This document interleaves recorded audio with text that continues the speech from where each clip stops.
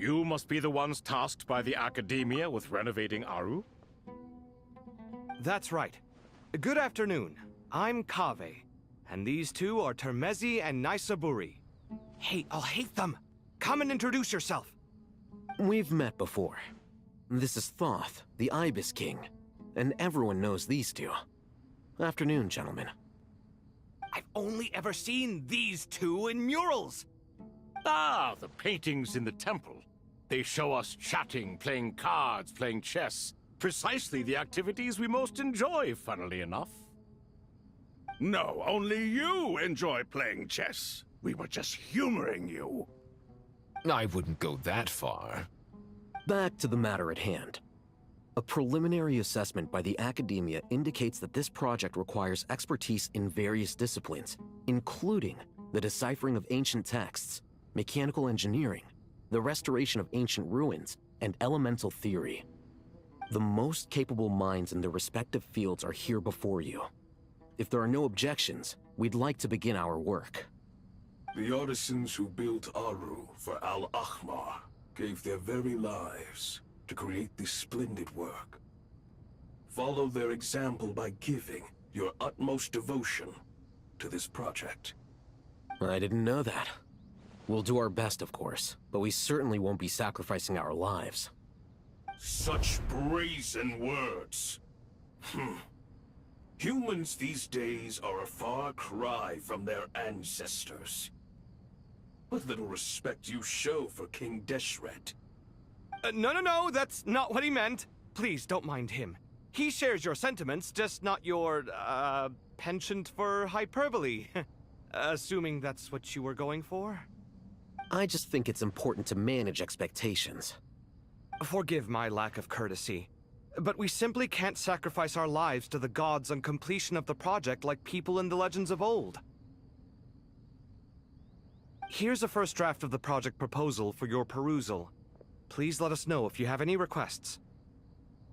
Normally, I'd have made it look a lot more visually appealing, but we were really pressed for time on this occasion. I hope you'll forgive me if it's a little rough around the edges. Naturally, naturally. If my fellow ministers deem this meager display of respect sufficient, I suppose I can consider agreeing to their proposal. Why are you so preoccupied with the ostentatious displays of respect to Al-Ahmar? We should be trying to make things easy for them. You never know. We might have to rely on these young people to look after us in our old age. Exactly. This is Aru's mainframe. Be reminded to use it with great caution. We certainly will. Thank you for your assistance. You may attempt to lay out punishments should you so desire, though I'm afraid it would be futile. You and I both know that certain components of Aru can only be operated by humans. King Deshret always believed in humanity. Still, the reason that Aru's modules are designed that way is not so much because he trusted them, but more because he was wary of you. Is that true? No wonder human artisans helped to build Aru then. He actually required human assistance to create his greatest work. Naturally. Have you noticed that the Goat King keeps giving superficial responses? It's like he's just going through the motions and leaving the real debate to his colleagues. He understands the art of perfunctory speech. That's what earned him his position as the Minister of Ministers.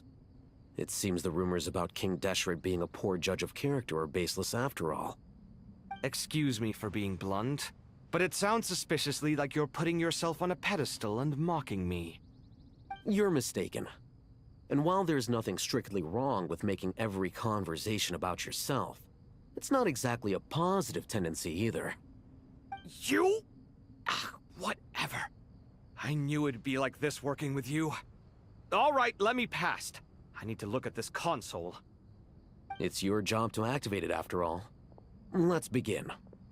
Everyone, please proceed with the external checks and preparations as per the procedures outlined in the engineering plan.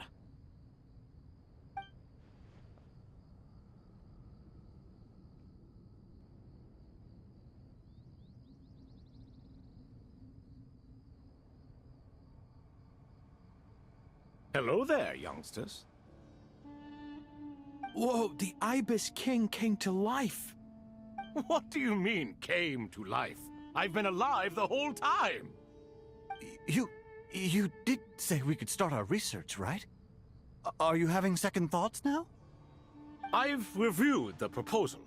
The work you're planning to carry out on this grand device is ambitious in its scope. You have ample confidence in your abilities, I take it? I wouldn't say I'm feeling hugely confident, but given how bad things are, I'd rather at least try something than sit around waiting to die. You are the top scholars of your day. I trust you are aware that there are countless links between Aru and the Akasha? Aru and the Akasha? But... I thought the Akasha was the Academia's greatest technological accomplishment, created years ago by the Dendro Archon to help her people access knowledge. And you too? Do you not know either? You've read the instruction manual, right? You tell them. An instruction manual? The Akasha has an instruction manual? The Dendro Archon is a kind and thoughtful god indeed. It used to sit on a shelf in the corner at the House of Dana. Not the most popular read. If the manual is to be believed, Aru was in fact the original inspiration for the Akasha system. what? But there are so few records about Aru anywhere. And practically none of the scientific expeditions into the desert had anything to do with it. Ah, but this is something you could not possibly have known. You may have heard many stories about the desert, but what is the most important aspect of history? Consider this a quiz. Anyone from Vahumana present? I'm from Vahumana. It's, well, veracity. Precisely. And a large part of veracity is the chronological order in which events occur. I may as well tell you. In the beginning, Nabu Malikata, the goddess of flowers, descended upon Sumeru. The glory of the heaven was within her. She brought life, oases, and knowledge to this land. Then she created the Jinn, enlightened them, and ordered them to serve her. Two other gods also walked upon this land where wisdom flowed in abundance, and the three met beneath the great green trees. It was the first and greatest alliance. We should speak with reverence of this covenant between the three, which transcended both time and life. For they promised that in Sumeru, wisdom would be shared with all. All the great changes in Sumeru's history began with the goddess of flowers. For King Deshret's sake, she pried into the secrets of Celestia, and for this was burned to ashes by the flames of wrath. So grieved was King Deshret by her passing, that he lost all interest in state affairs, and devoted himself instead to the knowledge that she had brought back. It was after learning of the technology from that floating island in the sky that he first conceived of Aru. And so, the Akasha was inspired by Aru, while the basis for Aru itself came from Celestia's technology. Well, if the two share a common technological origin, then connecting one system to the other is an entirely feasible idea. Unbelievable. Have you no reverence at all for celestial technology? No, I do, but there's no time for that. The schedule is too tight. Blame it on the deadline. Perhaps you could try coming up with our cutoff dates. You know what it's like having to turn around 5 different drafts in one day? I wouldn't wish it on my worst enemy. Yeah, also, Sir Ibis King, you don't plan on getting directly involved at all, do you? Yes, well, you strike us more as having come to give a popular science lecture. Or, wait, does this count as more of a first-hand witness statement? Neither. Anyway, this sounds like far too much work for me. Still, if Aru is so powerful, why didn't King Deshret use it for more ambitious ends? Because it was never fully completed. King Deshret had grand plans, but he perished before they could come to fruition. In the beginning, his wish was to create something that could rival the very world itself. The Lord of Flowers sacrificed everything for that ambition. What he desired, she bestowed, and thus was knowledge brought into the world. Her courage and sacrifice had to be honored with the most splendid of monuments, or King Deshret would surely have deemed it a grave injustice. And that monument, built from knowledge and technology, etched with a sacrificial and courageous love, even in its unfinished form, it deserves to be treasured. At that time, King Deshret said the following to the Lord of Dendro. Since we share an eternal covenant, I shall never be your enemy. Hence, the fruit of wisdom from the heavens is not to be devoured. Remember, it is not that I lack the power to become the enemy of wisdom. Yet you and she have taught me much and shown me kindness. For this, I cherish you both. In the end, Aru was only used to store a portion of the souls. It was but a primitive form of the masterwork the king had envisaged. His final hope for Aru was to return to the past, when she yet lived. So the point you're making is, King Deshret was both powerful and ambitious, and he only ceased his imperious ways out of affection for the Goddess of Flowers and the Dendro Archon. You could see this as an act of mercy, but you could also see it as the sentiments that lay between these three gods placing constraints on him. This was, after all, the foundation of the alliance between them. This explains why Aru was both a prison and a monument, and why the answer to the three questions was time. You have to be careful who you get involved with, or you invite all manner of misfortune. This is as true for gods as it is for humans. Love is the same. It is both a prison and a monument. All right, let us pause the story here for now. Seeing as you've been so diligent, I'll offer a little help. Who's in charge again? Is it you two? Ah, yes, me and him. Now then, close your eyes.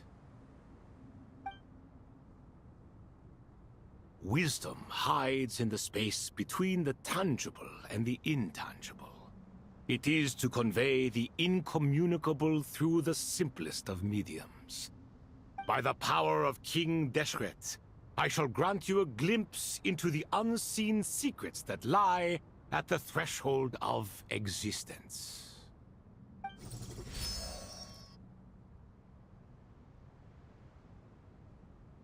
Where did this come from? Is it a new mechanism? It looks more like some form of externalized information. You've rendered it visible? Just as the Akasha allows you to access a greater range of knowledge, the power of our king permits one to perceive ingenuities that do not belong to this world. This is no ordinary mechanism. It reflects the internal structure of Aru. Whether you choose to increase or decrease, keep or discard. Come, use these to achieve the outcome you desire. Looks mechanical to me. Better let me handle it, just in case. But wait, how do I get up there? Turn around. So that's where the elevator is.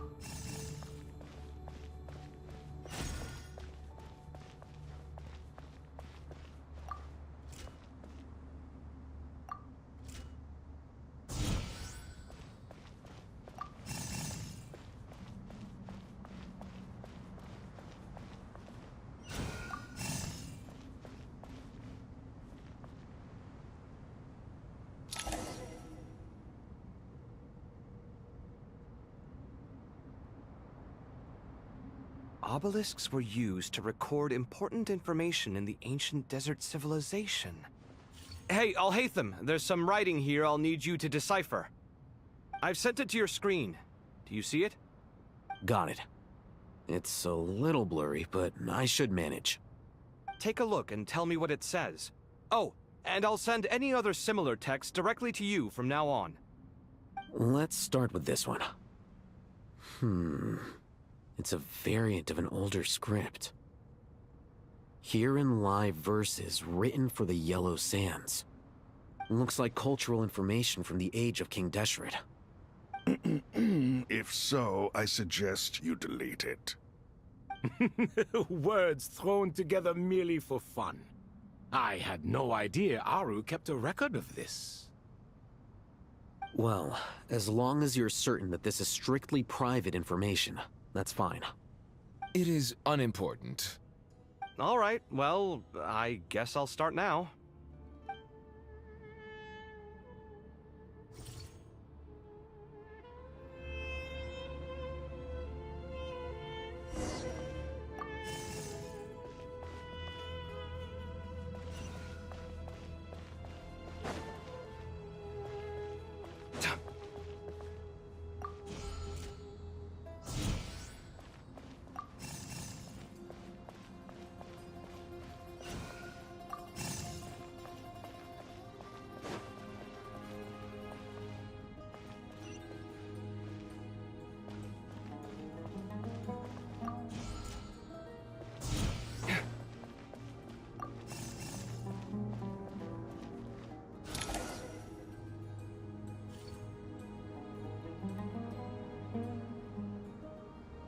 Found some more. Sending them over to you now. These are all reports about the Gurubad conflict. Can we delete them? I'd say so. Most of this information has already been archived anyway. What if there are details in there that Vahumana missed? What are we supposed to do if they come after us in the future? They'll just have to live with it. If we don't resolve these issues now, there won't even be an academia in the future, let alone a Vahumana Darshan. Yeah, you're right. Okay, done. There's some other similar monuments nearby. I'll check them out.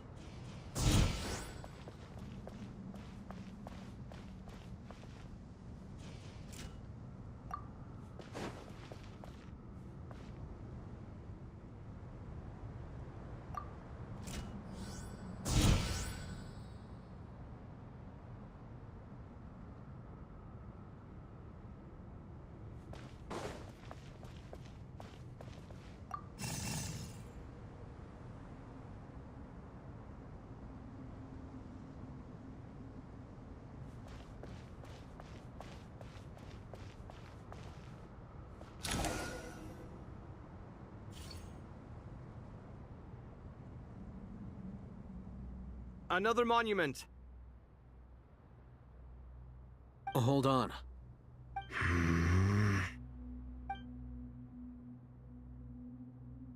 You're still reading it? How long is it? It records the development and governance of the Oasis civilization. Most of it concerns the Jinn, but it also contains records left by the artisans who built Aru. Is it important? Some of it. There was no way for me to read the whole thing in its entirety, so I had to rely on my intuition to pick the parts worth keeping. What about the artisans' records? What do they mention? They're speculations, mostly. For instance, they were wondering how to protect themselves if King Deshret decided to silence them after the construction of Aru was complete. Sounds like pure mythology to me. Surely that kind of thing didn't really happen. The records do emphasize that this was merely their conjecture based on various myths. Still, the artisans did leave details of their plans to survive, including blueprints for their escape route. Even that got recorded? Okay, well, I'll make a copy of this first before I delete it. Is that truly necessary? You won't be needing those. No, the blueprints are important. I want to keep them as a memento.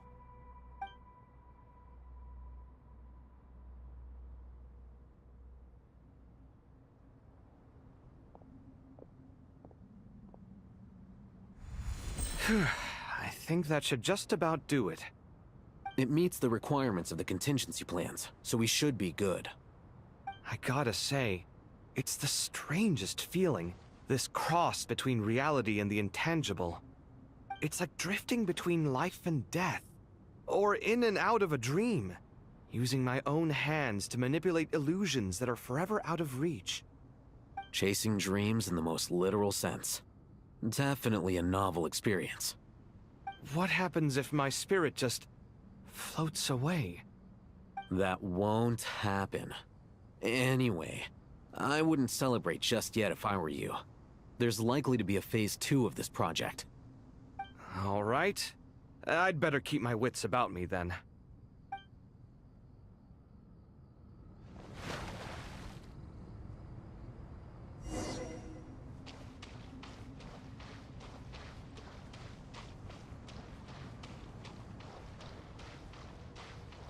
Come at me!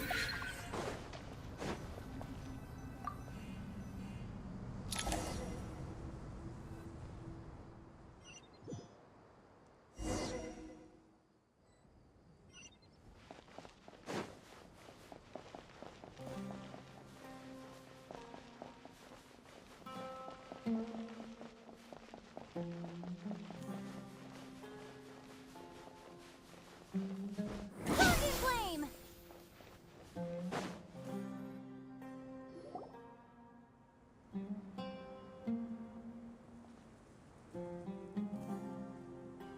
Traveler from afar, do you worry for the fate of Sumeru as well?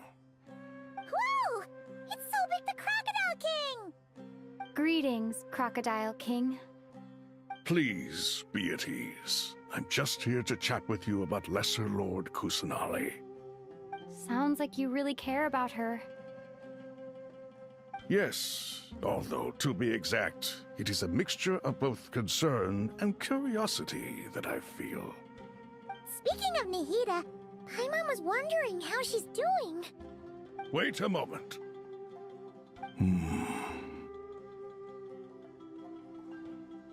What is it? I tried calling out to Apep, but there was no response. This can only mean that she is focusing all her energy on taking care of Lesser Lord Kusanali. All the gods who served King Deshret seemed super surprised to hear that Apep agreed to help Nahida. Guessing she made a bad impression on you or something. Are you aware of the history between her and our king?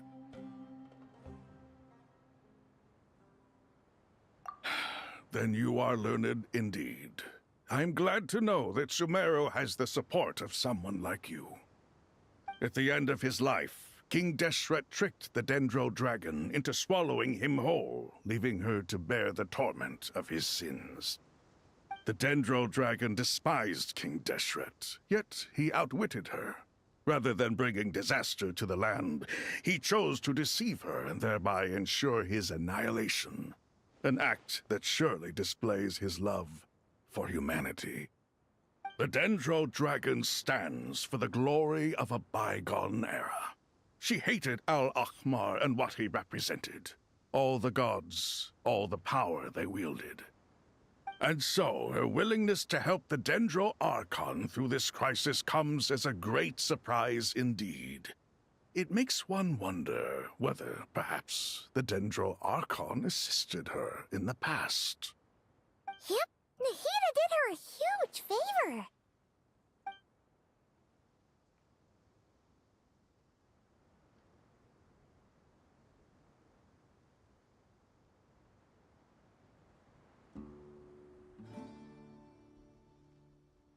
So Lesser Lord Kusanali put an end to the Dendro Dragon's many long years of torment.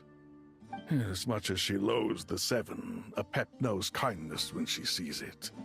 No wonder she was willing to make an exception. Yeah, that's the sense we got from dealing with her, too. She is not incapable of coexisting with other living things. Rather, she actively chooses to avoid coexistence. And this despite the fact that she symbolizes life itself. How ironic. All of this being said, I wouldn't expect too much from her if I were you. Nothing will change her hatred towards humanity and gods. We'll keep that in mind. Anyway, how much longer do you think Nahida needs to stay with the Pep?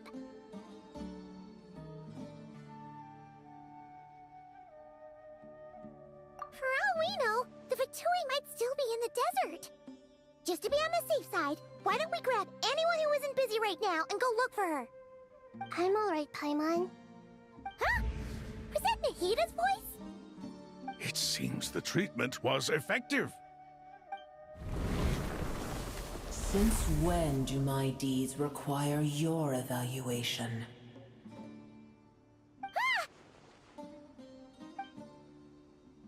Here will do just fine. I had no intention of taking you any further. One ought not expect greater generosity than they have earned. You always hide your kindness away like an oasis within a sandstorm. Only those who make it through the swirling winds can know just how beautiful that oasis is, and how much hope it brings. You dare appraise my being? No, I'm expressing my gratitude. I want to thank you for sharing your precious life force with me.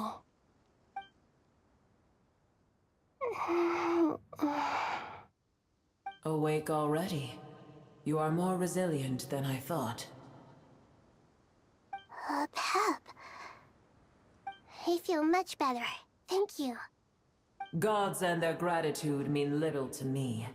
I would rather you give me your assurance that the situation with Irminsul and Sumeru's ley lines will be competently managed.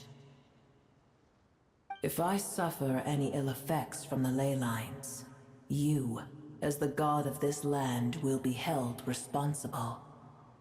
And you would not enjoy being held to account by me. I understand what you require, but I would assume this task even if you did not demand it. Sumeru is my responsibility. I must resume my duties as soon as possible. A farcical notion. God of Sumeru, I hope you realize how unextraordinary your strength is. And yet, maybe it is precisely what defines me. A god of wisdom is not meant to rule by force. Then hold steady. We go forth. Well, I'll be. Is that a pep? Do my eyes deceive me? Of all places, the Dendro Dragon has decided to visit the mausoleum of King Deshret? I see that after all this time, El Ahmar's menagerie of ministers remain as vile as ever. It's a pleasure, Dendro Dragon. Had you arrived but a little sooner, you might have attended a meeting of the Seven Pillars. What a nauseating thought. You are not the first insects I have had the displeasure of dealing with today. A swarm of them tugged on my tail on my way over. Goodness knows what hovels they crawled from. Why do all the creatures of this world remain so lowly after all this time? What did you do with them? I cast them away. What would you have me do? Keep them as trinkets? Booer, this is where we shall part ways. To be clear, I do not wish to see you or anyone else here ever again, unless absolutely necessary. Then I wish you peace as you return to your dwelling place.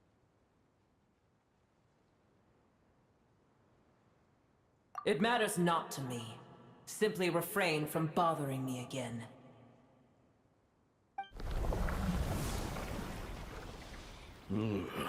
A force to be reckoned with.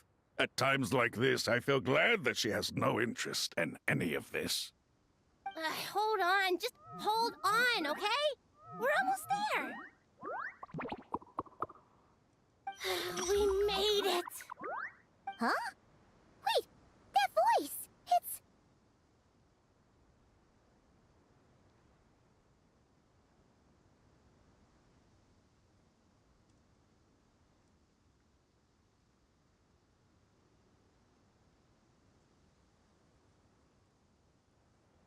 Uh-oh, I'm gonna fall!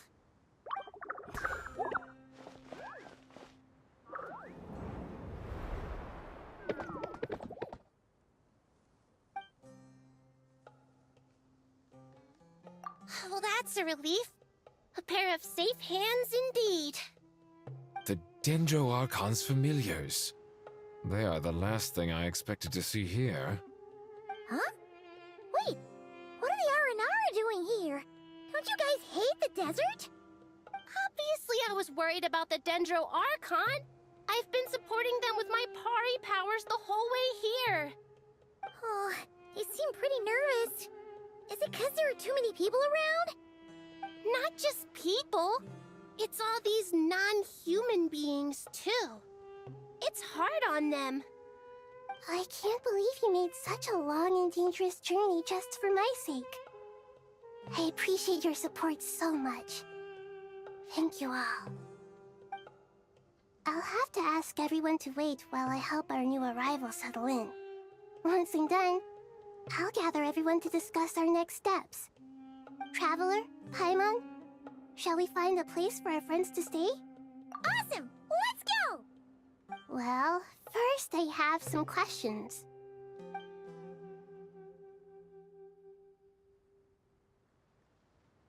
Okay, I think that covers everything. Thank you. We can get going now.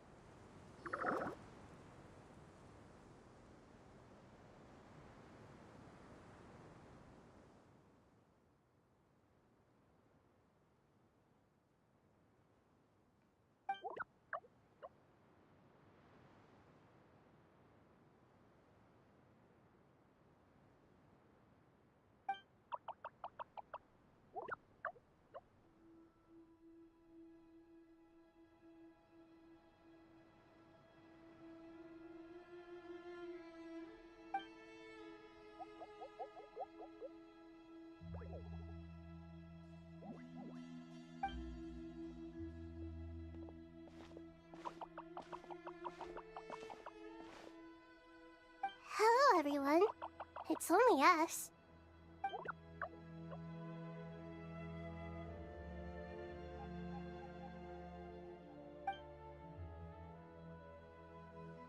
It must be very tough for you coming all the way out here, especially since you don't like the Voluka. Is everyone back in Vanarana doing well?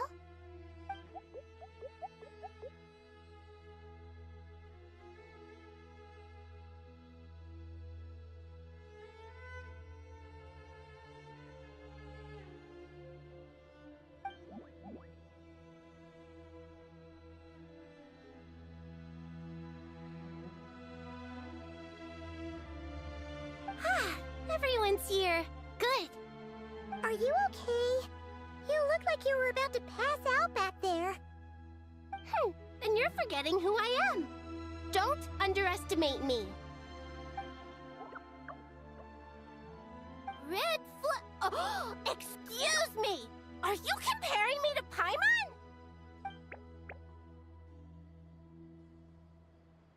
I suppose everyone is gathered here because of me. As we can see, The situation is critical, and everyone is very busy with their various tasks, so...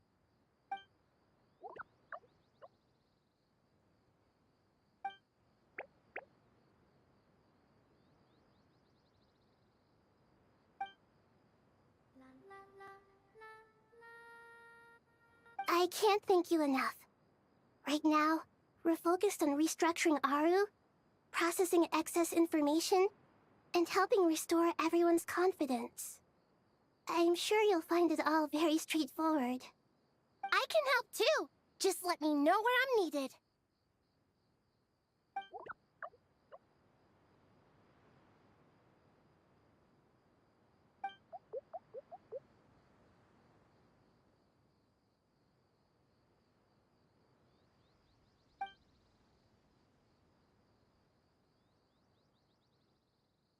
Up to no good?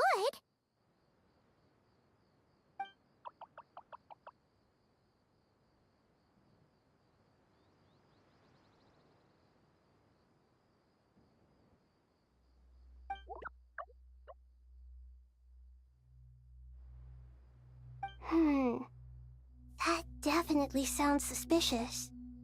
Traveler, Paimon, I have other work to attend to here that needs to take priority.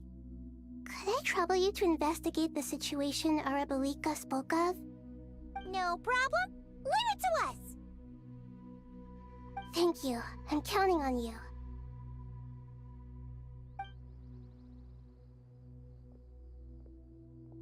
There's one other thing. If you are to work alongside the people of Sumeru, you will need to make yourselves visible to them.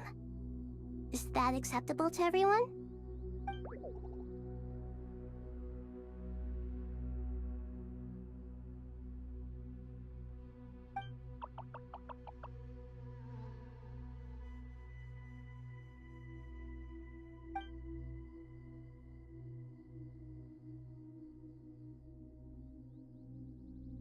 There's nothing to fear. No one here will hurt you. But if you do feel afraid, don't worry. Just call my name and I'll be there.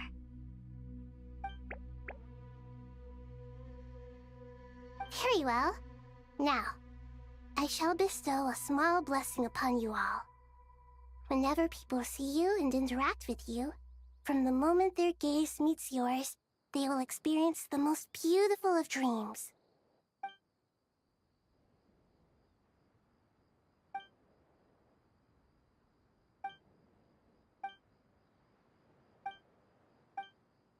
Do not fear.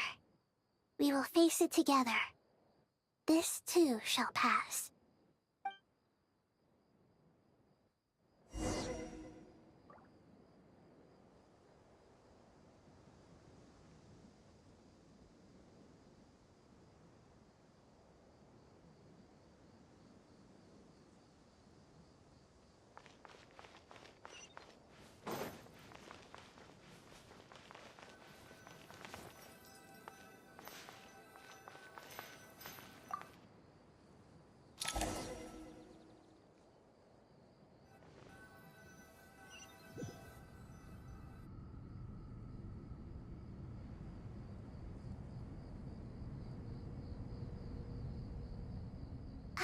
Everyone's here.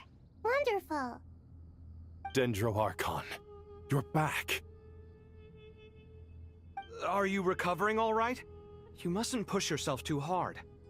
I'm doing very well. Thank you for your concern.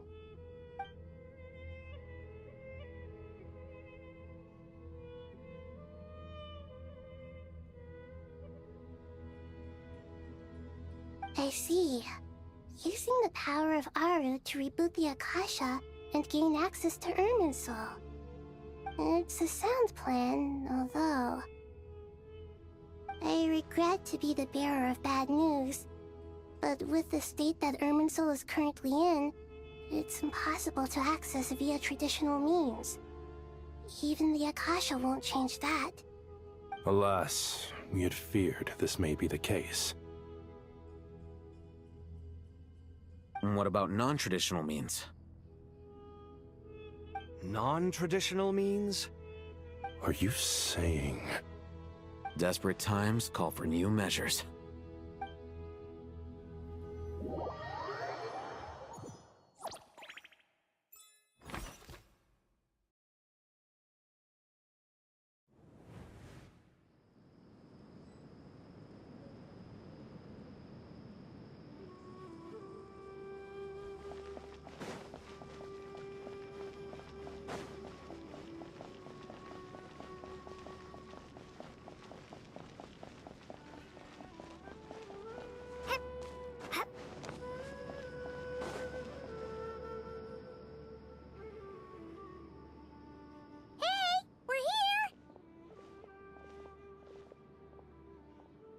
Ah, it's you. Is there a situation?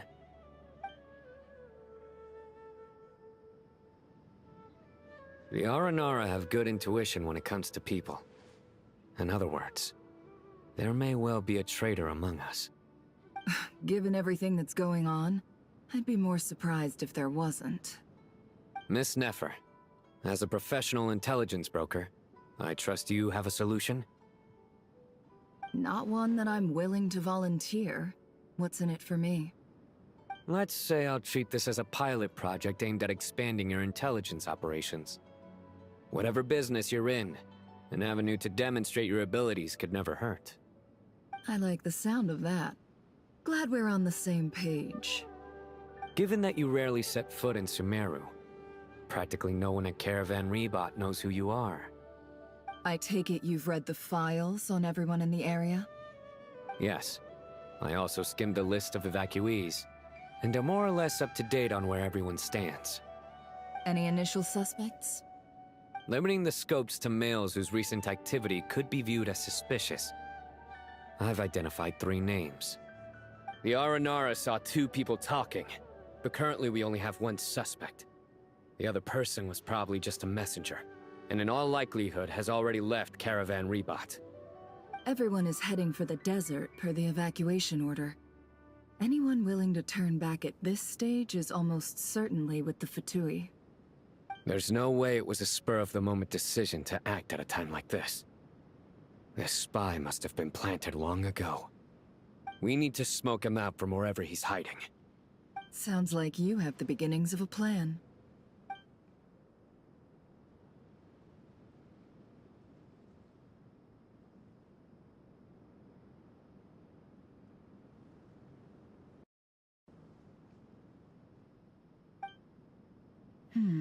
I see. Your suspicions are well-founded.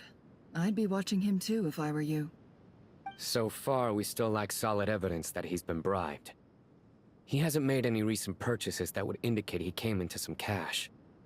Then let's get closer to him to confirm before we make our move. I can handle it. I'm not based in Sumeru, so barely anyone at Caravan Rebot knows who I am. And you're certain you've never encountered this person in Nodcry? I'm certain. Besides, it's extremely rare for me to have had any direct contact with Sumeru mercenaries besides Jet. There's no way he could have seen my face before. Sino, stay out of sight and wait for a signal. If he raises any red flags, I'll bring him toward the main road. Understood. I'll take it from there. Excellent. Well, it's a pleasure working with you.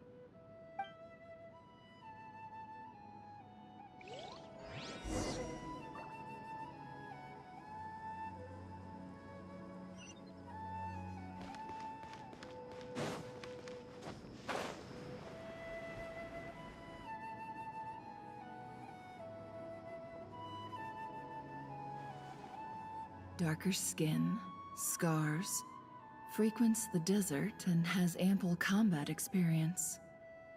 Nothing unusual about how he dresses or acts. What's that he's looking at? A coin. Interesting. Could that be how his contact paid him? Conveniently discreet for someone trying to hide any unexplained income. And yet it could be highly valuable. Sorry to bother you. Has everyone here already left? I don't suppose you happen to see a lady wearing a hat? Ma'am? What are you doing in Caravan Rebot all by yourself? The main group evacuated some time ago. Didn't you pass them on the road? My friend and I lost some of our cargo along the way.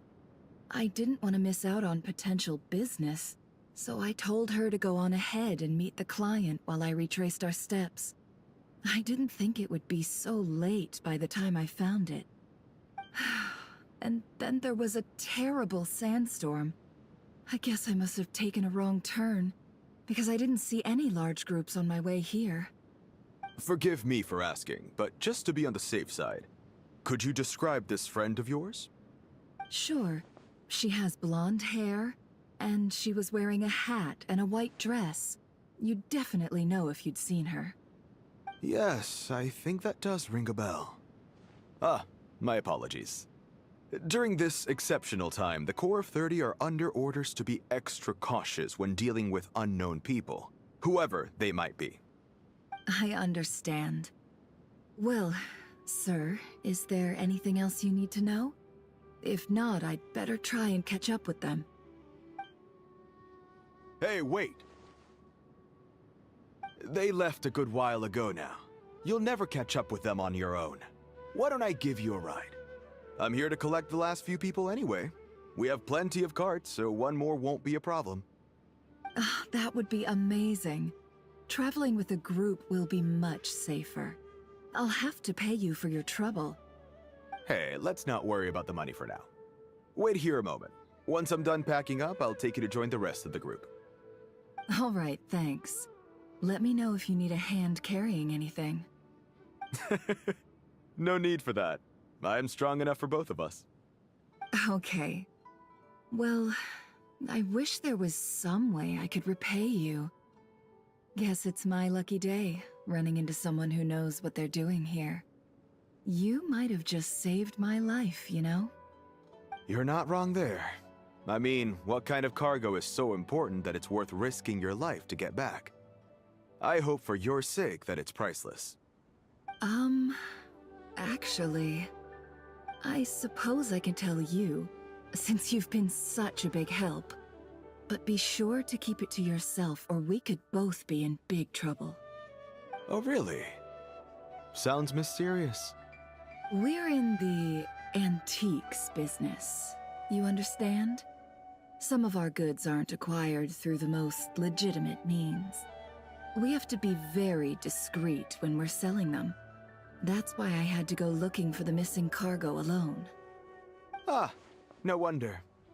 Well, ma'am, in that case, it turns out that maybe there is something you could do for me. I'm all ears. But to be clear, our commission isn't cheap. Think carefully before you ask. We don't want to ruin our relationship before we even hit the road. I'm sure that won't be a problem. My issue is, I have something that's a little difficult to sell on as well. Take a look at this.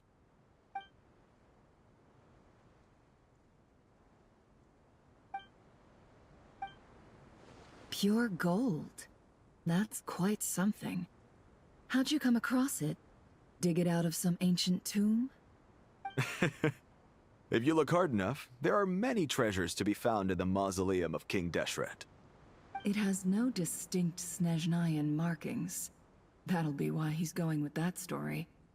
And he clearly doesn't want to arouse suspicion, so he's on the lookout for an opportunity to make a quiet trade. Surely you have an existing business partner. Won't they take it off your hands? I hope I won't be attracting the wrath of my competitors by helping you sell this. The shop I used to work with is having cash flow issues at the moment after losing some money. I'm under enough pressure as it is without having to deal with them. On the off chance anything went wrong, I'd never get my money back. I understand. Gold is the last thing that traders with cash flow problems want to see. Well, in that case, I think we can work something out. As it happens, I'm just about done packing. Shall we make a move? Sure. Let's walk and talk. This evacuation was a huge operation. They needed a few people to stay behind and tie up loose ends. and I ended up being one of them. You're lucky you ran into us in time. I certainly am. I don't know how this happened. One thing led to another, and look how it ended up. I just hope our client doesn't get spooked and cancel their order. Fingers crossed. But either way, life goes on, and we all have to make a living somehow.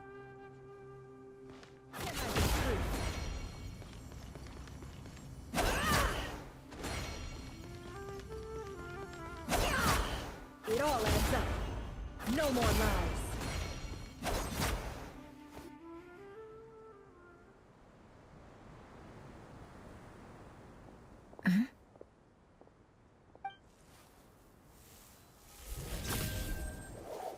Hands where I can see them.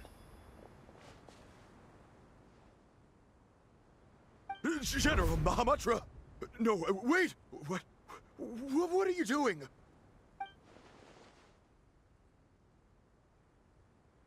This is the coin? Good. Sadly, you won't have the chance to spend it. Nicely done. Looks like Sumeru's Matra are a well-oiled machine nowadays. Unmarked gold coins are quite difficult to trace. Thanks to you, we have secured the evidence. Here's what's gonna happen.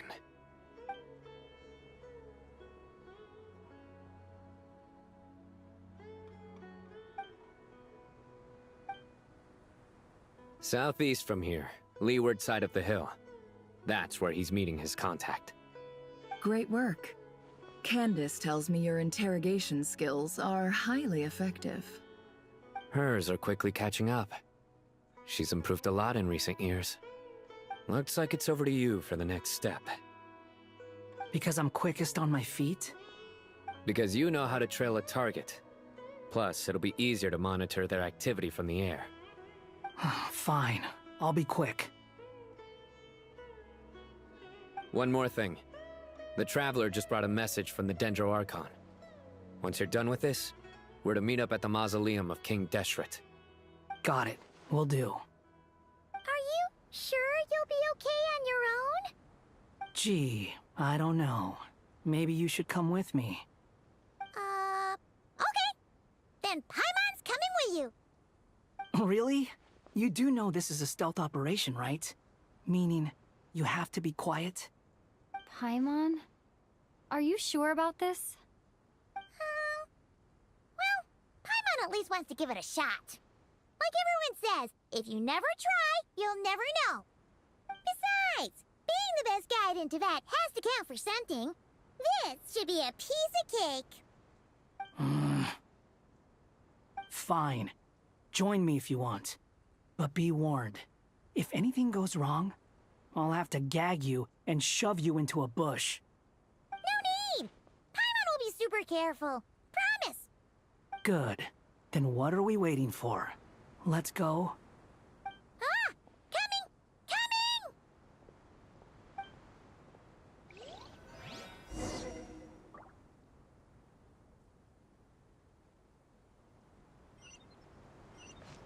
Squall Fury!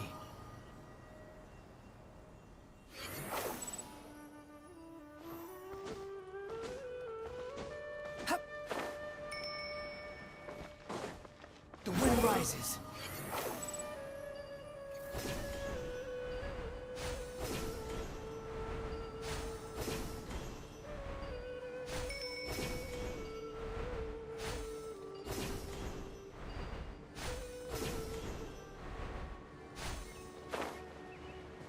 Behold! Hawkeye! Wait up! Hey, slow down, will ya? We're here. Now we wait. Okay, yeah, cool. Cool. What's on your mind, Paimon? Huh? Nothing? I thought all you cared about besides being a guide was food and sleep. Why the sudden urge to go on a dangerous mission? What's that supposed to mean? Paimon's been on plenty of dangerous missions situations before. But never on your own. You hardly ever leave the Traveler's side. Just saying, I'm kind of at loose ends right now. So if you did want to share, I suppose I'd have to listen. If not, suit yourself. Makes no difference to me. Hat guy? Do you think Paimon is useless? What? Where's that coming from? When we were in Notgrai, Paimon suddenly realized something. Even though Paimon's with the Traveler every single day, whenever we face real danger, she can't do anything to help. Paimon doesn't get like this very often. She just got really scared when the Traveler got kidnapped that time. What if she never came back? What would Paimon do then?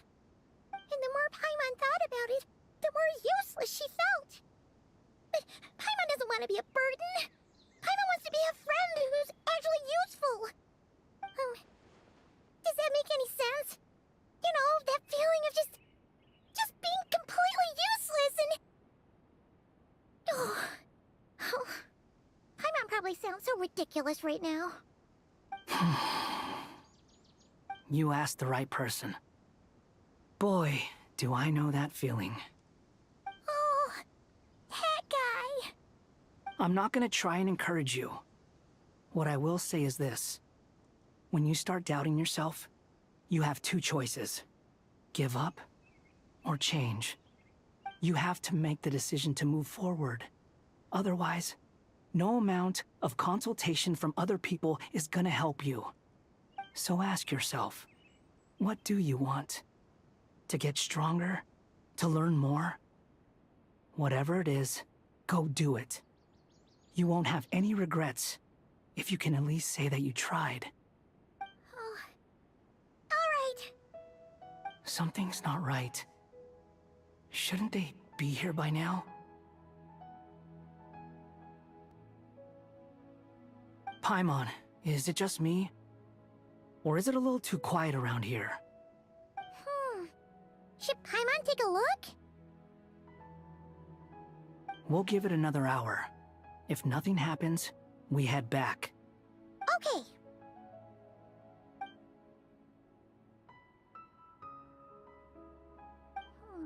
How strange. We've been here for ages. Where the heck are they? Have we been stood up? What is it? Did you think of something? Something feels off about this whole situation, but I can't quite explain why.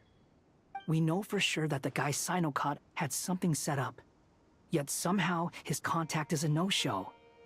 So, either the handler got caught, or, more likely, they decided to cut our guy loose. But how would they know to do that? Wouldn't they at least send someone here to check things out? That's the problem. They couldn't possibly know what's happening here. Unless... This feels all too familiar. Come on, let's head back.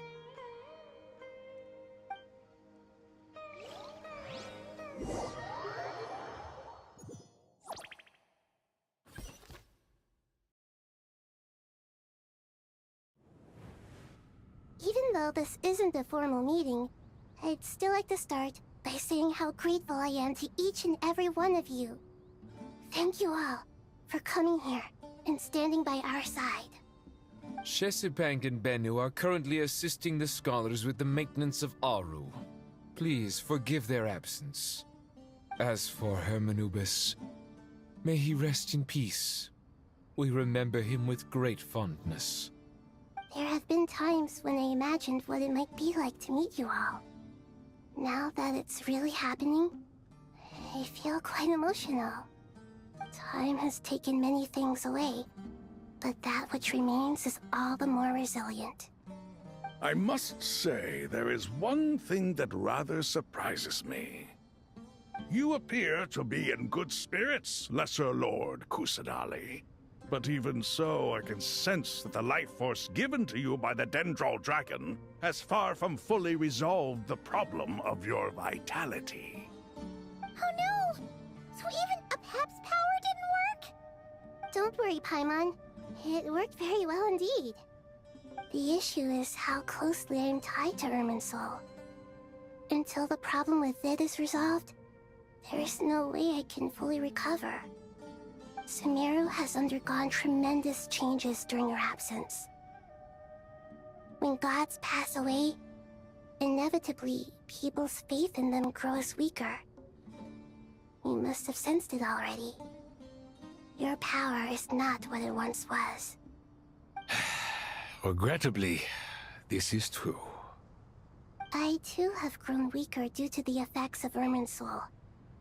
Right now, we're all in quite a sorry state. Then what do you suggest? We take all the help we can get.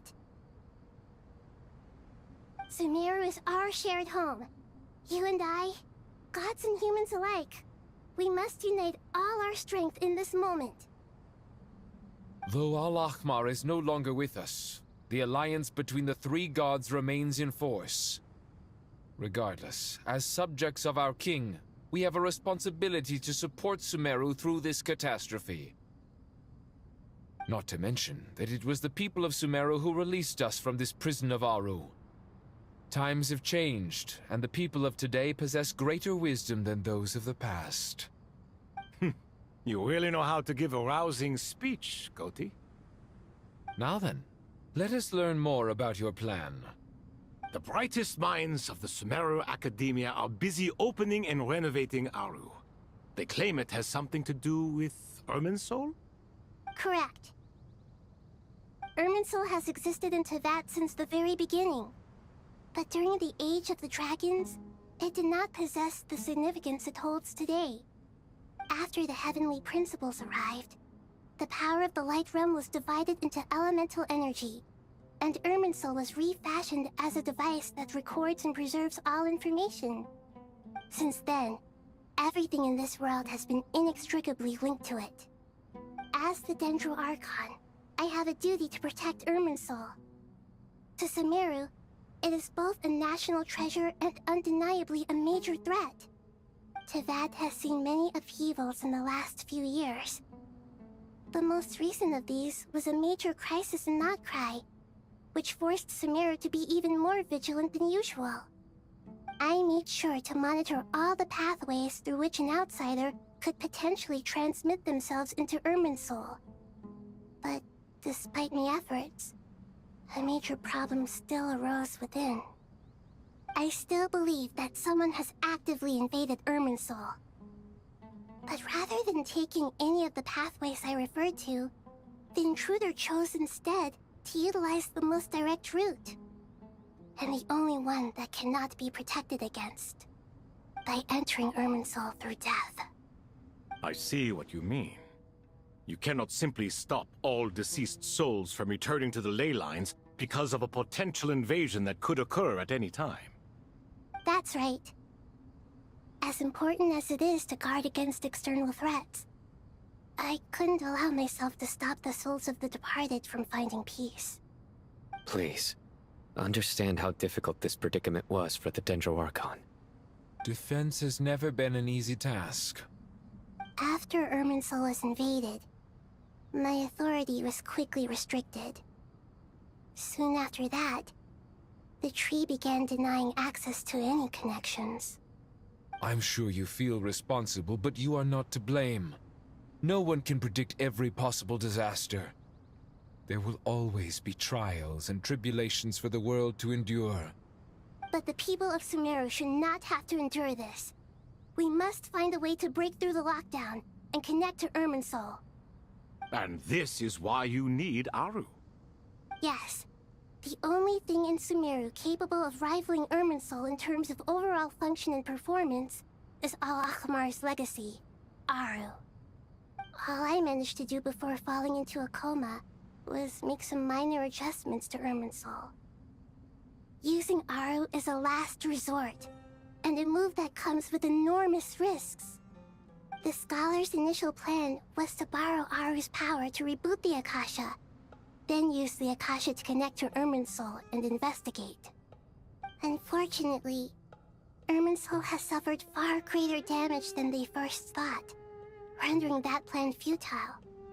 To rise to the challenge, we had to resort to more extreme and far costlier means. This has led to a number of new contingency plans. To reclaim Irminsul, our brightest scholars have made further modifications to Aru with multiple goals in mind. I thank you all for giving them your blessing in this endeavor. Human wisdom has clearly improved over the millennia. You have not only our support, but that of the Jinn, the Aranara, and the Pari. Together, we will do everything in our power to save Irminsul. By the way, when you spoke earlier of an intruder, it almost sounded as if you knew who you were dealing with and what they were capable of. Well, since you ask.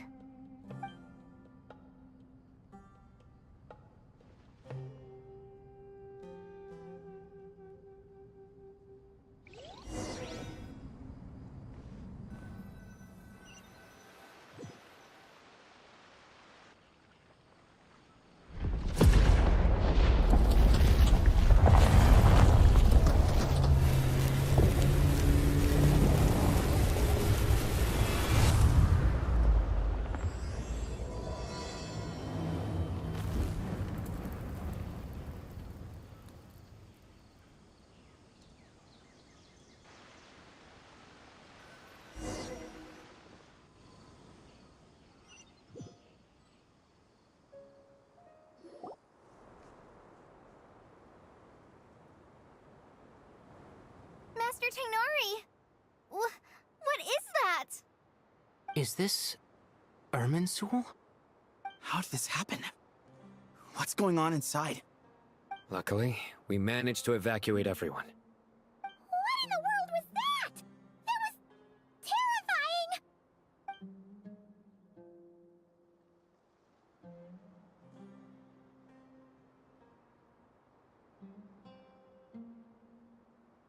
Oh my. I understand now, Dendro Archon. You make yourself quite clear indeed. Not once over the millennia has Irminsul been so terribly afflicted as this. Please continue, Dendro Archon. Irminsul's root system is what comprises the ley lines. In the past, it has always been hidden away, going unseen by the general populace. But now, an evil intruder is making it reveal itself. It has become a tree of unbridled greed. A clear sign that a deranged experiment has advanced to a new stage. Blasphemy. From where I stand, an experiment in the name of blasphemy sounds rather improper. But, if we are to honor Dottores' will, this is what we must do. The birth of this tree proves to me beyond doubt that this incident is connected to him. But to explain the situation in full, there is someone I need to tell you about.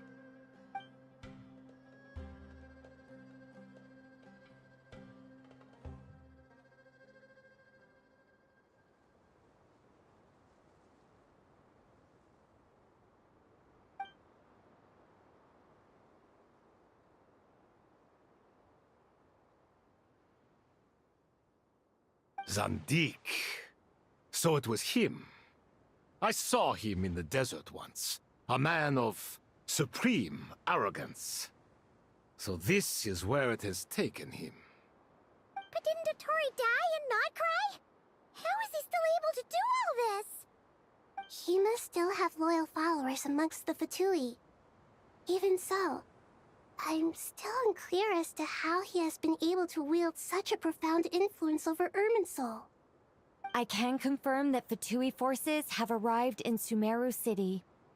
Furthermore, Irminsul seems to be undergoing some kind of mutation. Evil branches are beginning to grow. Things that do not belong to this world are slowly but surely materializing. Sorry. I couldn't think of any other word to describe it. They don't seem to be fully formed physical entities yet, after all. But they are gradually becoming real. A baleful tree climbing up into the heavens. Speaking of Dottore, I have some information on that front as well.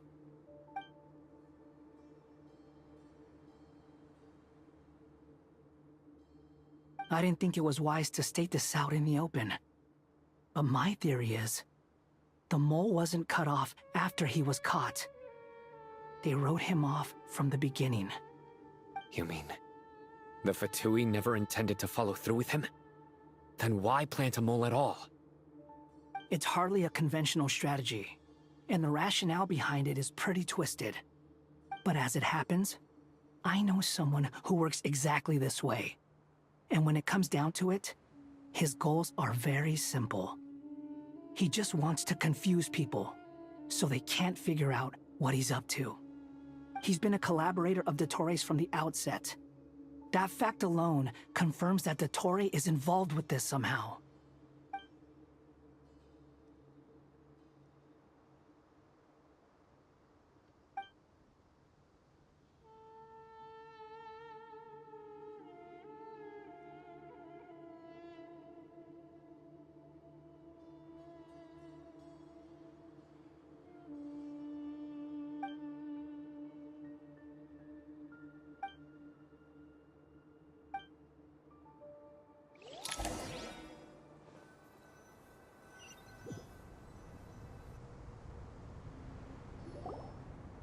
There is still much to be done.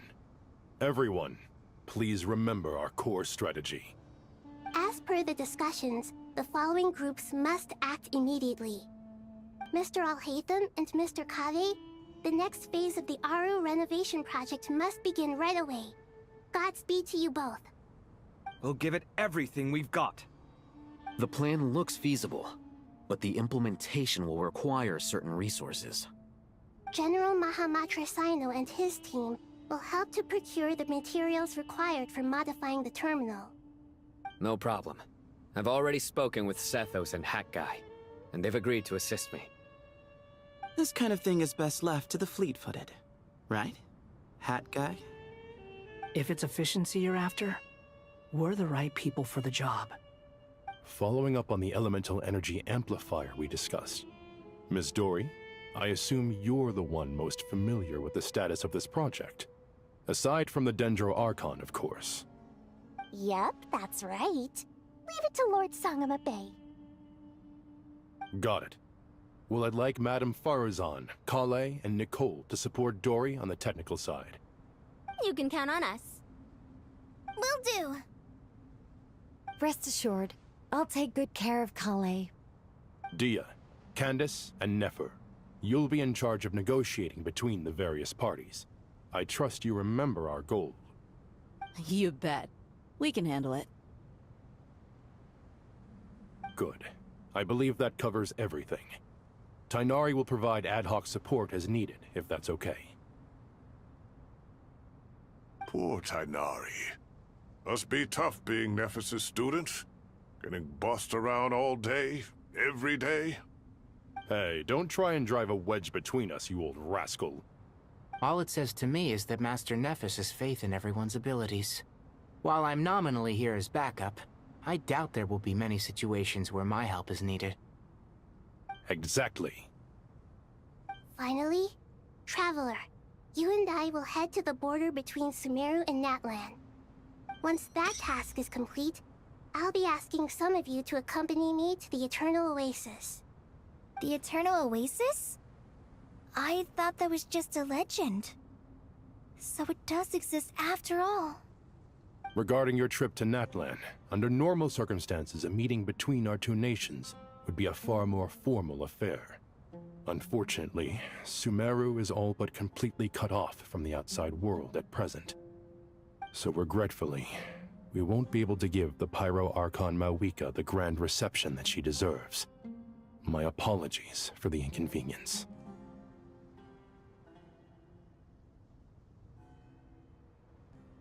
No point putting too much pressure on yourselves. That goes for everyone. Right. Especially you, Dendro Archon. I'm sure you're still feeling quite weak. Don't worry about me. The Dendro Dragon's life force will sustain me. Plus, we'll be there every step of the way. Nahida will be just fine. Yes, I believe in myself. And I believe in every one of you. Well, time to get going.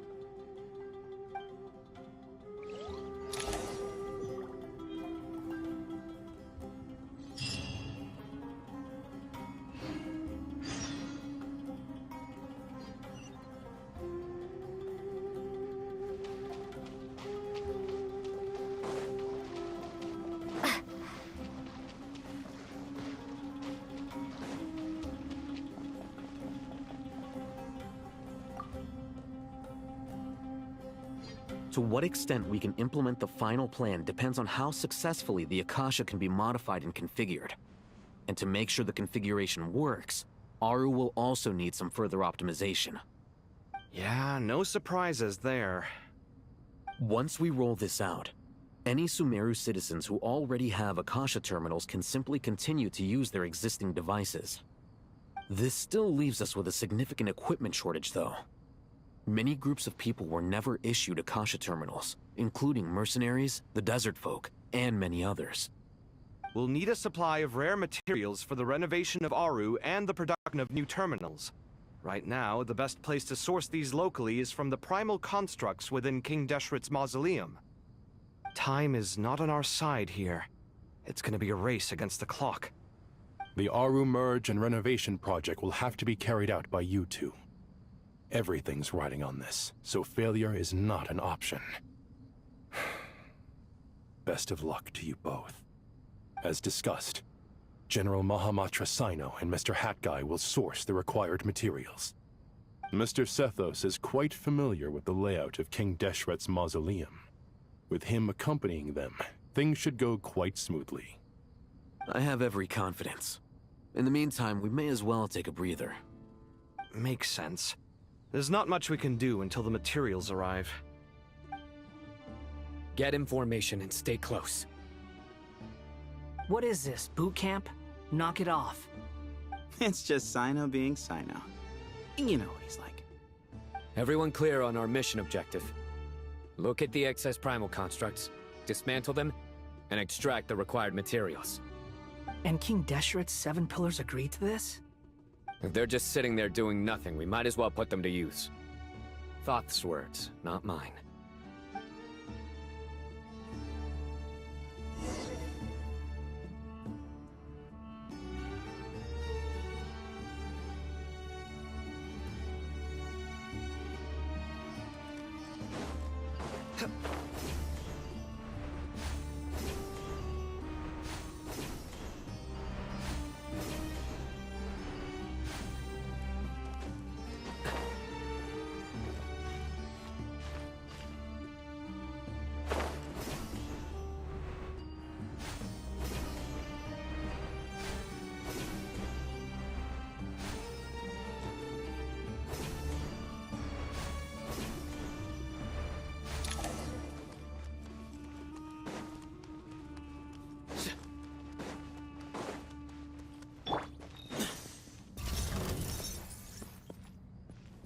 Excuse me?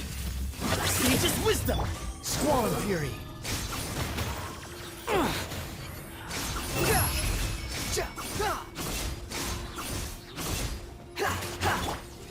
Surrender!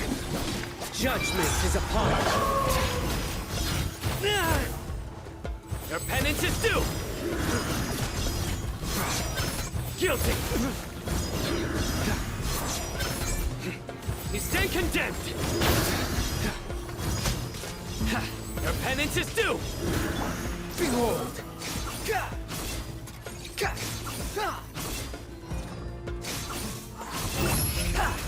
Cry louder! Way ahead!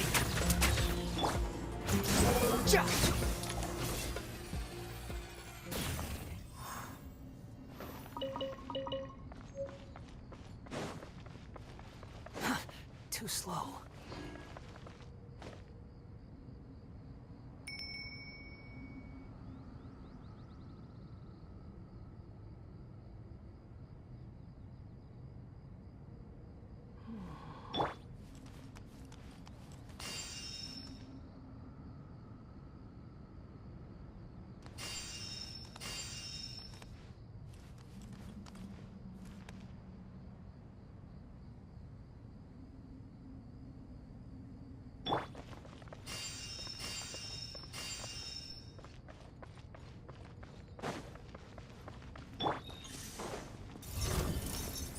space.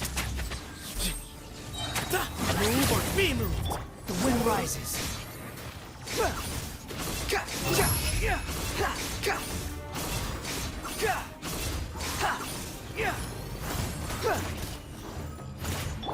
Way ahead of you. Nowhere to run. Through me, justice is served. Guilty. You stand condemned.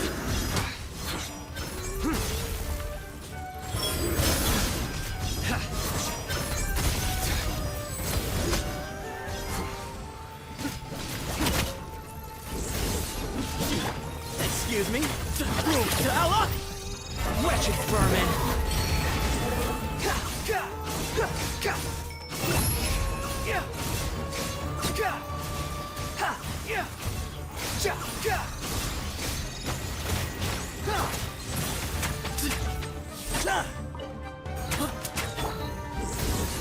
Judgment is upon you. Your penance is due. Guilty. Your penance is due. Guilty. These devices should still be usable even though they're broken down. Let's take them back for the others to review.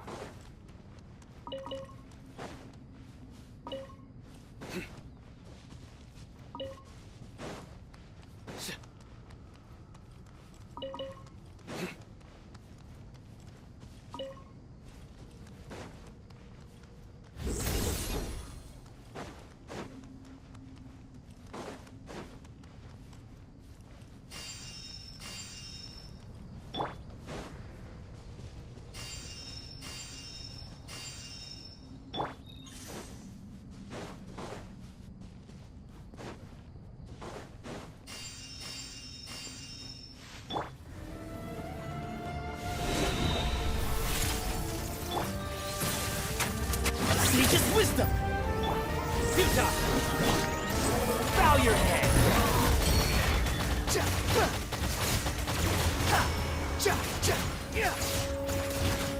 Behold.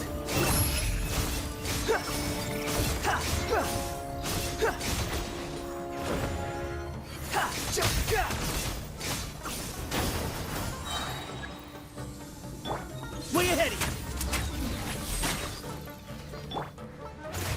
The wind rises.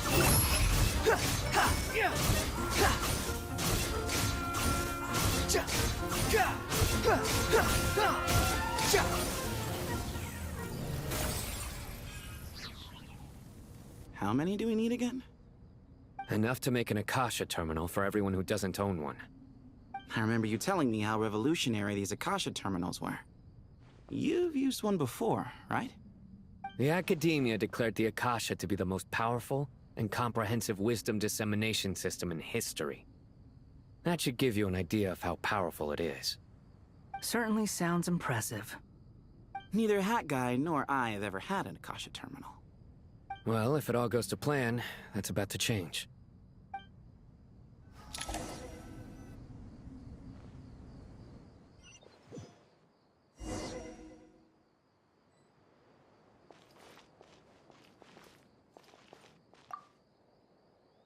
Oh, goody! Thank you so much for handling the delivery. What a long way it was.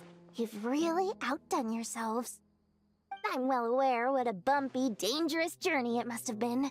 Now, I would have loved to oversee the process myself, but of course, those of us who know the plan can't leave the mausoleum. Oh, trust me, I'm patting myself on the back for my assembly work here. Simply flawless work. But will you really be needing all of this? According to our plan, yes, this is the quantity required. I have no complaints about the quality either.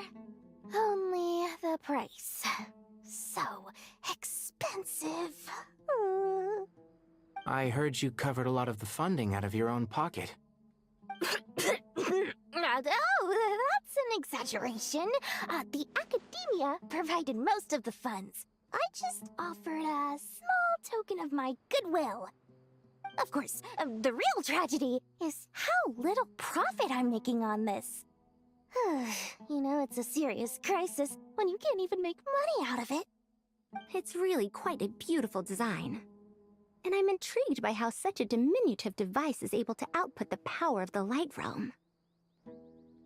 Did you attend the lecture on Light Realm energy, Madame Farzan?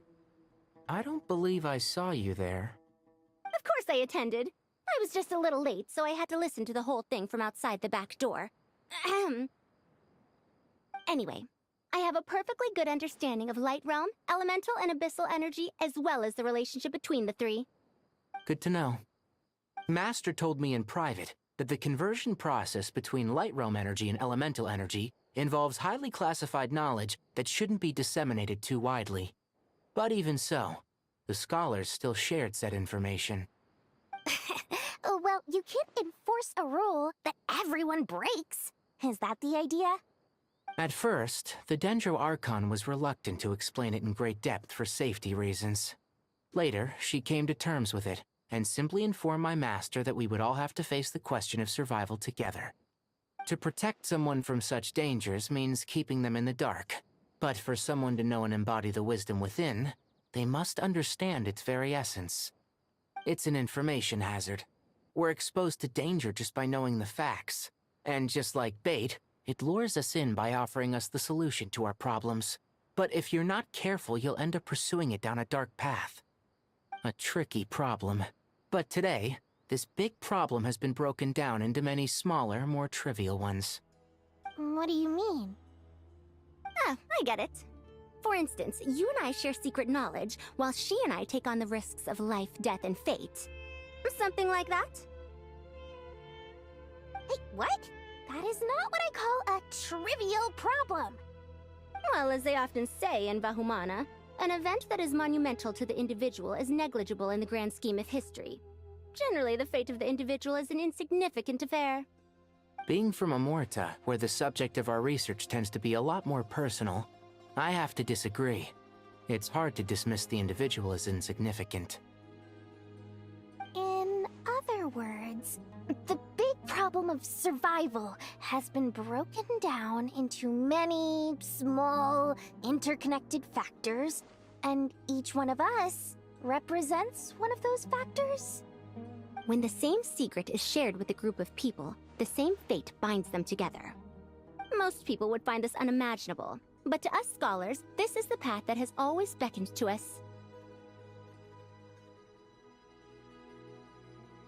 Sharing knowledge is a good way to fight against fate. I will always believe in that. All right, I think that's everything. Thanks a lot. But don't go anywhere just yet. I'll still be needing you to calibrate the equipment.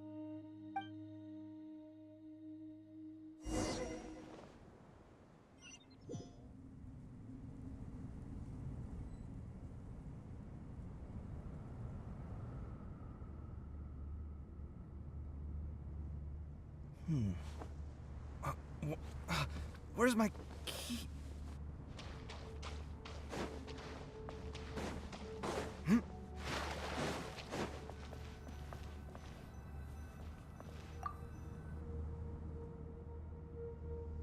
Okay, the materials are ready. We can proceed with the next phase. Al-Haytham, how are you getting along? Most of the information in Aru is written in ancient desert scripts. Some of this is written in a tribal language, while other parts seem to be a variant of an Oasis script, based on the glyph forms. Oh. Not lost to history, I hope. Some are. All we can do is infer the meaning based on the rules of related languages.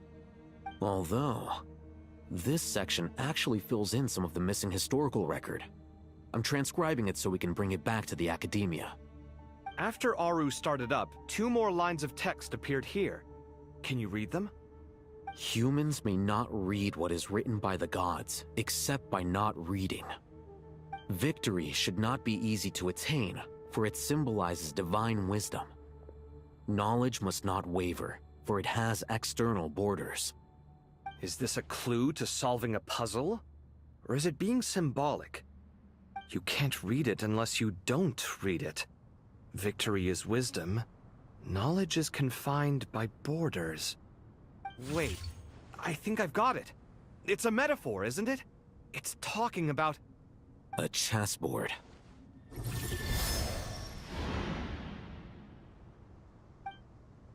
You were right.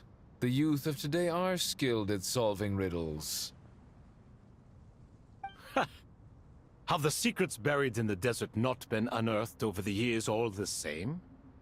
Since Aru is a place reachable through wisdom, this day was bound to come sooner or later. Oh, I've always been against overly cryptic sentences. Don't you get tired of reading and writing all that? Ah, it's you three. Just in time. We've been delving deep into Aru, and now this board has appeared. I've heard this was how you'd while away your free hours. You must be quite the experts by now in that case. It is true. King Deshret's chess games are some of the most well-loved of all his wonderful creations. If you have ever been to Safhe Shatranj, you may well be familiar with the chess pieces you see here. Is this chessboard supposed to be another visualization of the interior of Aru, then? Naturally. Visitors, everything is ready. Only by completing the challenge on the board in accordance with the rules will you be permitted to overwrite Aru. 1 second. It's not dangerous, is it? Dangerous? Why, yes, of course. I should be the one to go, then. Wait for me here. Sounds like the self-confidence of our present company has rubbed off on you. Don't be ridiculous. I'm your upperclassman, and that means I have to look out for you. I appreciate the sentiment, but a game of chess typically requires 2 players. Besides, I'm sure they won't let things get out of hand. Keeping things relatively safe is in your best interest too, isn't it? Fair enough. I mean, you guys are controlling the difficulty, so please don't go too hard on us, all right? Ah, but Bennu said he wanted to put some respect into these whippersnappers. All right, all right. Thank you. Obviously, we'll still try to be careful. This doesn't seem like ordinary chess.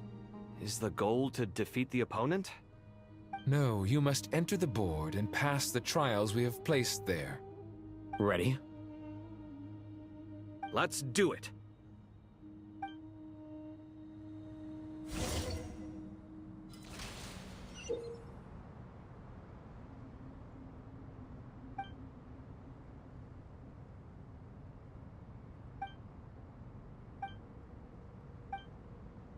The first trial is posed by me. I don't think this is gonna stop us. Ah, but the key to this game lies in working together. Otherwise, you will be deemed to have broken the rules. Looks like it's up to me. Marak, can you open it? King Deshret's favorite primal construct. Living on in suitcase form, of all things. Amusing. Ho ho! Excellent work.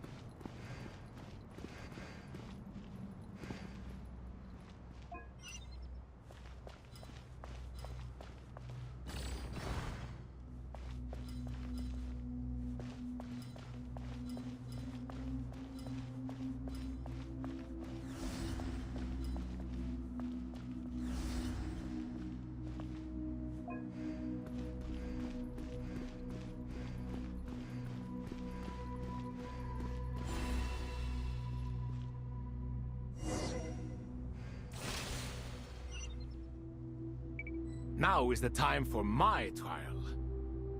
Now, don't be nervous. I'll make it nice and easy for you. Really? Thanks in advance. We appreciate it.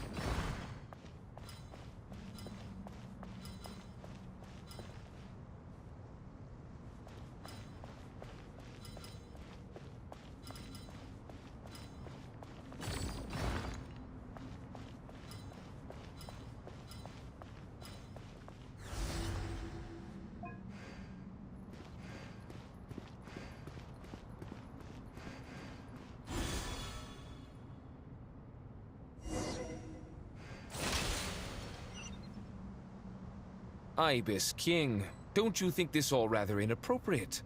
You may as well be handing them victory on a silver platter. Do not expect me to follow your lead. Ha! Suit yourself.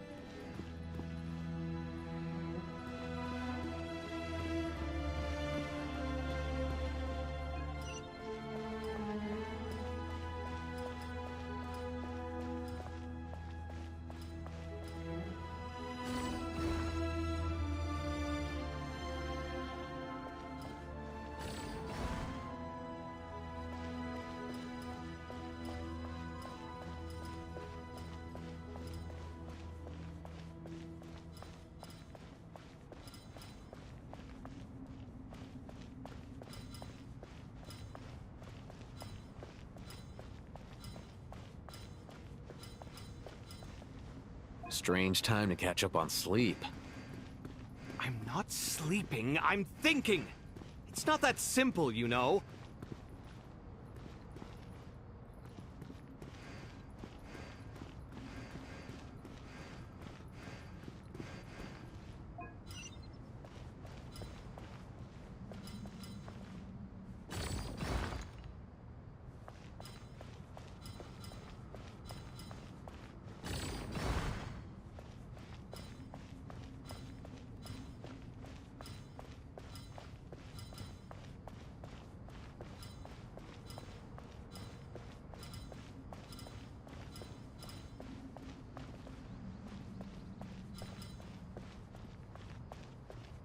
Strange time to catch up on sleep. I'm not sleeping, I'm thinking! It's not that simple, you know.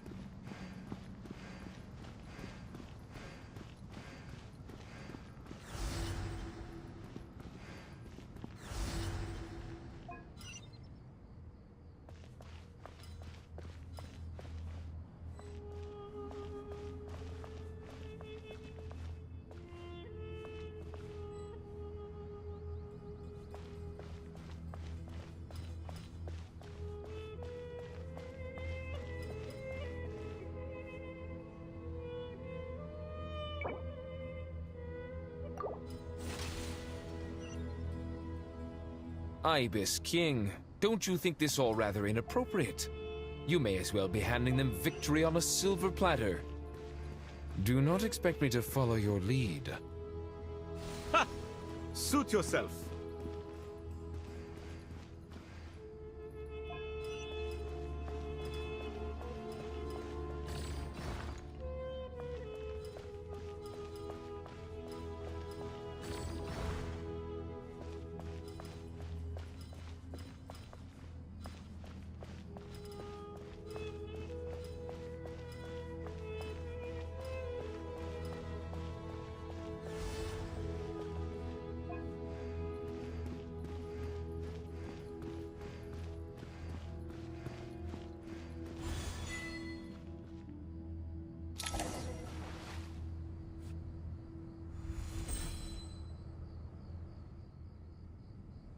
Done.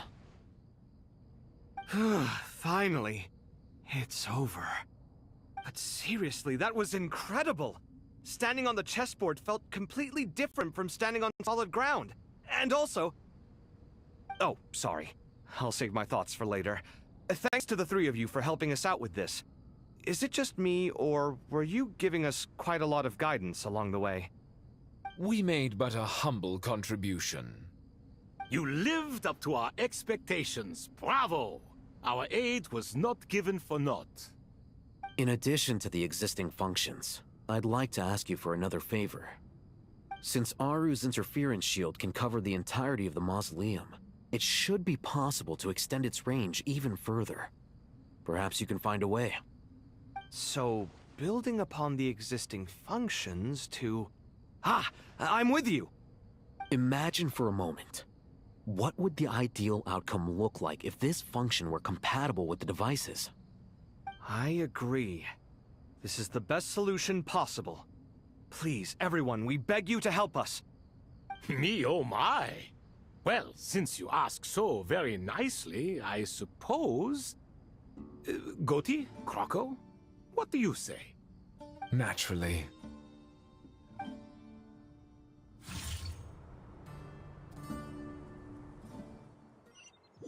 Time to go!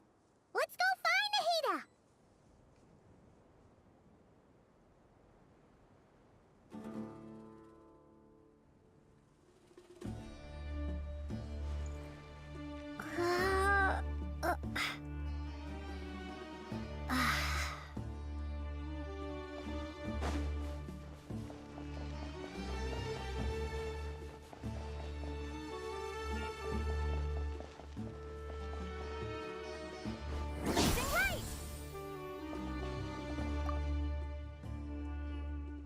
There you are. Miss Nicole truly is an angel. She shows great wisdom in guiding others, and she has already sent word to Natlan on our behalf. She said that while the other members of the Hexen Circle are busy with important work, she is quite free, and she is more than willing to accompany the people of Sumeru for the entire journey. Oh, there's Nicole, all right. Always super patient and loves to help everyone out. She's the best. She is. So kind and enthusiastic. Well, time for us to get going. Let's head out.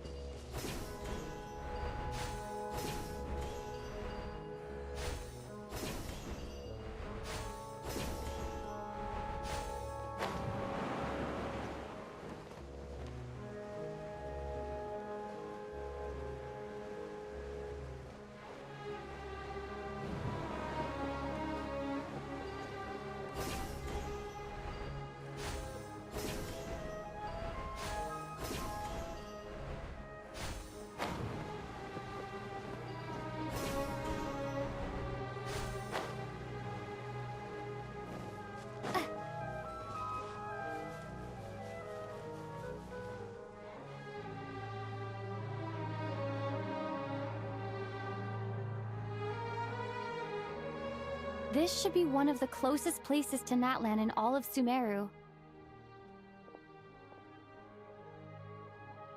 There's the barrier Nicole and Nefer mentioned. It completely cuts this nation off from the others. But why? Why separate you from the rest of the world now, specifically? And if I'm not mistaken, Irminsul was polluted once before, wasn't it?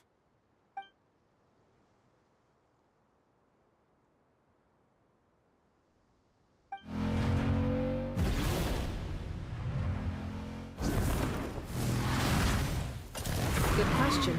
I'm wondering the same thing myself. That voice. Moika, you got here pretty quickly. Hello, traveler. It's been a while.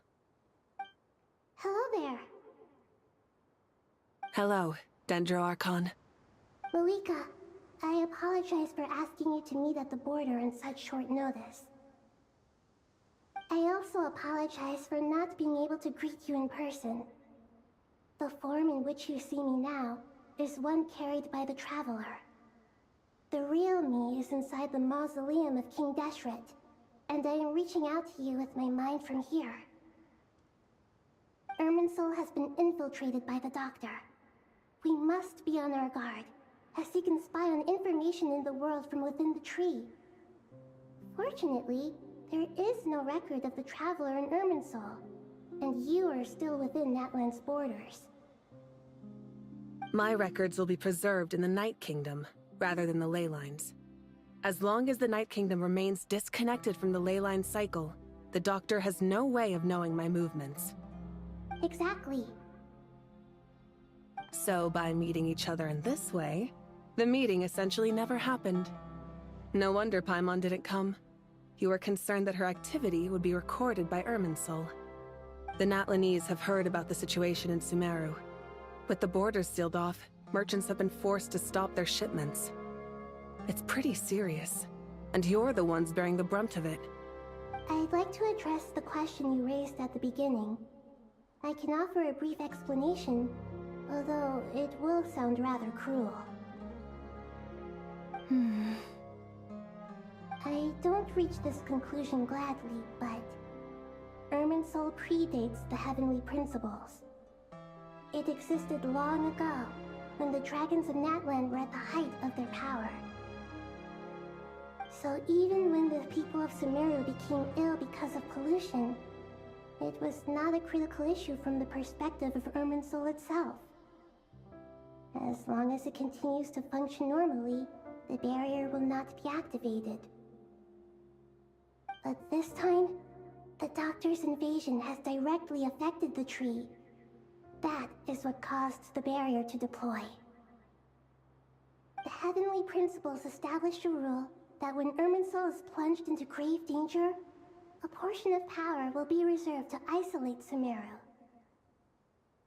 That way, even if Sumeru is destroyed, the outside world at least has some time to catch its breath. We'd certainly need it. The Heavenly Principles created almost everything that exists in Teyvat today. To them, preserving the existence of the world and its inhabitants takes priority over protecting Sumeru. Meaning, protecting Sumeru now falls to you. Yes. My own power may be limited, especially compared to yours. But that doesn't mean that we're just gonna sit around and wait for the end. If necessary, I will utilize any and every means at my disposal. Nicole of the Hexen Circle didn't say exactly what this meeting was about. But after hearing everything you've said so far, I think I can guess where this is going. That's right. Nahida and I discussed it at length. We both know how presumptuous this is, but... You need the Pyronosis, don't you? Yes, you guessed correctly. Originally, I only intended to borrow it, but the situation is far graver than I foresaw. So instead, what I ask of you is to please give the Pyronosis to Sumeru. Why do you sound so nervous? There's no need to be shy. Surely a gnosis is pretty important to a god. I guess, but it's not as if losing it would suddenly render us powerless. But I'm sure you don't need me to tell you that. With all the nations you've traveled to, and all the gods you've met, you must have realized that by now. As far as I'm concerned, a gnosis is basically an elemental energy enhancer. But I don't usually use it. You know me. I like to think I'm pretty strong without it. Yeah. Not about to dispute that. So you see? You don't need to sweat it. Here, take the Pyronosis. Uh-huh? Just like that? Uh-huh. Just like that. To tell the truth, I've always toyed with the idea of giving it to someone who needs it more than I do. I know you accompanied Nahida here to try and increase the chance of success. It's a good thing you did, because your involvement is one of the main reasons you've managed to persuade me. Are you sure about this? Handing over your Gnosis just because of me? I won't try to quantify it, but trust me. Handing over the Gnosis to Tumaini is far from the craziest idea I could think of. Besides, even if you hadn't come here personally, I think I still would have agreed to Nahida's request. Irminsul doesn't just affect Sumeru. It impacts all of Teyvat. I know all too well how difficult it can be to protect the things you care about. So logically, morally, or however you want to cut it, helping you is the right thing to do. You don't need to tell me the specifics of your plan. Where the Gnosis is involved, the tighter the secrecy, the higher your chances of success. Moika. My heartfelt thanks go to you and the people of Natlan. Don't mention it. But now, for the hard part. How do I actually give it to you? The Irminsul barrier is right in the way. I have an idea.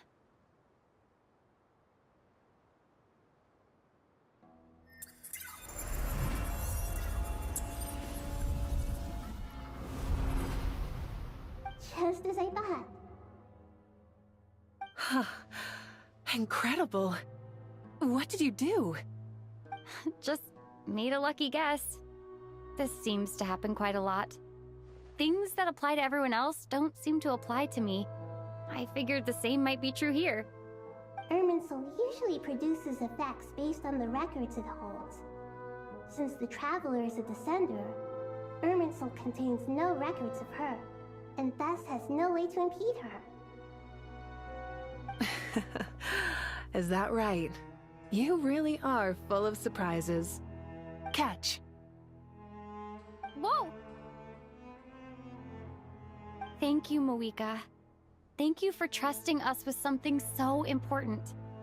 All right. No need to get so formal. It's not like we're strangers. Besides, there's still one problem.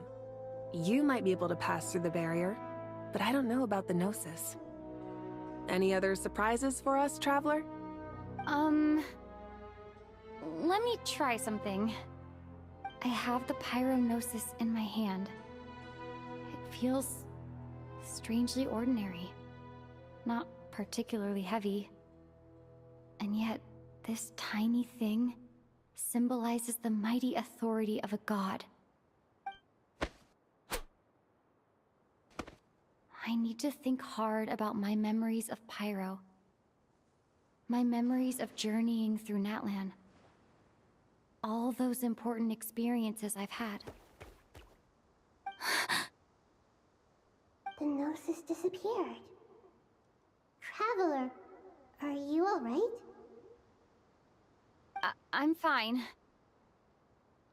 The Pyrognosis disappeared into my body, just like phlogiston. Maybe it resonates with you because you've mastered the power of phlogiston. You might not be recorded in the ley lines, but you're still our Tumaini. Whew.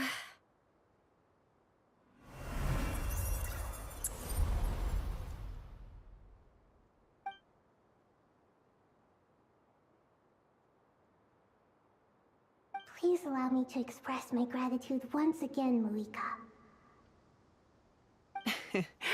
Pleasure. Well, I've given you all the help I can. The rest is up to you. Good luck. We won't let you down. Yeah, we aren't about to lose.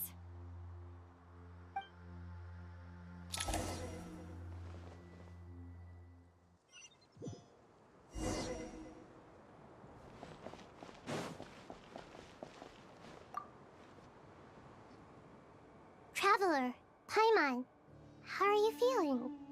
Paimon's a teensy bit nervous, but only a teeny tiny bit. Seems like she's gotten way braver over the last few years, huh? Of course. After all the adventures you've had with the Traveler, I'm sure you've gained a lot of experience and grown as a person. I'm doing all right. What about you, Nahida? How are you holding up? With the negative effects of Irminsul, I'm a bit like a piece of fruit that's been burrowed into by hungry insects and left to rot. I'd be lying if I said it was nothing. But please don't worry. We all know what we're getting into, and we've prepared as well as we can. I believe in everyone. I believe in you. And I believe in myself. Stoking the fire inside oneself is certainly one way to live, but knowing when to rely on one's companions is also a form of great wisdom. I've been quietly learning little things from everyone, like plucking tufts of fur from a sumpter beast. Me too. With the constant traveling, I'm always learning and growing. That's the journey of life. I think there's someone else here who would share that sentiment. Don't worry about what I think. I was just passing by and happened to overhear your conversation. What are you talking about, Hat Guy? This is the top floor. No one passes by the top floor. Says who? You can fly just like I can. I would have thought it makes sense to you of all people. I don't know why, but I feel a little more relaxed now. It shows that you feel comfortable laying down your burdens in our presence. It means that Sumeru is a place you can trust, where you know we have your back. And we feel exactly the same way around you. That's what it means to be friends.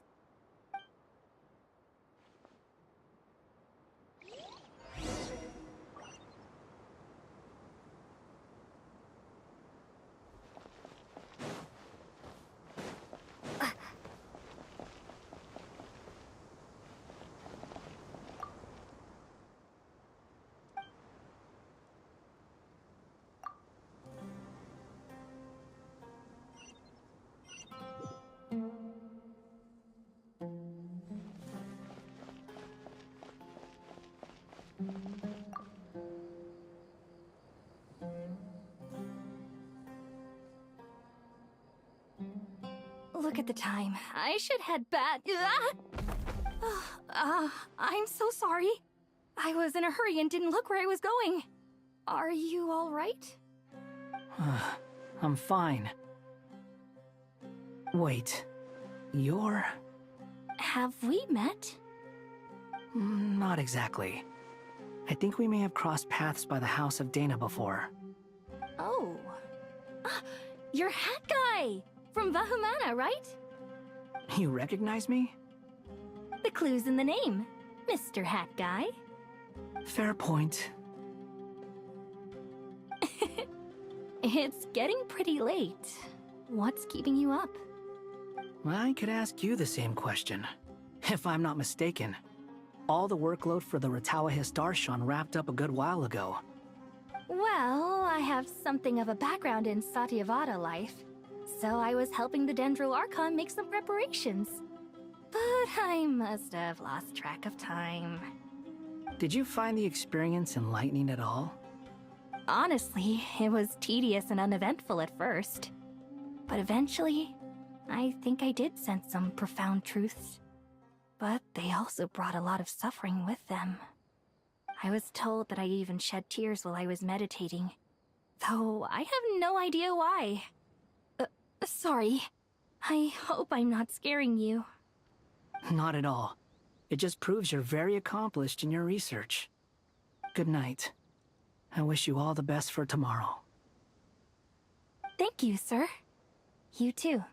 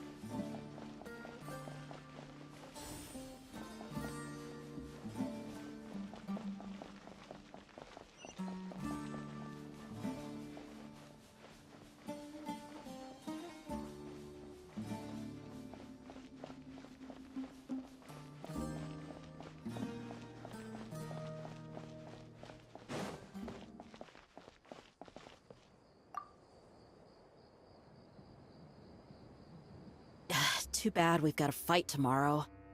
I could really do with a stiff drink. Let us pray instead. Prayer. How nostalgic.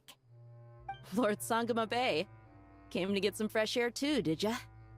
That's right. Actually, I was hoping I might run into you, Dia. I wanted to let you know that I've stocked up on that perfume you said you were so fond of. No, really? I'll take 2. Any chance of a friends and family discount? I knew you'd ask that. And I'm afraid to say that... Surprise! It's free of charge. That's very generous of you, Lord Sangama Bay. Does this mean you've made a fortune in Notcry? Nope. Turns out, it's not that easy to turn a profit there. I even ran some assorted losses. But anyway, that has nothing to do with why I wanted to give you and Dia a small gift. Remember that merchant caravan you two rescued in the desert last month? That was transporting my goods! No way! I had no idea that was your shipment. Explains the, eclectic mix of goods, though. Lord Sangama Bay's investment in the desert and generous stockpiling of goods has helped many people over the years. The shelters you funded especially have made life a little easier for the children and the elderly. Wait, how did you know about that? Oh, I see. Nefer told you, didn't she? Ugh, that pesky lady. Aren't intel brokers at least supposed to charge for divulging people's secrets? She and Candace go way back. It's normal for close friends to share things you wouldn't tell to everyone else. Sure, but why did they have to be things about me? That's how Nefer shows that she cares. She wishes for all of us to know what a generous person you truly are. It must be hard trying to make a living far away from home. Just because we can tell what kind of person you are doesn't mean everyone else can. Well, maybe her intentions were partly good, but I don't think that's the full story. I'm sure she enjoyed knowing how much it would annoy me. I'm telling you, Nefer's got a mean streak. Definitely with you on that. Does praying help you stay calm? Defending one's home is a just cause. My heart is filled with a mix of anger and hope. Anger. You know, being able to get angry is a good thing. It shows that you're in touch with the real world, and that you have the passion to pursue something you believe in. My lady? What are you doing out here? Just taking a walk to clear my head. And look where I ended up. Were you praying just now? Yes, Miss Dunyarzad. Would you like to join us?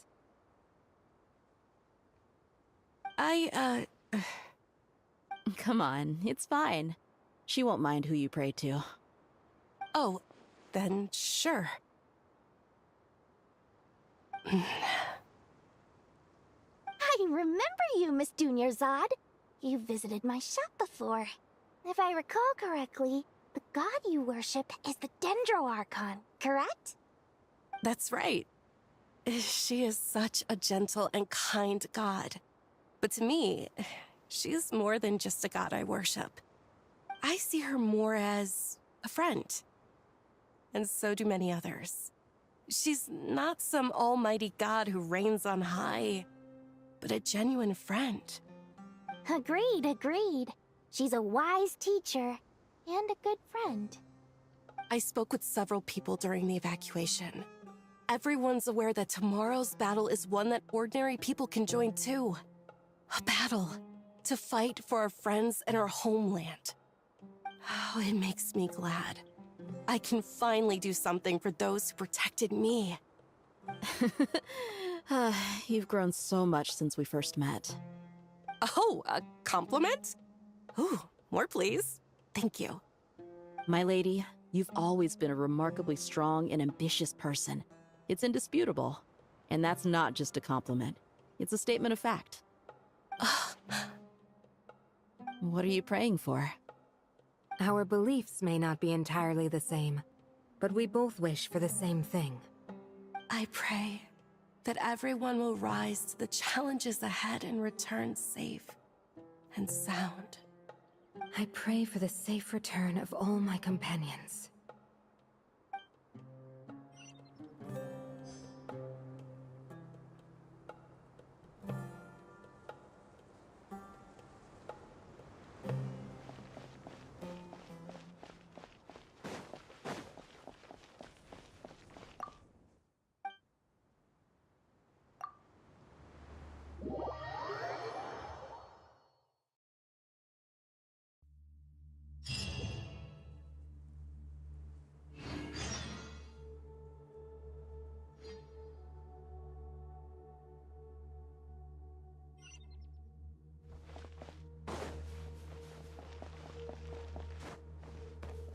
Time to go!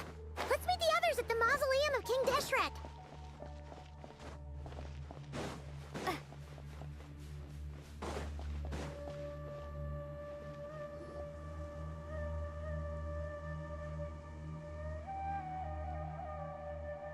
I have not felt this way in a long time. Standing up high, gazing out at the rolling dunes.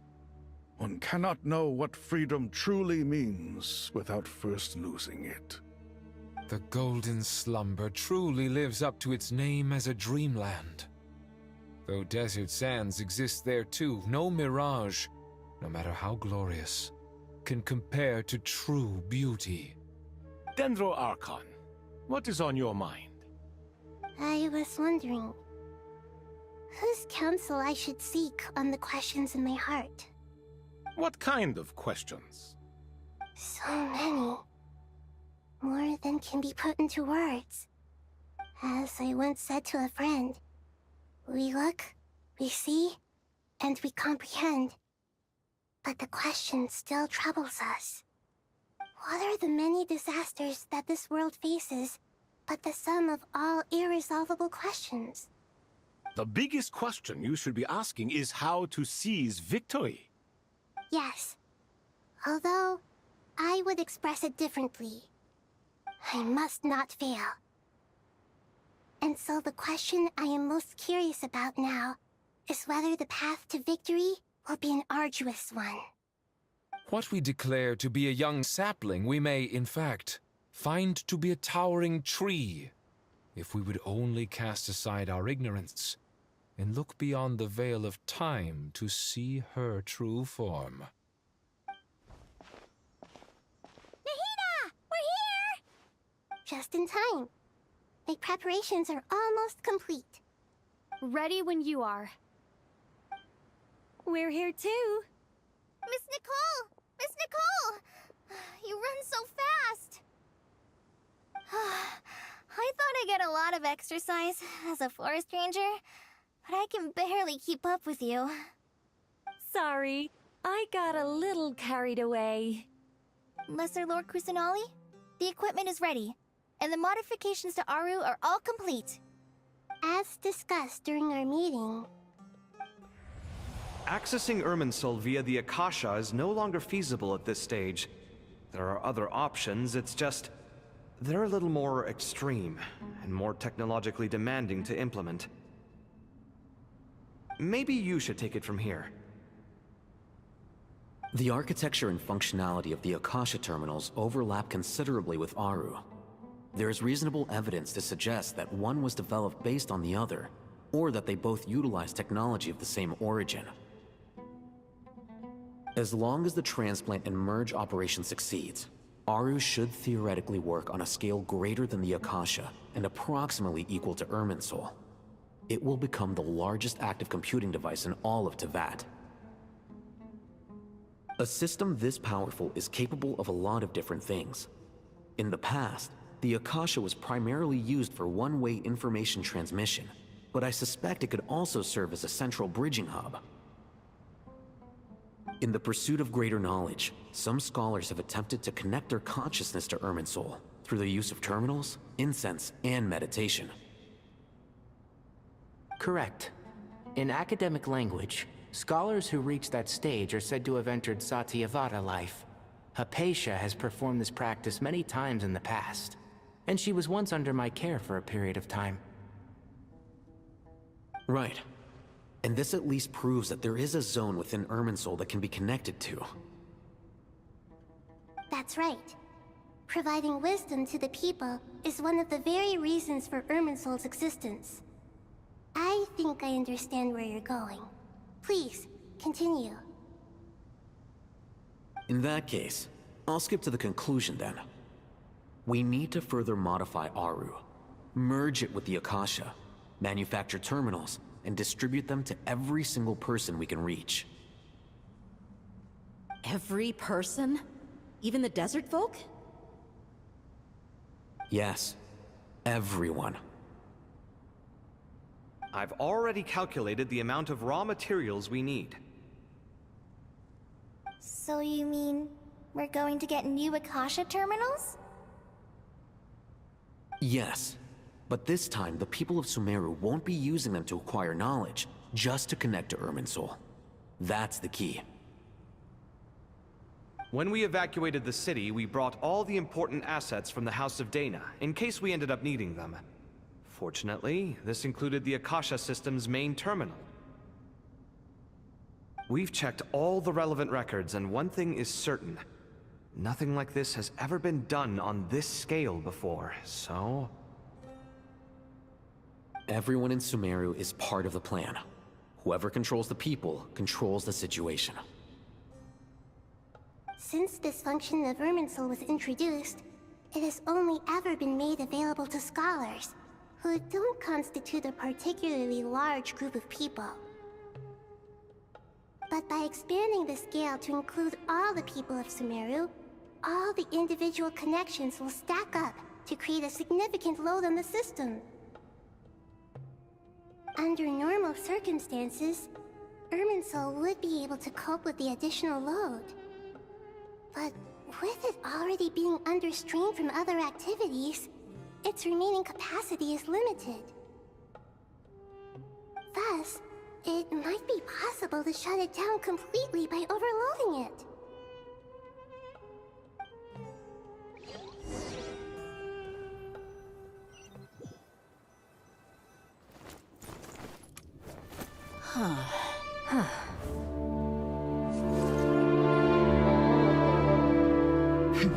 Counting down.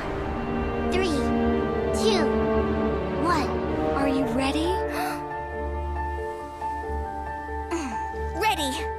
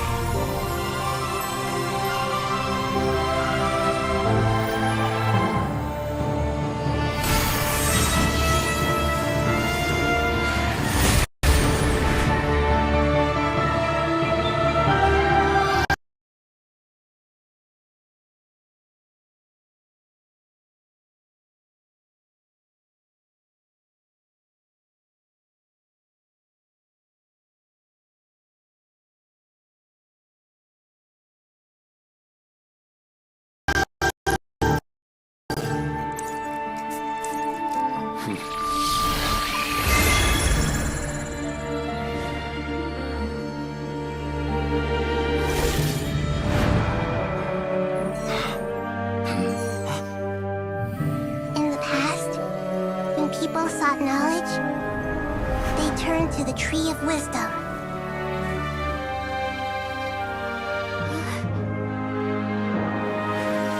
Today, we use it to save Sumeru and the whole world. These boughs that nurtured learning must not become tools for destroying the world.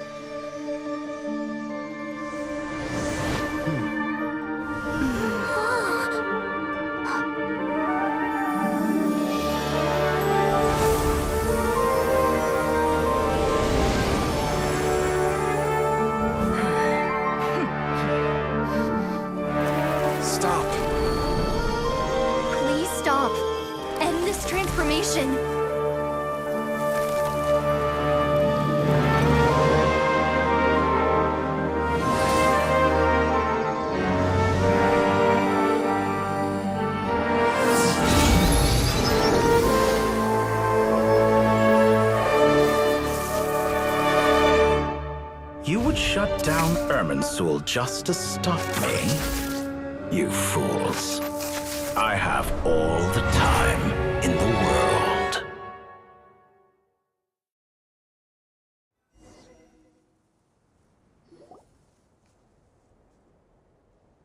Success! The evil Irminsul tree is step growing! Great!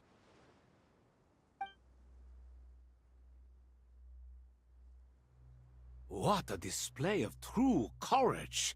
The courage to think and the courage to act!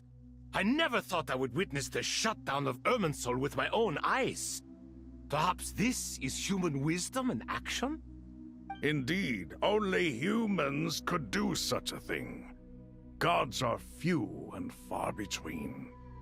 What was once created for spreading knowledge is now used for another purpose. A rather ingenious plan. I am grateful to you three for your help.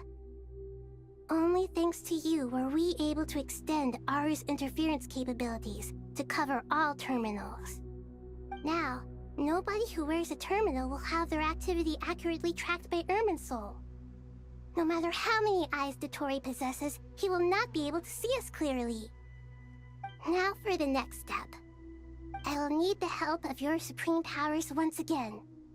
How might we be of service, Lord of Dendro? I need to reach the Eternal Oasis immediately. Right now? In that case, Ibis King, would you agree that this is a fine opportunity to dust off our old tricks? Never. I assume you have that chess set with you? You mean the one you gave to me as a gift? Asking for it back, are you? How could I? You misjudge me. I just wanted to show you another way you can use it. Connect to Safhe Shatranj.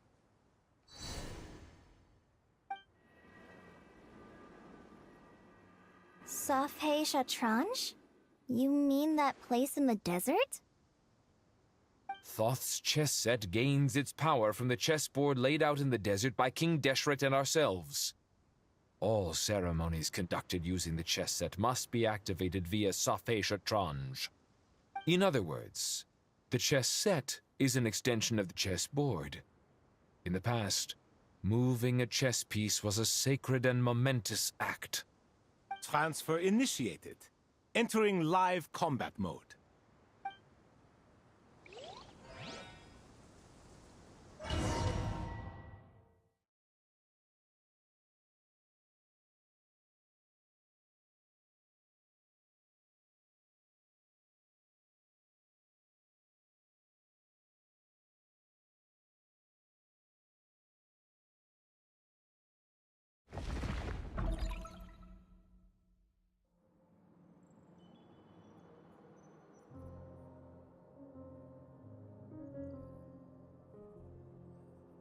We haven't heard a single word from our spy in the desert. I'm afraid he might have been captured. Never mind. But we spent years turning him. And a lot of Mora. Nothing comes for free in this world, but the loss is not without its purpose. For a small price, we have wasted a precious amount of the limited time they have. Quite a bargain, if you ask me.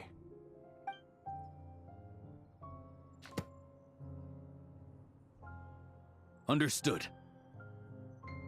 Weighing profit against loss is a necessary part of life. But to tell the truth, I have been operating at a loss since this all began. Since many centuries ago, in fact. For instance, why would a banker act as the executor of a will? If you hadn't deposited your personal belongings at Northland Bank, I would have no reason to be here right now.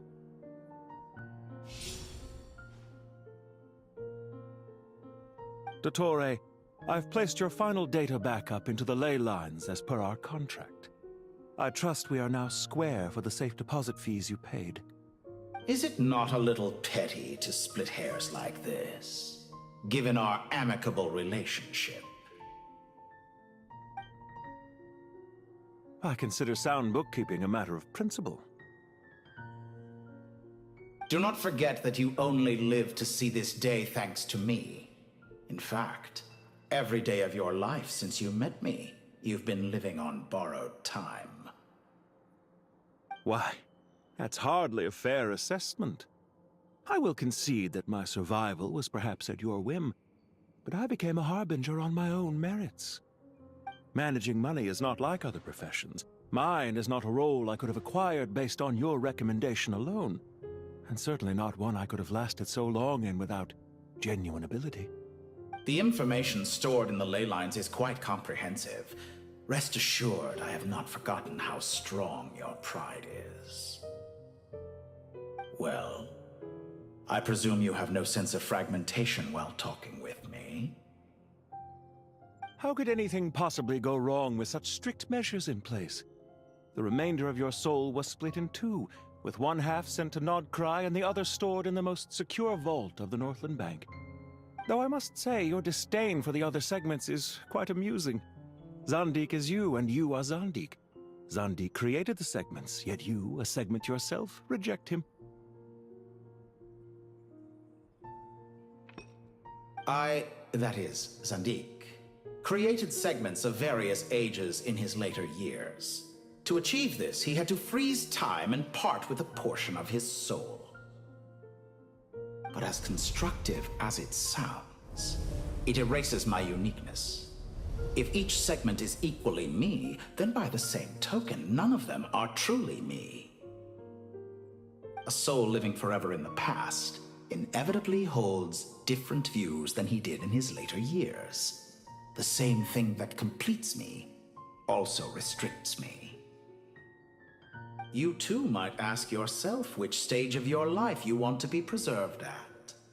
The day your business failed, or the day you were framed by a gang and sold off to a medical lab as a test subject. We needn't dredge up the past. This undesirable plan was eventually scrapped. Lesser Lord Kusanali was quite right.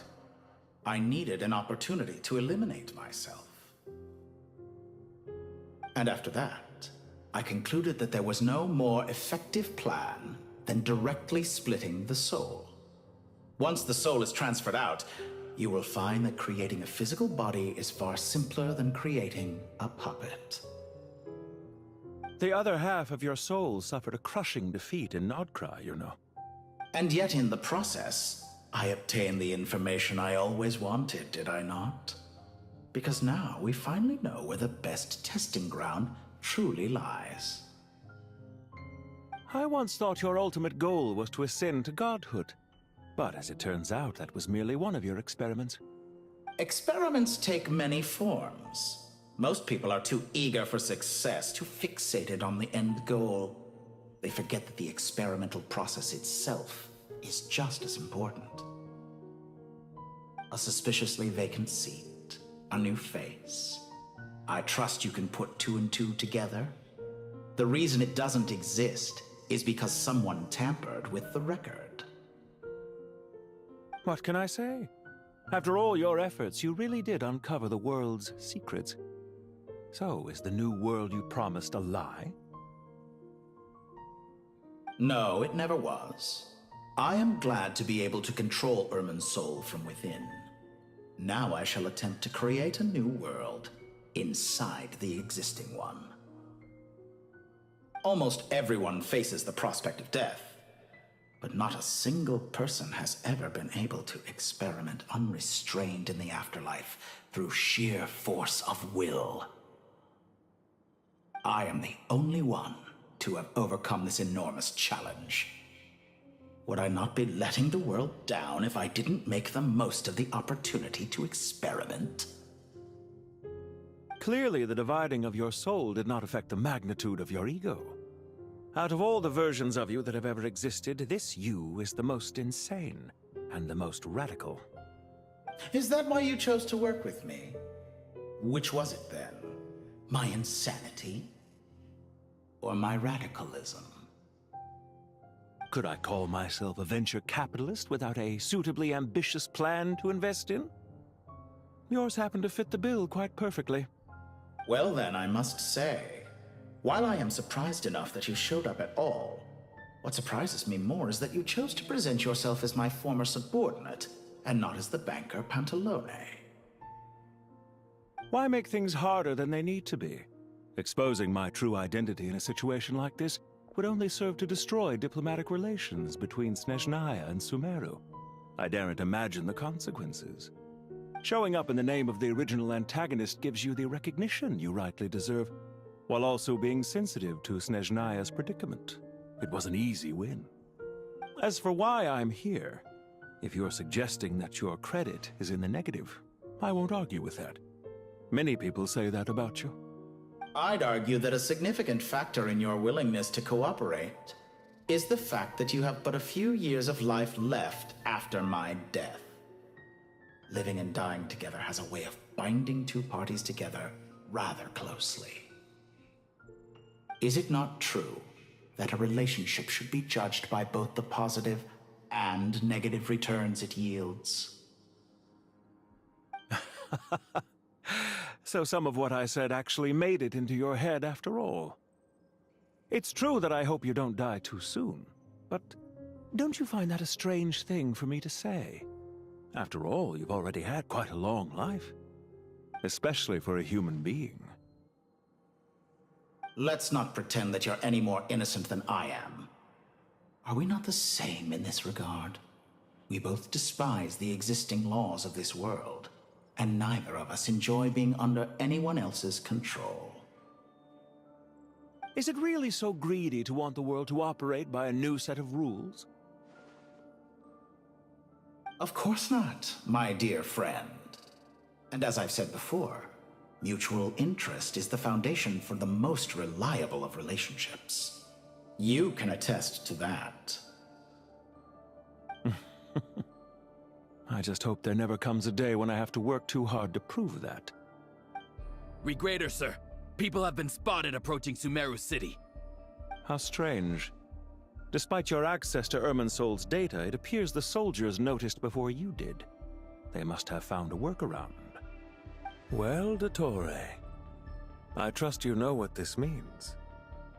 The fact is... They're coming. They'll breach the city gates any moment now. But even so, I would say Irminsol is a wonderfully convenient thing on the whole.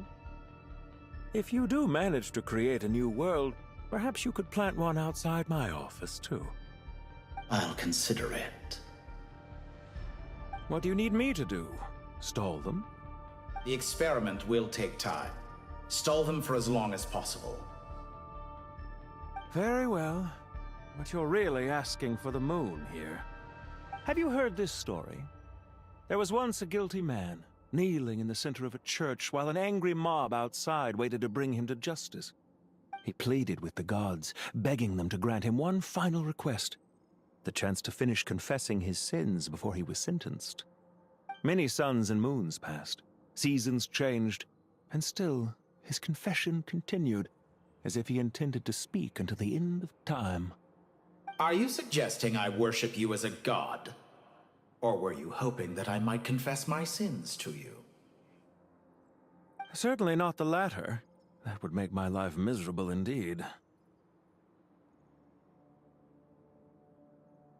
For someone who despises them so, you never seem to have any objections to me creating or becoming one. At first, I thought you'd be furious. Concerned I would terminate our partnership, were you? Not at all. You had reasons why our partnership must continue.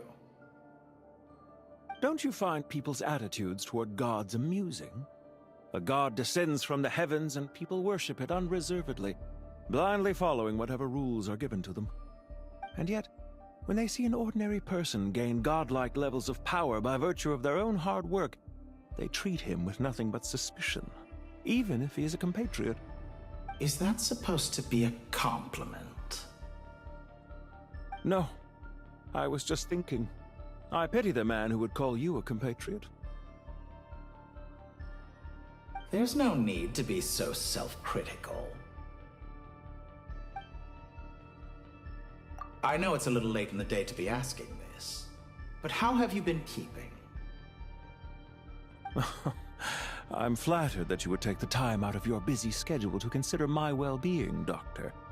The part of your soul that went to Nodcry caused quite a stir, sending our organization back to the drawing board on numerous fronts. It was quite a headache for everyone involved. Dear me, I must have caused you no end of trouble. You certainly did. I had the rare honor of being summoned before the Tsaritsa with Pulcinella to answer for myself. A terrifying ordeal. Don't worry, I pulled through. At most, it's a public relations nightmare. I made sure of that. Now I'm curious. How did you explain yourself? Oh, it was quite simple. I just pinned the blame on someone who wasn't there to defend himself. I could hardly be expected to defy the demands of someone as insistent as the Second Harbinger, now could I? How you slander me. You know full well that I am perfectly amenable to reason. There's no question that you are partly to blame for the ruin of my reputation over the years. Do you have anything lined up for when this is all over? Hard to say. Field work always takes quite a toll on me, as you know. Once I'm back at Snezhnaya, I'll start with a well-earned cigarette. Why are you so eager to ruin your lungs after I went to the trouble of replacing them for you? If you have an issue with it, feel free to try to stop me.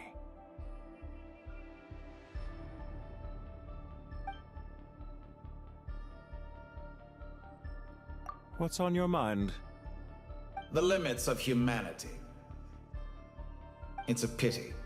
Despite running countless calculations, I find there is simply no way to reduce any further the amount of one's soul required to sustain an individual. It's rare to hear you admit to being unable to achieve something. I beg to differ. For instance, as I've told you before, the original me was prone to motion sickness and couldn't make long train rides. Ah, yes, of course. One of the reasons you often sent yourself out on errands. What are you thinking about now? A new experiment. In the event that my soul was depleted, say we extracted my data from someone else's memories, yours for instance, and then combined it with your intact soul as the base material, what would we create? Such a scenario would be impossible. Oh? As long as your current soul survives, there will be no need to create a new individual. Don't forget, you were the one who approved of the present situation wherein only one Dottore remains. And if you ceased to exist, who would be capable of performing this experiment?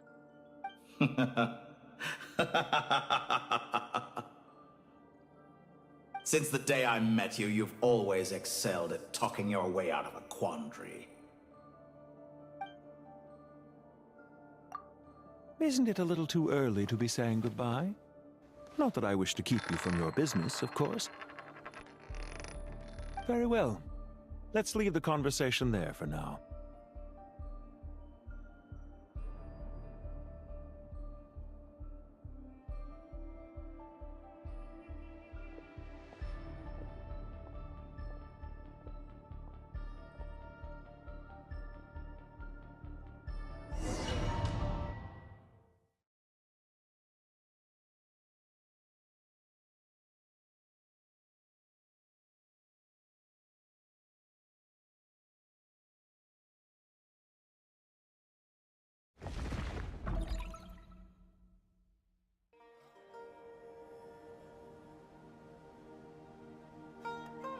The power of King Deshret's 7 pillars is truly remarkable. With just a chessboard, you can move an entire unit across the material plane. Yeah, sets us up for a much easier fight. Really makes my day. The last time we stormed the city, it involved a lot more running around. I wonder how many people can say they stormed a city twice in their lifetime. I was just thinking that. I've definitely had more than my fair share of unusual experiences in my life. This is my first time here, actually. We never usually leave Gandharvaville. I hope this will be my last time. Does everyone have to chime in? Can't we just fight? What an amusing comment, my dear lady. Yet humans often alleviate tension via small talk, do they not? Whoa! Why is Candace's shield talking? Because the image on her shield is one of me. And I, of course, can appear wherever I wish to. Well, la-dee-da. Isn't that fancy?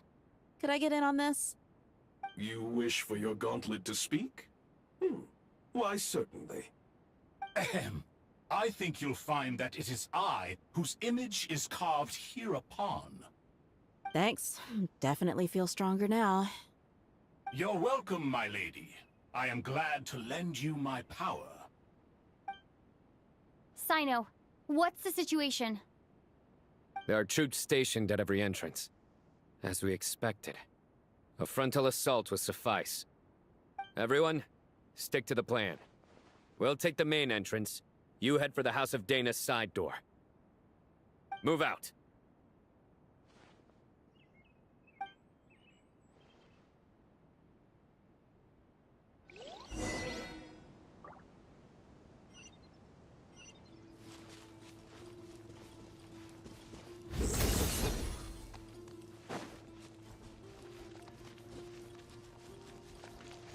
Out of my way!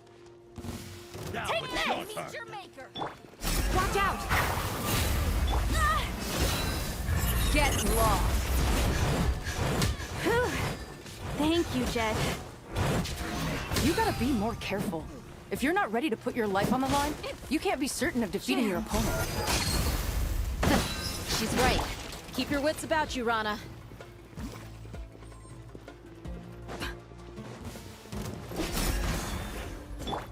Surrender!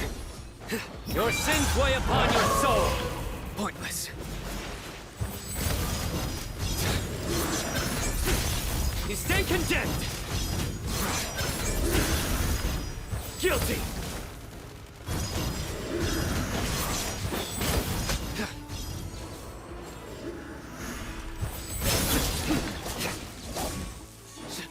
Take them out and secure the harbor. Reinforcements will arrive by water. Consider it done. Show no mercy.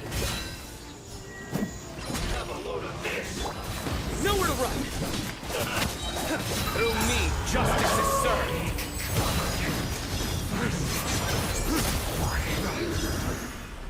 Their penance is due! Winter shall eventually come.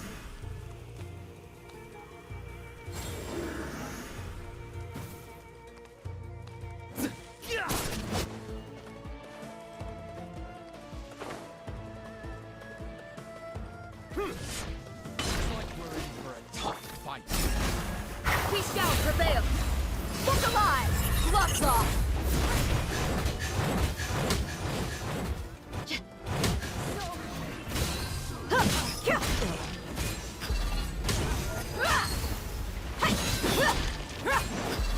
No escape.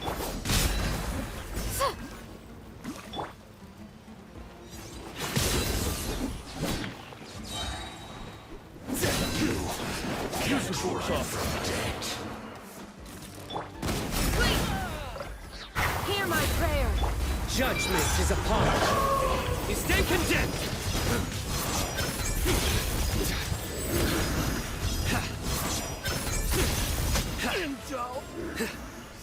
Guilty! Jammed.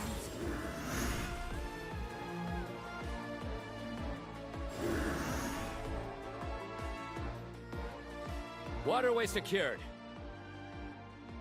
Brothers! Sisters! Perfect. Just in time. Welcome. Once we've linked up, we'll continue the advance. The team has arrived at the north entrance, as planned. Good. Press on.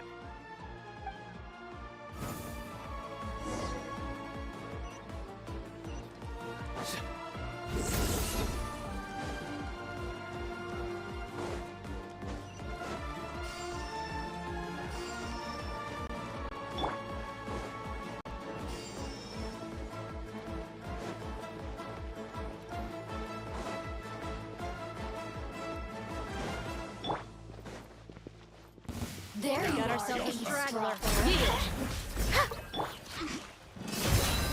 You asked for it.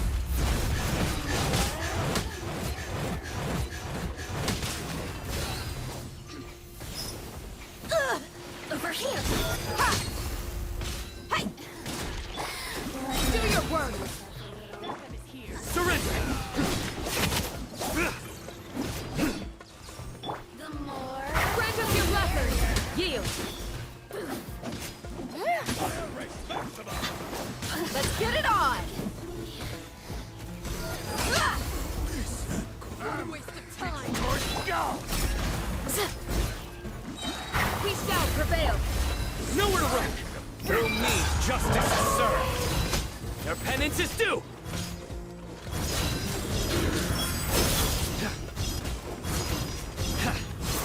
Guilty! There's nowhere to hide! Their penance is due! Take too long.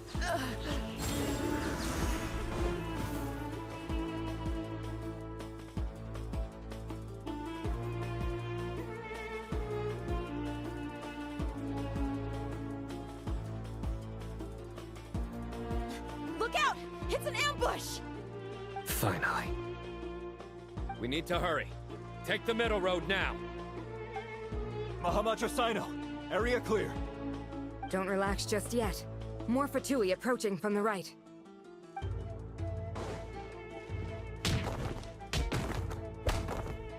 Irminsul cannot track our movements. If necessary, we can split up. Don't worry. We'll wipe them all out. As you can see, our people came raring to go. Good, good. How are things with the Traveler? Can Tainari keep her safe? Don't underestimate Tainari just because he's a forest watcher. He can handle it. All right. You know that's not what I meant.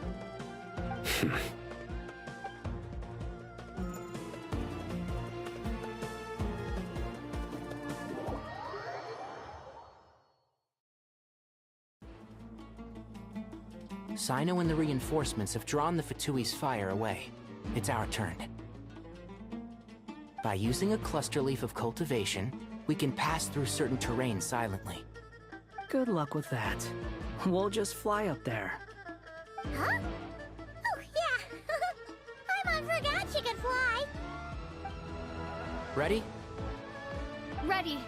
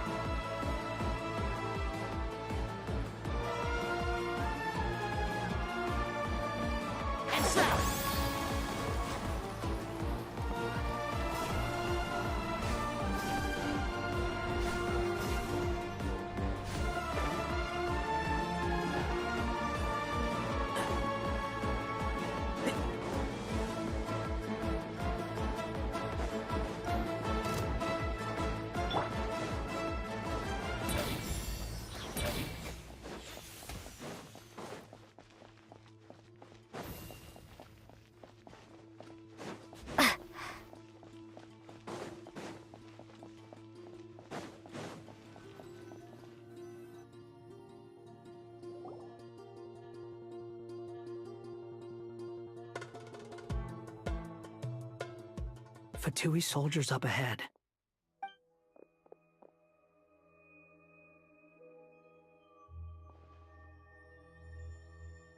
Careful. Prepare for battle. Hey! There's people over there. You have some nerve showing your faces here in the center of Sumeru City.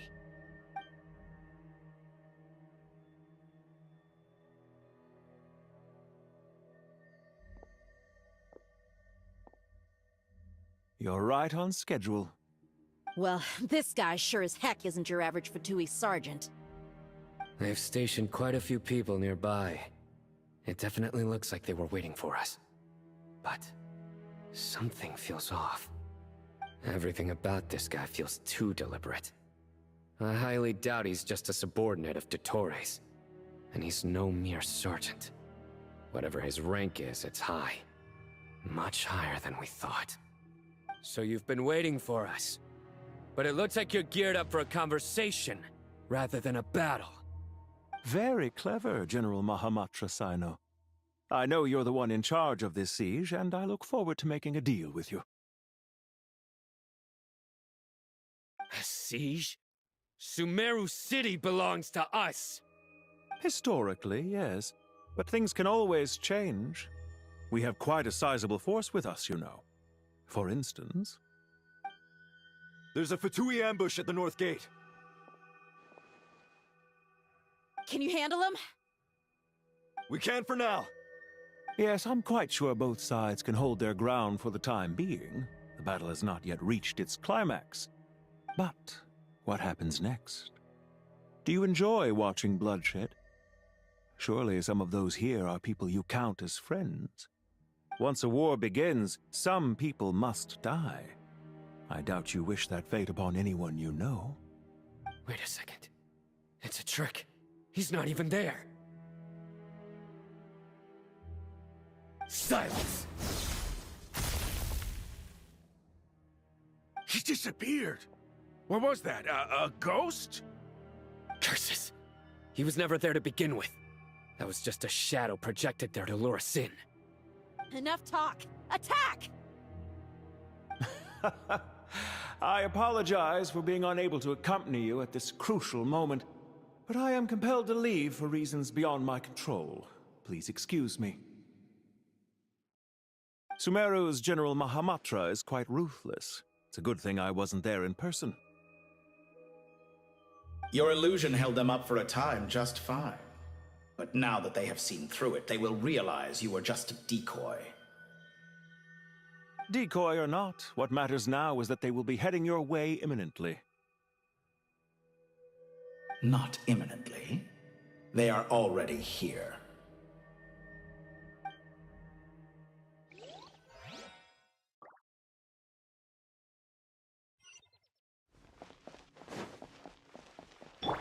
Squall Fury!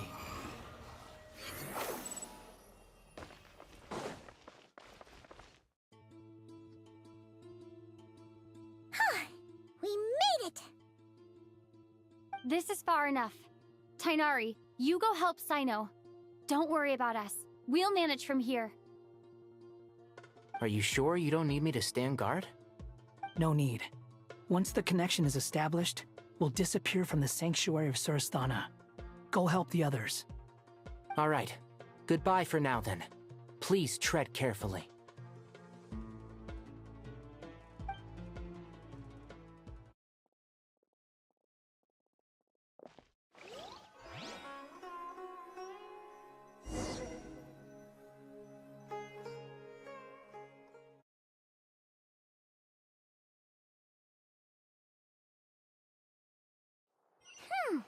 Now where's the interface Nahida mentioned? Come on, where's it hiding? Found it. It's over here.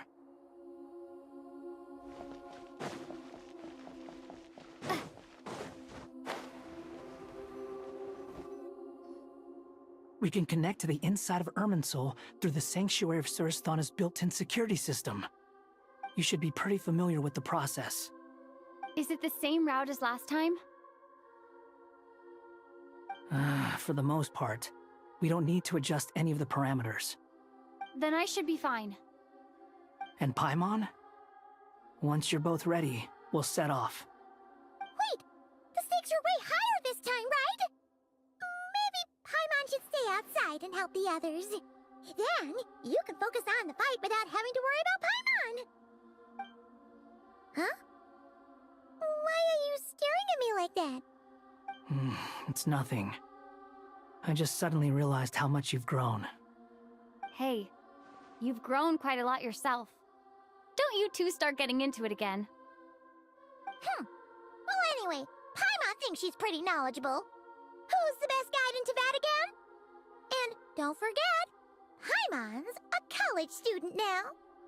If we say Alhatham's not a weirdo, it's hard to explain how he came up with the idea of you applying to the academia.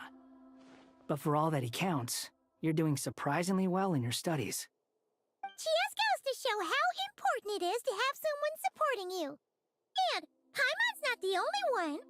Let's not forget that you only became a student because of Nahida's personal recommendation. That's fair. I have learned a lot in Sumeru. Oh yeah. Did you ever come up with that ugly nickname you promised me? What? No way! We're friends now! Paimon gave up on giving you one ages ago. Anyway, isn't Hat Guy enough of a nickname for you? Fine. Suit yourself. We need to go. Paimon, if you're staying, look after yourself. Will do. Paimon's gonna link up with Tainari and Sino. You guys are the ones who need to be careful. We will be. Bye for now.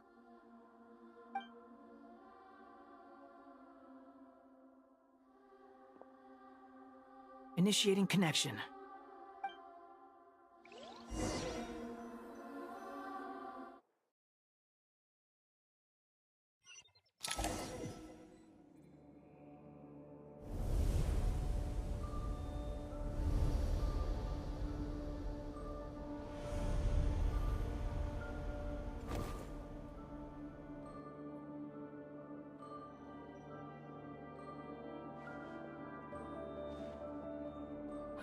Well, here we are again. Come to think of it, I still don't even know where we're going. Thanks to our terminals, it should be impossible for Irminsul to read. I can... Don't tell me. Only you need to know. That way, whatever happens to me next, it won't affect your progress. Listen to me. Your safety is just as important as mine. Don't even think about sacrificing yourself for the greater good. We came here together, and we're leaving together. All right, if you insist. I won't argue with you.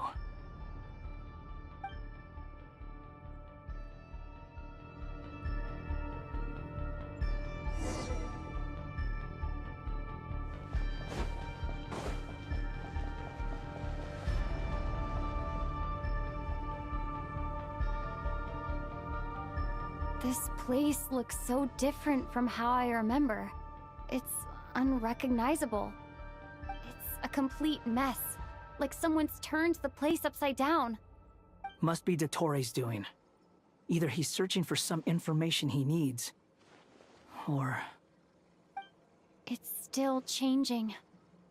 He has to know we've entered Irminsul. But luckily for us, he can't pinpoint our location. Be on your guard. Don't let him find us. The red parts have probably been corrupted by Dottoro's power. Don't touch them, or you might alert him.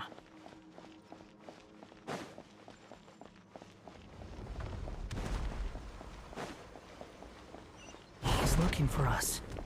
Tread carefully. That wall could be a problem. Fortunately, it looks breakable. Give it a shot.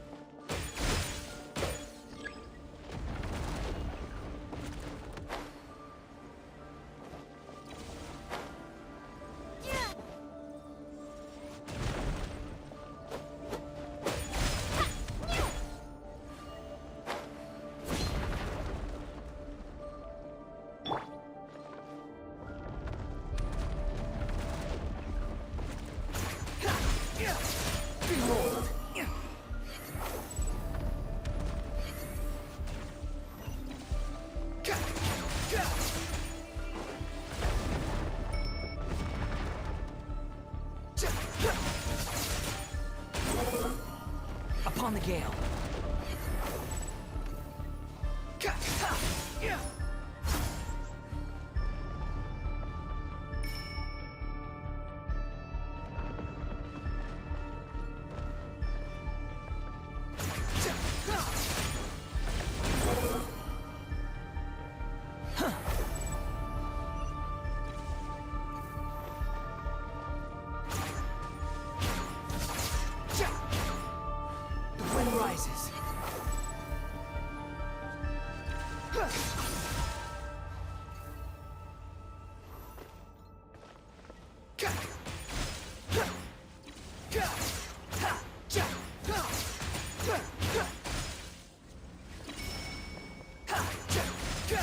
Behold!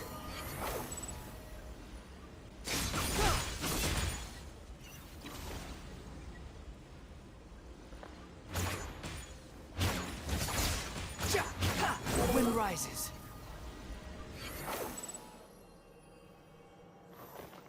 The same old trick again? Are you kidding me? Let's handle it just like we did before. This cheap trick isn't gonna stop us.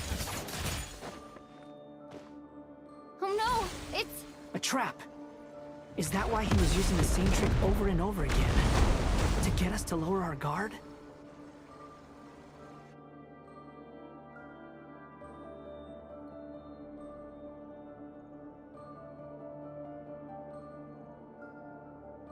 I'm trapped!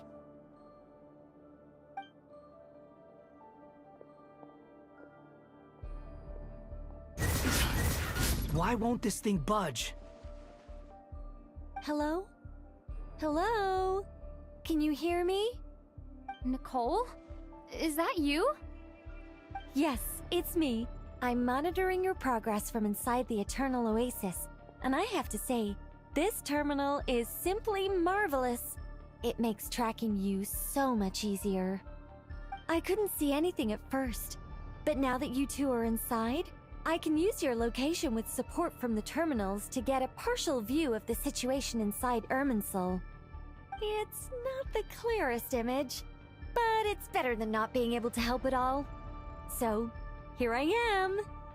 I can't intervene directly, but I can help to guide you out of the jam you're currently in.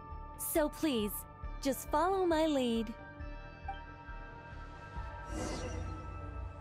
Dottore in his current form is a blight upon both Irminsul and the ley lines. Pay attention to your surroundings. There must be sources of his... Is that one of them? Precise, good work. But we're not done yet. Stay close, and let's see if we can find any others like it nearby.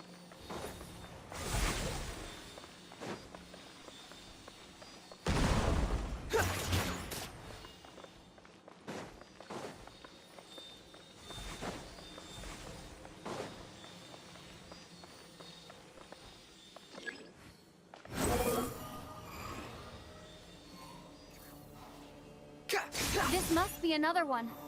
Agreed. Now... Oh, wait! Watch out! It's Dottore. I think he's... The seal is broken. Quick! Get out of there!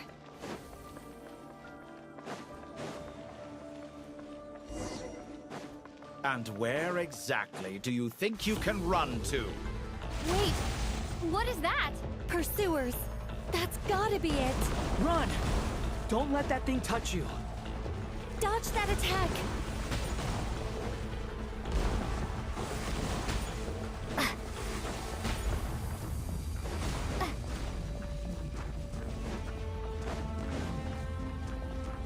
There's more than one path. Which way do we go? To the left. Trust me.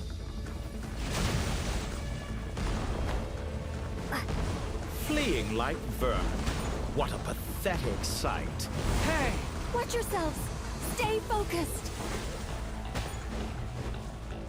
There's a cliff ahead. Jump!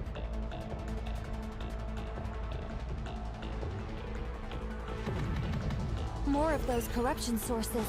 Destroy them as you did before, and open the exit as quickly as possible. They're relentless. Is he trying to wear us down? You'll just have to destroy these too.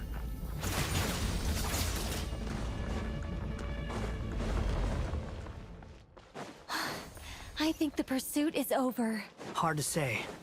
Stay alert. Quit following me. Squall and Fury.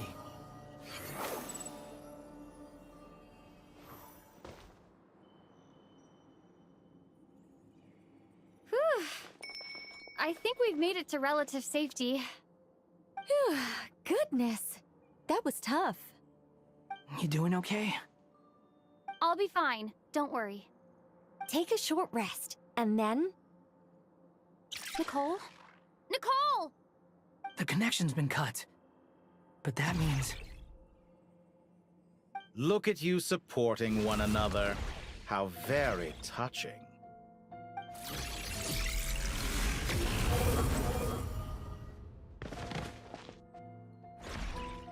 Dottore! Took you long enough to find us. You're more useless than I thought. Oh, really? I think I deserve a little more credit for my methods than that.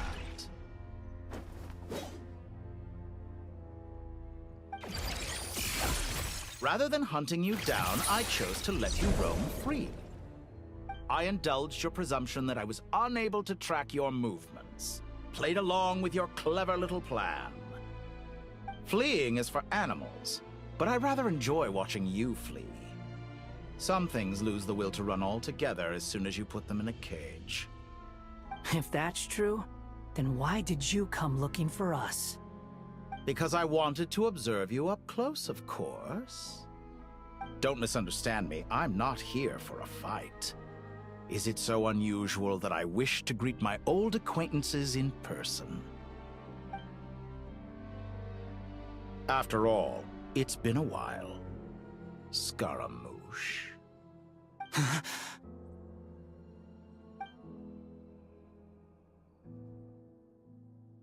Why are you so afraid? I have done nothing unprecedented in discovering the truth. Nor did I go to any great lengths to uncover your story. You made a bold series of moves in deciding to erase yourself. And with the power of this great chronicling device called Irmin's Soul, you were able to achieve something quite remarkable. Once most people form an opinion about someone, it tends to imprison their mind. Yet you managed to erase every trace of your existence. A novel take on death indeed. However, this meant that you stood out to me all the more when I saw you in Nodcry. I didn't even have to go looking for you. Just the sight of you was enough for me to intuit the truth. For someone in my position, connecting the dots was a trivial affair. It would have been more surprising if I hadn't managed to piece it together. You seem very pleased with yourself for figuring it out. I'm sure you'd even be more delighted to learn the full extent of your crimes. That would hardly be necessary. Besides, isn't there something that concerns you more right now? Something that fills you with dread? Let me put your mind at ease. I have no intention whatsoever of restoring any of the records you deleted. For one thing, it would be exceptionally difficult. But more to the point, I doubt that the prospect of losing your current life is all that frightening to you. Because in your case... the cruelest twist of fate is that you'll never again have the chance to make up for any of your mistakes. Isn't it? Dottore?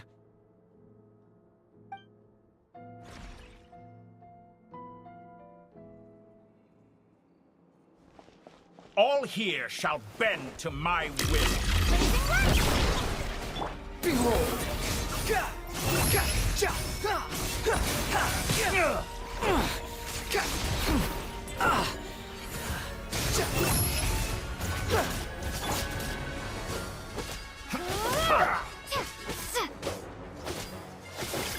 I'm afraid you'll need to do better than that to take me down.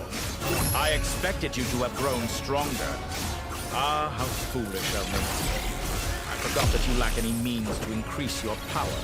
You will pay for everything you've done. Oh, will I now?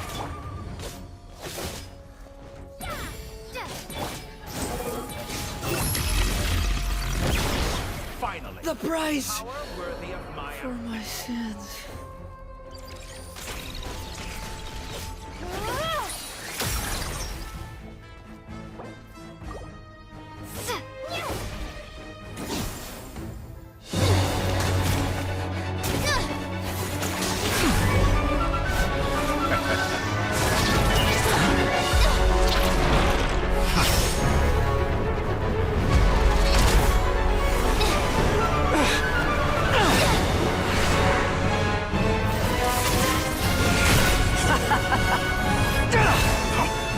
Does the prospect of death amuse you?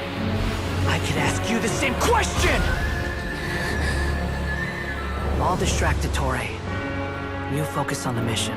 Got it.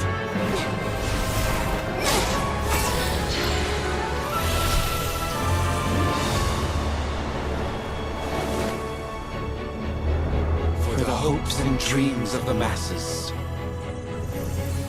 Open the secret door on this enchanting night.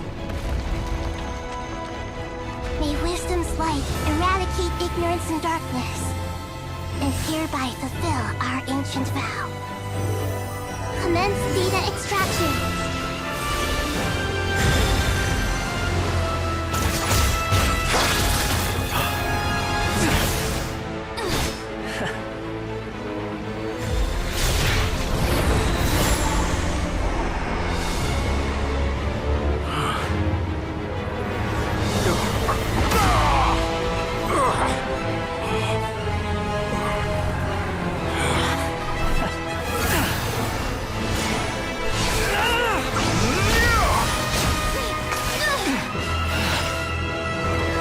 You cling to outdated ideals and stand in the way of progress. You will pay for interfering with the grandest experiment of all time.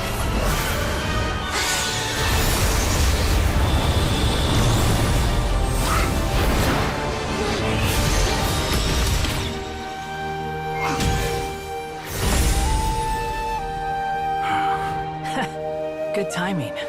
Dottore, as clever as you are, you fail to understand wisdom. Wisdom takes many forms, but the path you have chosen eschews them all. Huh.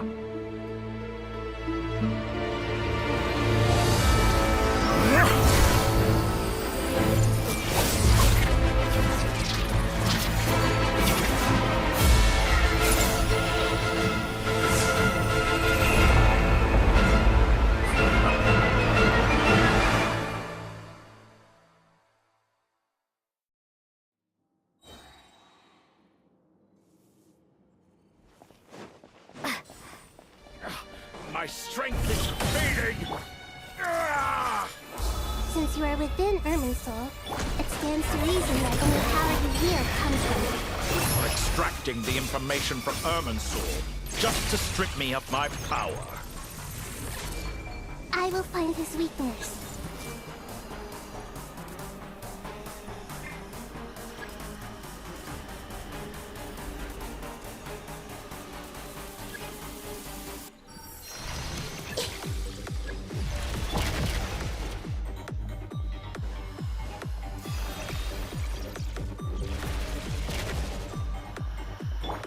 Squall and Fury.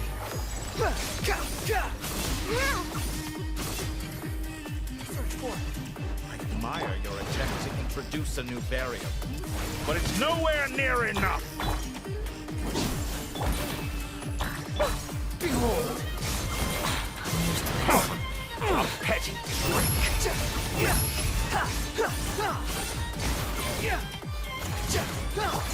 I see everything!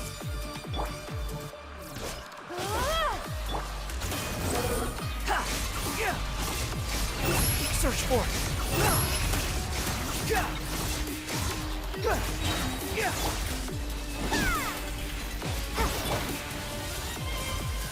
The Temple of Wisdom! Let's try. Cry loud! No, Hitomachi! Squall and Fury!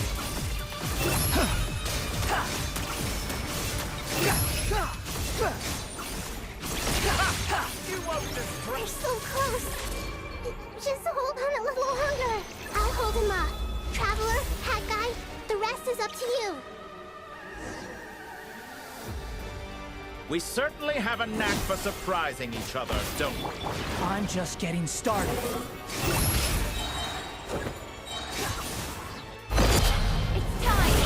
Say your prayers! The enemy is offensive, but watch your back.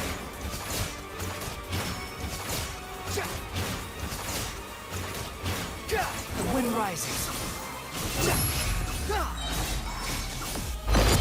It's time! Say your prayers!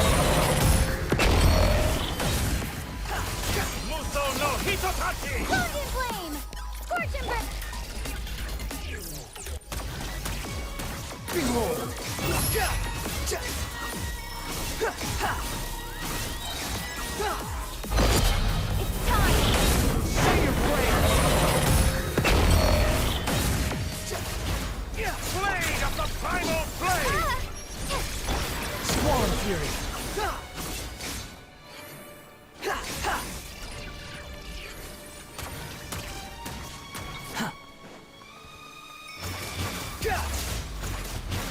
Behold! It's time! Say your prayers! Finally, time for you to die. Excited? Time for me to die? How could I have reached this place if death were something I feared? The last gasp struggle of a dying man is a pretty pathetic sight. It's time! Say your prayers!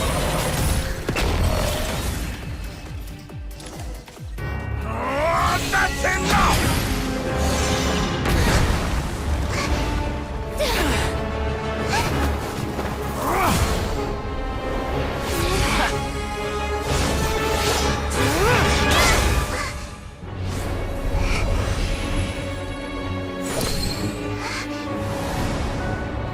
It's all yours.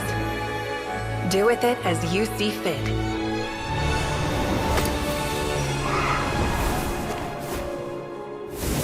Just as you say, this world is home to some archaic things. And as you suppose, you are a formidable opponent. You have long coveted the secrets of wisdom. So now, I will demonstrate true wisdom in action. I invoke my supreme authority as the keeper of Irminsul. Commend me or condemn me, but give your verdict now!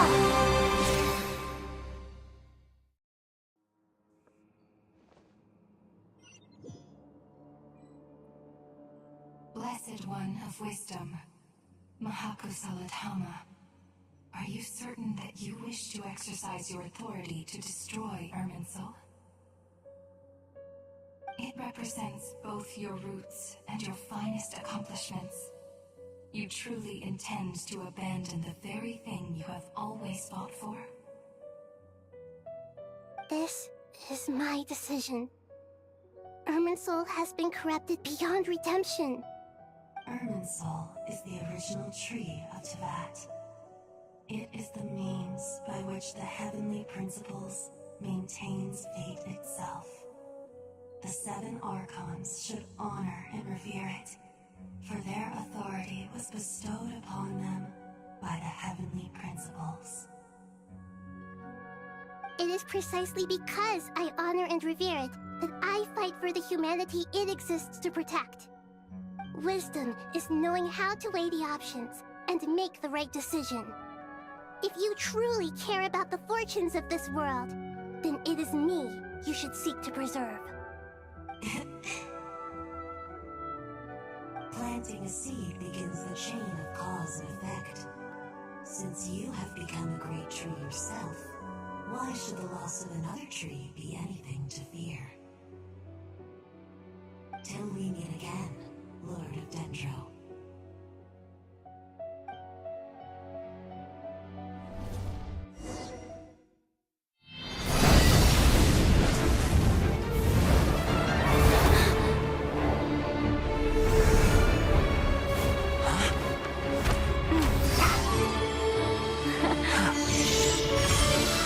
The first flame. The pure, cleansing fire.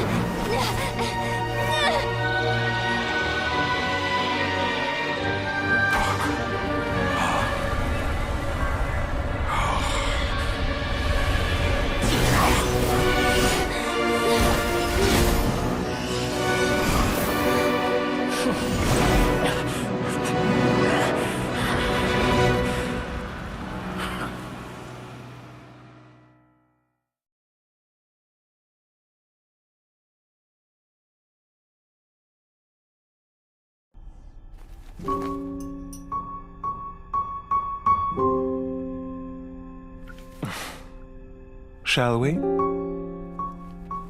Where were we? I was suggesting that you needn't perform when signing a contract.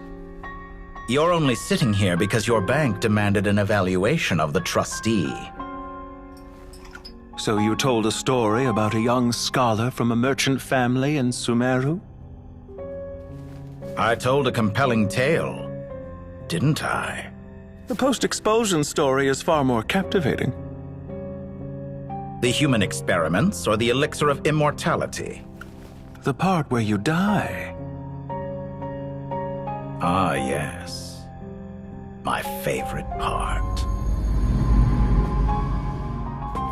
The 35-year-old Segment thought of himself as Dottore, reserving the name Zandik for the original specimen. Of all the Segments, he was the most selfish. After his expulsion, Dottore searched for a new direction. He joined the Fatui, studied Elazar in great depth, secured resources. He was rather fortunate in his career. Zandik turned to Conrian technology and successfully created his segments. But this was not immortality. Even with backup segments, his body would still age. Still, thanks to Snezhnaya, Zandik found the ideal base for his experiments. Then a perfect partnership materialized at a crucial moment. The year that both parties realized they needed more time. Fortunately, Zandik succeeded. In a miraculous turn of events, he gained the extra time he needed. I seem to recall it differently. All right, it's true. No matter how much elixir he took, Zandik remained human and continued to age. Then, on the morning he turned 85... Help me up! Call for help! Surely he would be rescued, Zandik thought.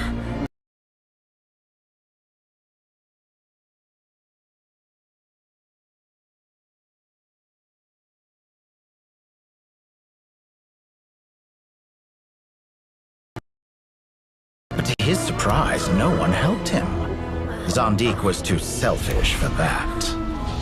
Don't forget, you're one of us. Yes, and we're all waiting. Waiting for me to die. Pantalone arrived for a meeting and happened to witness what followed. He found it unsettling. I never said that. But the Zandiks were unfazed. It was a rare opportunity for self-dissection.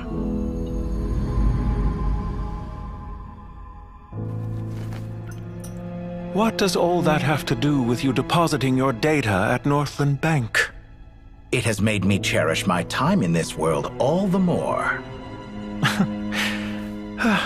Fair enough. So you do have a sense of self-preservation.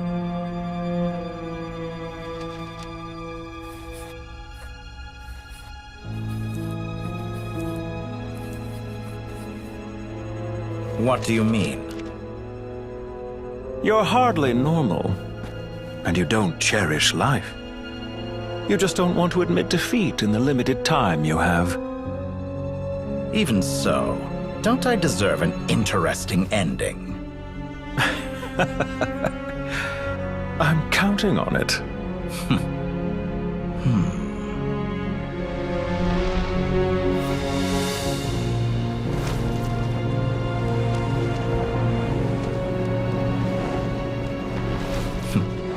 If nothing else, I expect my funeral will be a grand affair indeed.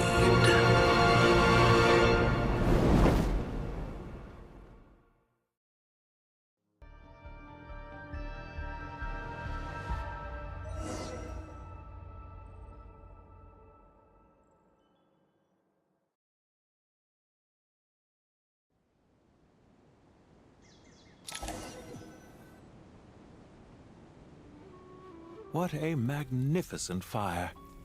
In Snezhnaya, we light fires to ward off the cold. Fire, it seems, is antithetical to ideas such as cold, frozen, and unchanging. Perhaps it has always been that way. From the beginning, fire has been used to drive away wild beasts and warm the body and mind. You could say it's a form of treatment. One that cures the human heart of mortal fear. Mortal fear? Something you haven't been acquainted with in a long time, by the sounds of it. Whereas you, I'm sure, must know the feeling quite well indeed. I remember when we first discussed the Elixir of Immortality, you claimed that extending your lifespan was about buying more time. But was that really the truth? You fear the prospect of dying a wretched end in this world, don't you? Of course I do. I'm only human, after all. And while you may have forgotten it, you cannot deny that you too were once human, Dottore. I do not believe that there is no such fear in your heart. Perhaps you are right. But I abandoned it long ago and devoted myself to my experiments. I have felt no fear since. From the very beginning, I never thought you could win this game. But still you came, contract in hand, to honor our agreement. Because I am a reputable partner. And as we have discussed, experiments are about more than results alone. The process is equally important. I have come here and completed my creation, and I do not regret my decision. I'm afraid your journey ends here. After I die, there will be no one to make the Elixir of Immortality, and your remaining stock will only last a few more years. How then will you prove that you didn't perish in this incident alongside everyone else? When I feel optimistic about market environments, I never forcibly adjust them. They have their own direction, and I myself am one such environment. I have been quite particular about many things in my life, but where the manner of my death is concerned, I choose not to be. You make yourself sound so magnanimous. Oh, but I am. And I hope you will be too. It may have been a long time since anyone told you this, Dottore, but I recognize that you are a truly rare talent. Ha! I can see it. The experiment in blasphemy that I've been performing all this time. It has been a long process, and I do not care about the results as much as people might imagine. If the very goal of your experiment was to explore infinite possibilities, then there was never any reason for it to end. Indeed. Yet now, the experiment has officially drawn to a close. What should I call you? Zandik? Or do you prefer Dottore? Suit yourself. Goodbye, Feofan. This time, that's what it truly is. And don't I know it? Goodbye, Zandik.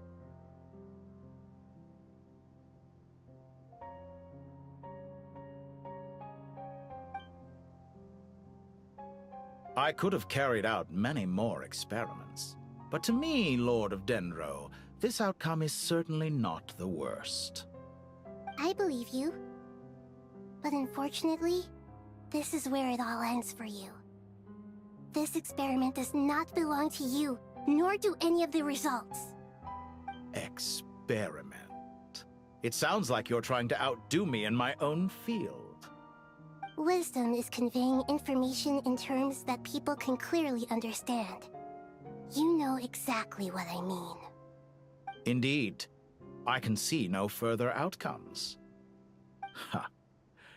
You have a formidable mind, and you are braver than I thought. Setting fire to the very thing your survival depends on. Your previous threat was empty, but this time, it is real. When necessary, wisdom can be as fierce as an inferno. Some of the flames that incinerate you come from within yourself. Perhaps you are right. You see what lies at the bottom of the human heart, and that is your wisdom. Here is where your journey comes to an end. All that is yet unknown belongs to those of us who will carry on living. It seems I have unwittingly been your arch-enemy all along. But now, it's all over. I do not deny your intelligence. But what you refer to as experiments, I would never describe in those terms. They are events that take place in the real world, and they are so much more than mere data. Goodbye. We will never meet again.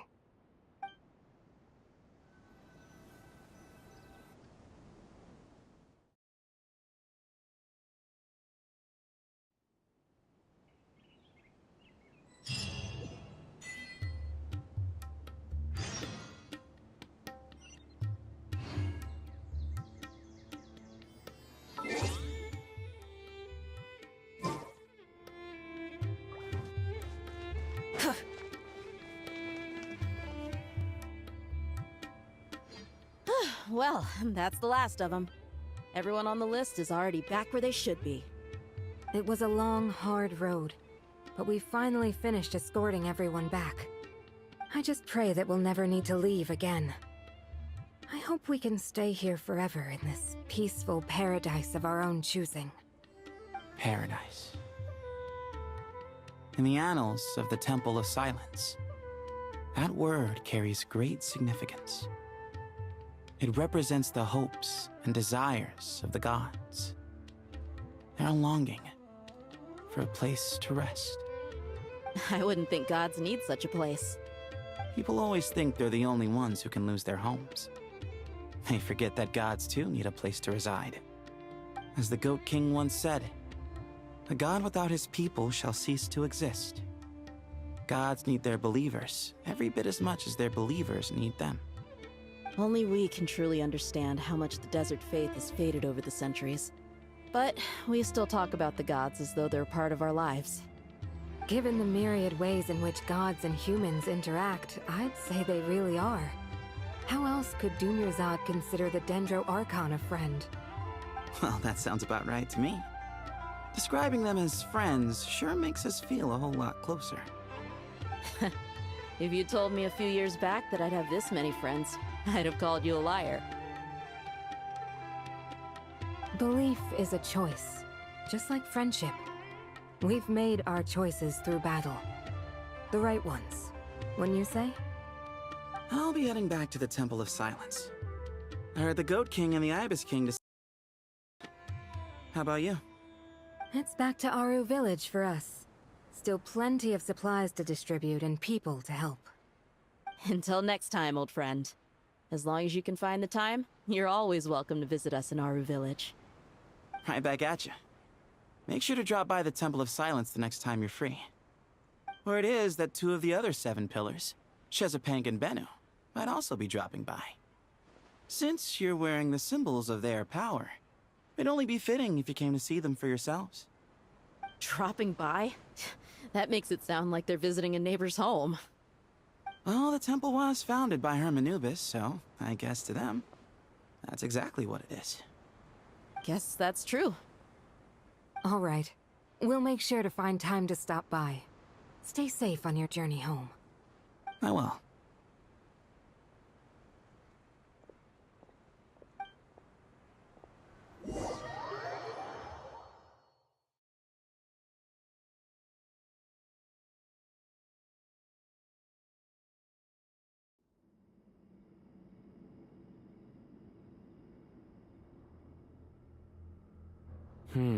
You do have a point.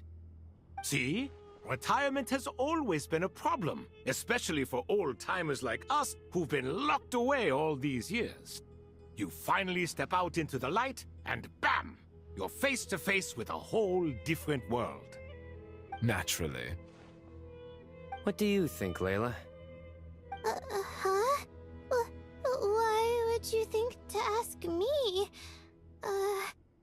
How could I possibly be qualified to decide where the servants of King Deshret should live?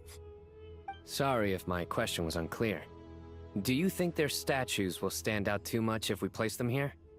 Hey, I never agreed to this. How could we possibly allow our statues to be left in Hermanubis' home? That would be like breaking into someone's house, then pretending it belonged to you in the first place. Different beliefs can coexist. We still need to respect one another. By which you mean, you two plan to stay at the Temple of Silence, for a while at least, but you have no intention of relocating your statues here.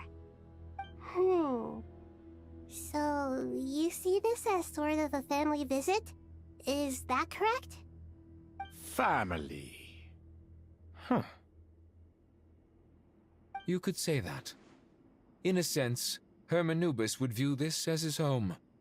Just look at this place. Magnificent, is it not? The sad truth is, in the past, all three of us invested so much into misguided ventures. We failed to build what we should have, and wasted so much time instead. And what do you mean by that? I mean that for the most part, time spent associating with the likes of Sobek, and, let's say, Thoth, might reasonably be considered wasted. Why does that not surprise me? Go on. Anyway, given how much time we'll all be spending together, I'd say that the bonds we built will end up proving to have been a sound investment. Once Sethos, the current leader of the Temple of Silence, returns, you can discuss the matter of staying here with him. But judging by the expressions of everyone here, I imagine you'll receive a very warm welcome. This sacred ground houses untold knowledge, after all. What better place for the servants of King Deshret to appear in the mortal world? How about we share a meal together first? I imagine it's been many years since you last tasted fresh food. Oh, that sounds wonderful! After so many hundreds of years, I can only surmise that desert cuisine has become a lot more varied. Are we having a get-together? If you'd like, I can help prepare some food. After all, Lord Thoth, you helped me so much in the desert, and I still haven't properly thanked you. Oh, my, that would be wonderful. I'm touched that you still remember. How the times have changed! To the people of today, it seems the Ibis King has become a kind and passionate god. And you, Mr. Herreshoff? What kind of god do you wish to be? To be honest, I haven't given it much thought. How about you, Dendro Archon? Do you have any hopes for your future? Me? I'm very happy with my current life. Forgive my bluntness, but you do not seem to derive your authority from majesty and might, like Lord Al-Ahmar. Clearly your approach has its advantages, but also its dangers, don't you think? I do, but projecting a majestic front doesn't really suit me. Besides, my relationship with others isn't simply one of a god and her people. Not putting on airs might earn you more adoration. Exactly. Besides, I really like parties where everyone brings their own food, and we all come together to share. You should join us. I'm sure you'll find it fun. Last time when we got together for a picnic near the Avidia Forest, it was quite the occasion. Seeing as you're already here, how about we hold the next one in the desert? Can we do that? Wouldn't Tainari have to transport a ton of drinking water? Don't worry, I can help out. Layla, would you like to join us next time? Me? Sure. The more the merrier.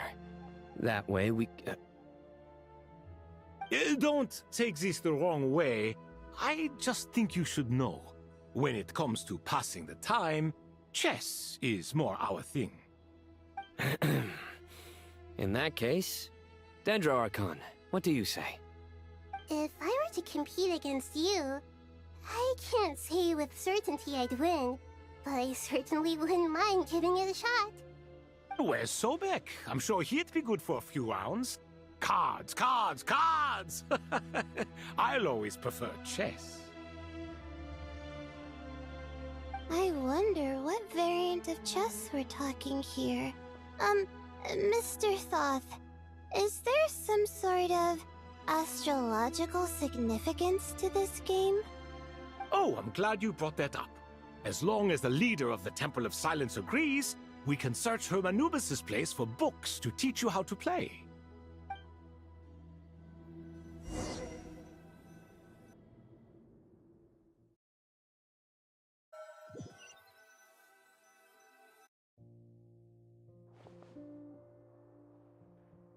Such devastation visited on Sumeru City.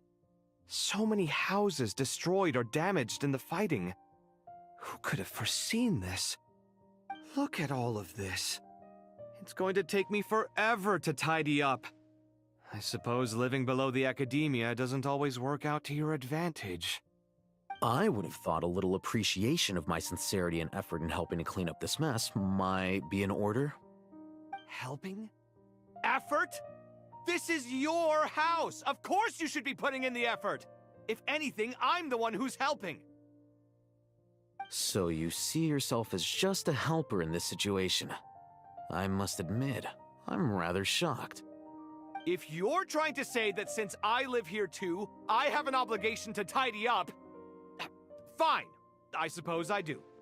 Wait a second, stop changing the subject! Nevertheless... In the wake of a great storm, a missing roof is a predictable inconvenience. Can you stop making it seem like I care more about this house than you do?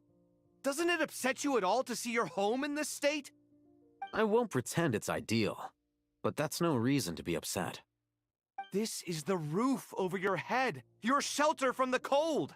The furniture is scattered, the paintings have fallen off the walls, the windows are shattered. Don't you feel even a little disheartened? The way I see it, these problems are easily solved. Ugh, this is precisely why I hate talking to you about sentimental things. It's like banging my head against a wall. You simply don't understand just how much work goes into making a proper home. It sounds like this is causing you a lot of anguish. You mean the house or the paintings? I mean your sentimentality. Oh, well, yes. But I'd rather not dwell on such things right now. Generally speaking, when anguish becomes the norm, people usually make an attempt to improve their situation. But there are so many people and things in life that are difficult to change. It's not like you can force them. Besides, anguish can be a source of inspiration. And I'm not sure I could break my reliance on it. I'm glad you're able to make yourself think like that. What kind of a response is that? I was stating a profound truth about the very nature of art. Suffering is the cradle of all creation. Even you can't deny that. And I wasn't trying to. I'm just happy for you. Pure and simple. Can't you tell? Happy about what? Happy that you can always find an answer that backs up your views. You... More often than not, life is a process of running into problems and then searching for answers. Yours more than most. Not everyone's so good at justifying things to themselves. It's something that you've been steadily mastering. Huh. What about you, then? What skills have you been mastering lately? Pass me that box. Huh? Okay. You may consider this my progress on the path to mastery. What? Wait a second. Isn't that box mine? Hey, it is! It must have fallen off that shelf. I'll hate them. Those are my paints and inks. Would you like me to put it in your bedroom for you? Huh? I mean, sure, if you don't mind. What kind of progress is this? Does he think he can bribe me? Not that giving me back my own things is much of a bribe. These books on the floor, they're a complete mess. And this one, didn't he say it was an out-of-print collectible? It's completely covered in dust, and some of its pages have even fallen out. Ugh, guess I should help him repair it. This one too. And this one.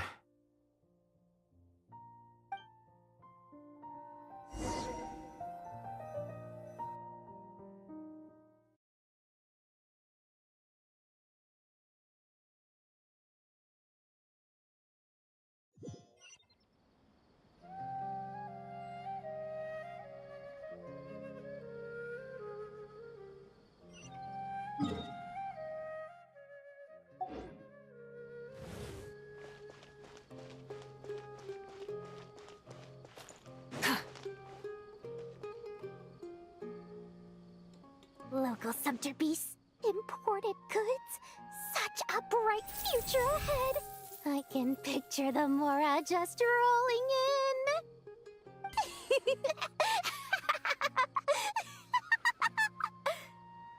in. You do realize you sound like a choking cow?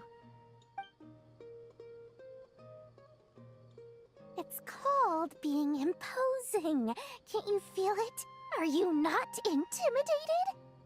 Oh, I'm positively shaking in my sandals. What commands do you have for me, oh mighty Lord Sangama Bay? You've got a lot of nerve, Nefer. You went and told Candace and the others everything, didn't you? Seriously, do you have any idea how differently they see me now? Surely that's a good thing. I presume they're more disposed to actually like you now, maybe even view you as a friend.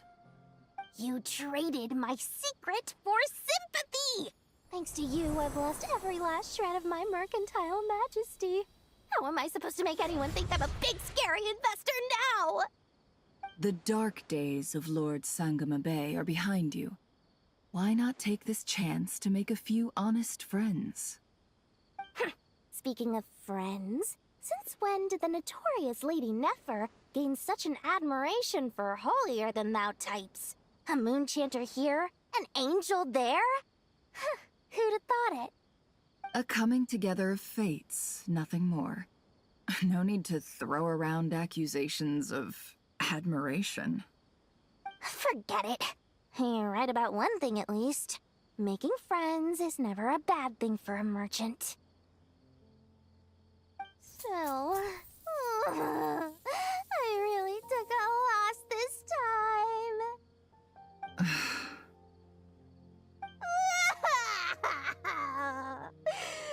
What are you looking at? I'm trying to see if you're really crying or if those are just crocodile tears. A little birdie told me that when Lord Sangama Bay makes money, the tears flow from the center of her eyes, but when she loses it, they flow from the corners. Which is it this time? Ugh, you are so annoying. I'm not talking to you anymore. Nefer! Thank goodness you're here. I've been looking everywhere for you. Huh? Well. If it isn't the House of Dana's very own librarian. What can I offer you today, Miss Katayun? Oh, no. I'm not here to buy. I'm here to bring Lady Nefer a book, and a fascinating one at that. We agreed to meet at the entrance to the mausoleum of King Deshret. One more thing. I bought this copy with my own money. It's not borrowed. Reasoning knows not time of day, but suspense always follows a blizzard. That's quite the mouthful. Huh? Isn't that the one that... It was all the rage for a while. People throughout the city were clamoring to get their hands on a copy. The names inside were all circled. Everyone thought it was a riddle. Don't bring up that book in my presence. I don't even want to hear its name. That thing was nothing but a scam. Surprisingly enough, I've actually heard of this book, though it doesn't seem of much consequence. So, what truth lies behind it? You're from the Vahumana and you're asking me what the truth is? I'd say the actual truth was about the least important part of the whole episode. I brought you this book because it probably has the most interesting backstory of any in the House of Dana's collection, at least in recent years. As for its quality, well, you can judge that for yourself. Don't tell me it's actually any good. You may not know this, Lord Sangama Bay, but Lady Nefer has a fondness for books with... how should I put this? Mixed reviews? No eye for good literature, huh? Perhaps she feels that bad books hide interesting secrets? But I shouldn't put words in her mouth. It's probably fair to say she prefers the conversations that books can spark over the substance of the books themselves. Suits my style as an intel broker, wouldn't you say? Very interesting, thank you. I'll return it to you once I'm done reading. And as it happens, I have something for you, too. Incense? I imagine you've already used up the incense I gave you last time. Here's some more. This batch is from Nodcry, so the scent won't be quite the same. Well, actually, I've been saving the incense you gave me. I couldn't bring myself to waste it without a special occasion. But I'll gladly accept this, too. And I promise I'll use it this time. Katayun, you haven't changed a bit.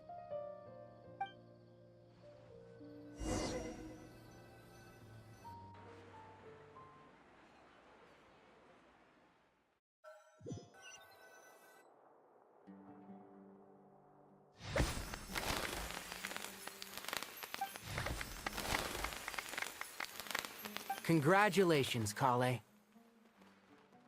Well done, Kale. After studying for so long, you've finally become a full-fledged ranger. Sure hasn't been easy for you, huh? This really is fantastic news. All grown up. No longer a trainee, but an official forest ranger. Oh, the next step is to secure tenure in the academia. Thanks, everyone. It's true. I'm an official forest ranger now. Master Tainari, thank you for your guidance and support. I wish Mr. Sino were here so I could thank him too. Sino had a matter to attend to at the Temple of Silence. I don't imagine he'll be back for some time. But don't worry, we can celebrate together once he's finished. I'm afraid the party will have to wait. Kale still has some matters to attend to first. Kale? Is everything all right? No, it's not what you think. There's nothing wrong with my health.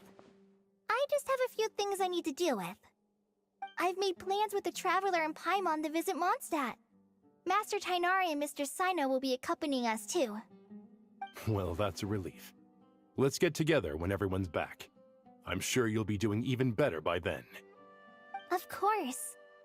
I have a feeling you're right.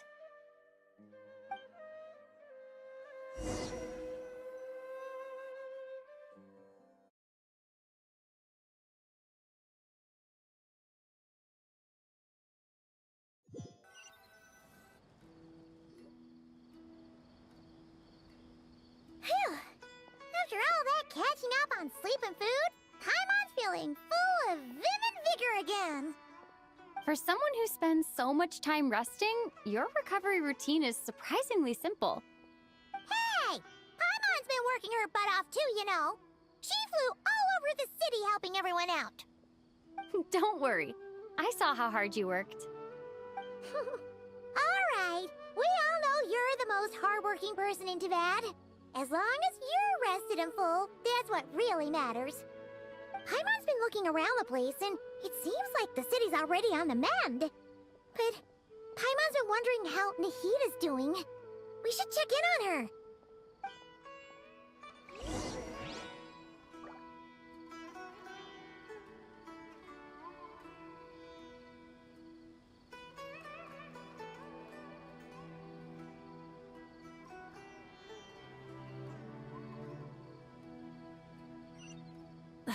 Instead of confining themselves to the heavens, God...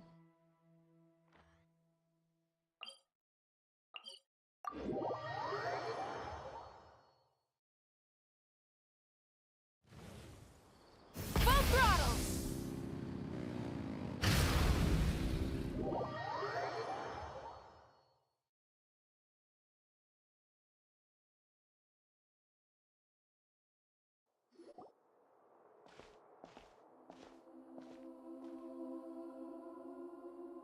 Hey, Nahita!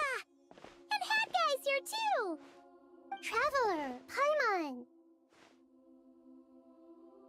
what's going on here? Nothing much. Nahida was just expressing concern for my physical and mental well-being. Oh, the Traveler told Paimon all about that. We've both been very worried about you. Are you feeling alright? You make it sound like I'm on the brink of some kind of breakdown. Truth is, I'm doing much better than you might imagine. If we can just get to the bottom of Dottore's intentions, we can minimize his negative influence. That's the sort of thing I excel at. Just listen to that newfound optimism. It seems like having you enroll in the Vahumana was a truly inspired move. I can really see the positive influence. Observe, a classic Sumeru specialty. Chalking everything up to education and learning. To be honest, even I can sense the change in you. Everything Dottore said to you was a way to manipulate your mind. Fortunately, you're no longer under his sway. Can someone as old as me really continue to grow? If it helps, just think of yourself as a late bloomer. It's all a matter of phrasing, and it comes down to what standards you measure yourself by. For a puppet, developing at such an age is perfectly normal. But if you choose to call yourself a late bloomer, it sounds more like you consider yourself human. However you see yourself, well done. Alright, I see what you mean. Anyway, what's your next step? What else can I do but complete my current courses? Everything else can wait. Anyway, that's enough chit-chat. There are still things in the city I need to help out with. I'll be heading there now.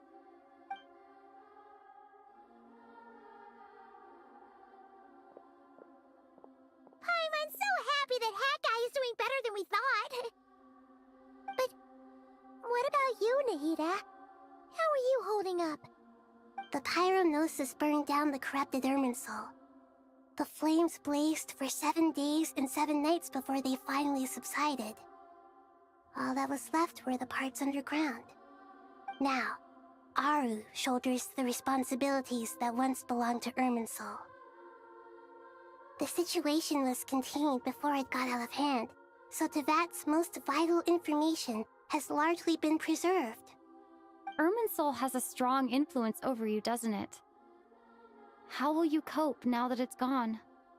There is no need to worry. Thanks to Nicole's extraordinary talents, my connection to Irminsul has been severed and transposed onto Aru. Angels can do things like that? They can. Such abilities are precisely what makes them so powerful. The goddess of flowers, Nabu Malikata, once claimed that she too could perform feats beyond the reach of mere mortals. In my eyes, much of what she went on to achieve reached such transcendent levels. Her and Nicole really are both fascinating and magnificent. So, does that mean your situation is stable now? Correct. Just imagine that Aru has become the new Irminsul, and the essence of my existence has been bound to it. The wisdom of Sumeru has ultimately converged into a single, unified entity. Should we ascribe this all to fate, or is it merely fortune? Whatever it is, the important thing is that you're okay, Nahida.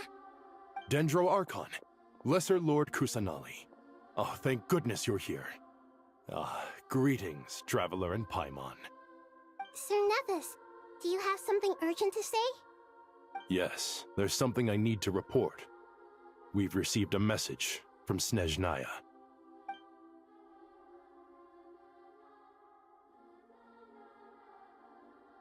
The Fatui Harbinger, the Rooster, sends us his sympathies, along with all the usual pleasantries. His stance is that, following the unrest and Nod Cry, Dottore was subjected to internal censure. This madness was the act of a rogue element, one who cannot be seen to represent the Zapoliarni Palace. No less than can be expected. Snezhnaya paid a heavy price working to stop him. They even lost one of their own harbingers, The letter goes on to say that even so, Snezhnaya cannot claim to be blameless. Apparently, they will deal with Dottore subordinates in accordance with Snezhnayan law, holding all those involved in his crimes accountable. Additionally, they are supplying relief funds and supplies, which are already en route. They hope this will aid in Sumeru's reconstruction. Sounds like he's got an answer for everything. True. But as diplomatic rhetoric goes, it's highly effective. Completely watertight, both in logic and sentiment. This disaster has had a profound impact on Sumeru. There is much that I will keep in my heart. The matter of Dottore can be seen as settled for now. We are sure to cross paths again in the future, and in that light, Snezhnaya would do well to uphold their responsibilities and keep a tight rein over their actions. With Irminsul burned, the flow of fate now carries many more possibilities. I will be watching carefully. Perhaps we can move on to a less serious matter? Dendro Archon, will you eat with us once this matter is dealt with? Everyone wishes to celebrate together. Your presence would be most welcome. Of course! Junior Zod, Sino, and Hypatia all told me the same thing.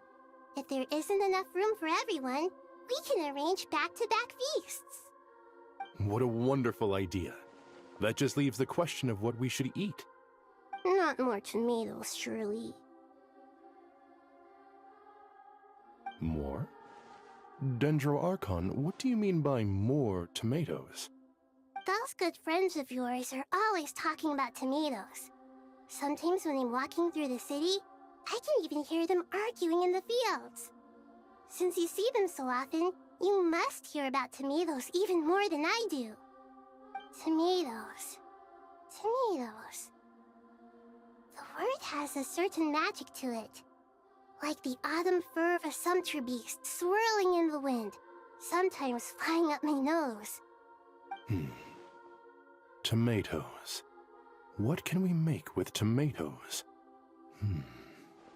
Wait, why tomatoes?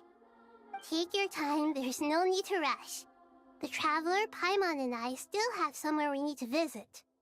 You'll have plenty of time to think it over before I return. Does this mean you're going to Natlan? Meet them there in person.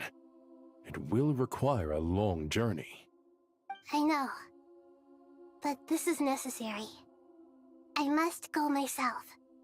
Traveler, Paimon, we'll set off as soon as you're ready. Is that all right? Sure. We'll be ready whenever you are. You'll hear no objections from Paimon. We should grab some snacks along the way, though. It'll be just like going on a long holiday. Wonderful. I'm looking forward to this so much.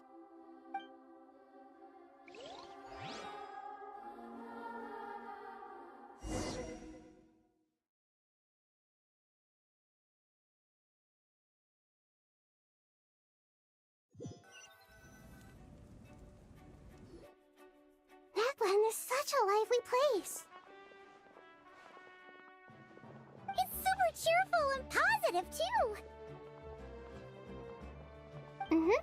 I can see that. There are people outside exercising at all hours. Such a healthy way of life. You came. Welcome, welcome. You must be hungry from your journey. Would you like something to eat? Oh, thanks, but no thanks. We've been eating the whole way here. We had a mushroom platter, Sab's meat stew, butter braised chicken, hot and sour pudding. Paimon's positively stuffed. All right, all right. No need for all that detail. I'm starting to get hungry myself. Maybe later then. We can wait till everyone's got an appetite. Then I'll head out for a meal together. Sounds like a plan. Let's find somewhere to sit down.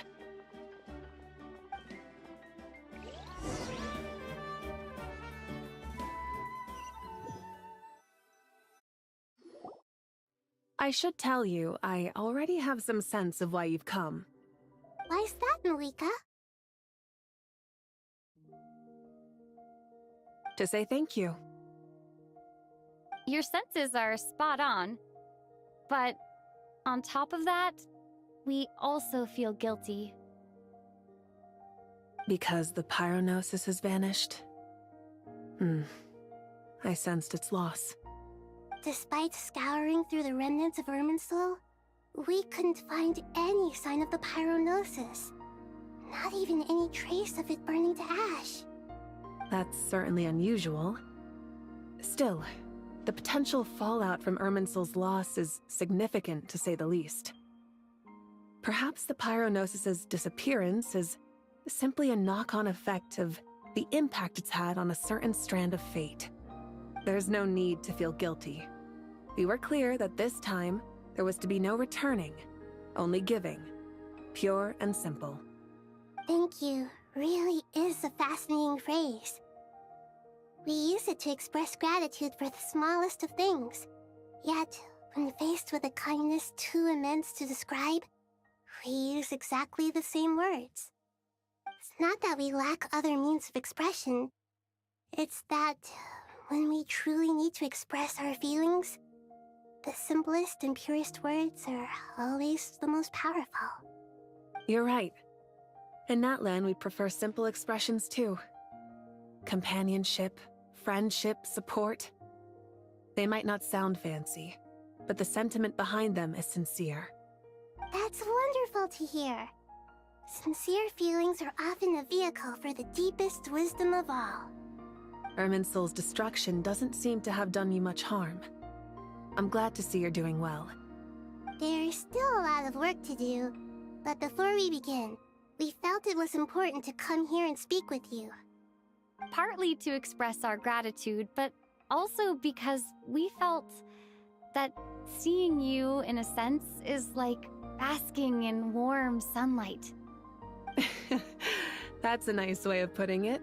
I like that. To tell you the truth, though, I'm not a fan of somber meetings. So, since there's nothing more to say, why don't we go bask in some actual sunlight? The weather's beautiful today. What a great idea! Paimon's gonna lie back and soak up some rays.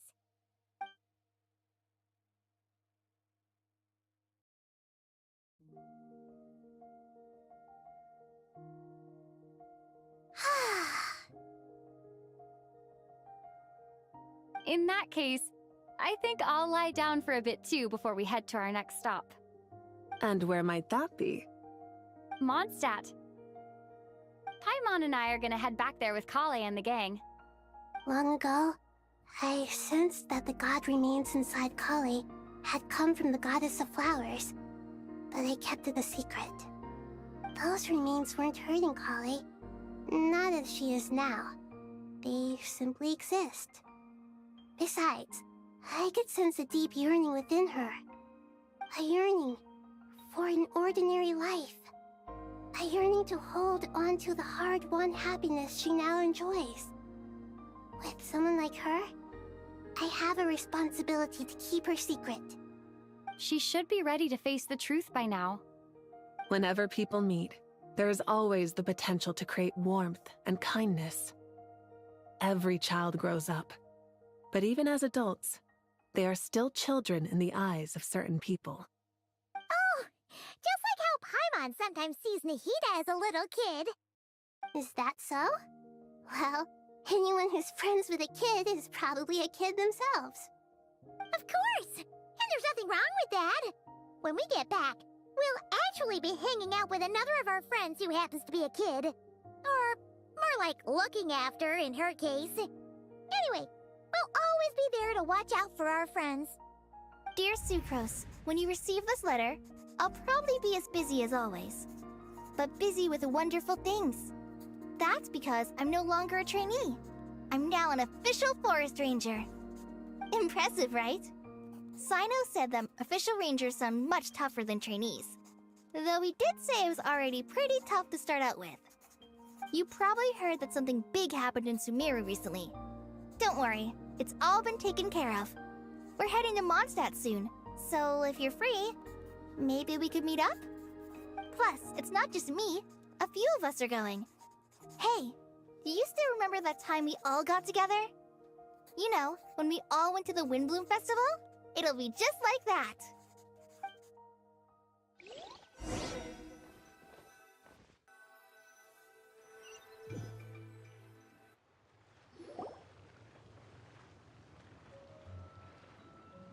Dainari, is that... Don't you say it! Is that the great Vayu-Vyastra? Behold, the great Vayu-Vyastra, General Mahamatra. How times have changed. I wasn't expecting you to beat me to the punchline. You've changed. You've really upped the aggression in your battle against Sino's jokes. Kale, how did you know what I was going to say? For the love of...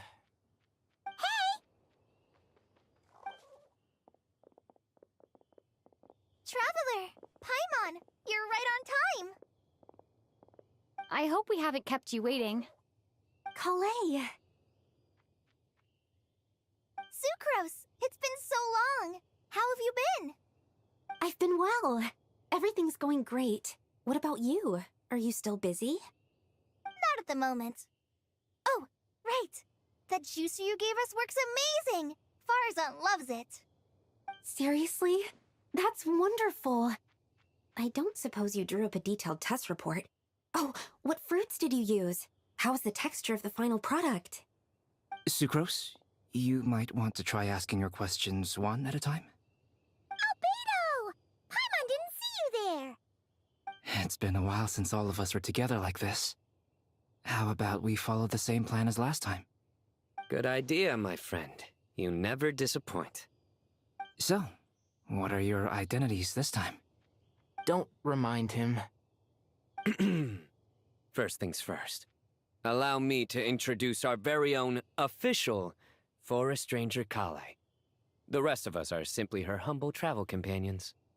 This sounds like one of those mushy stories that gets people hooked on some corny, heartwarming premise.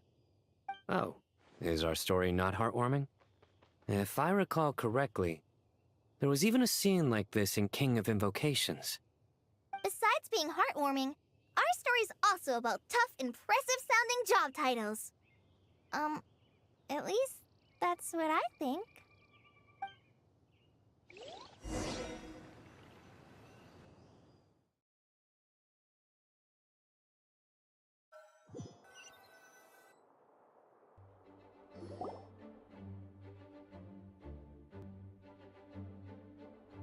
Oh, you're here already?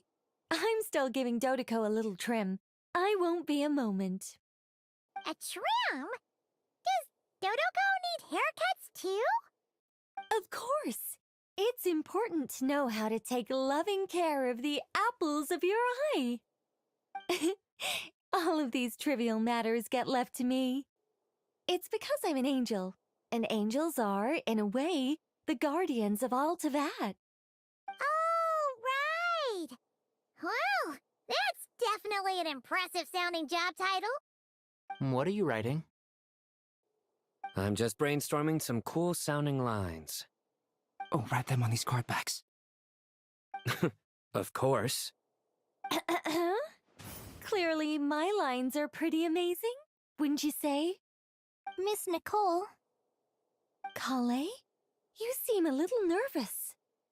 I was just wondering, who was the person you mentioned who needed their wish fulfilled?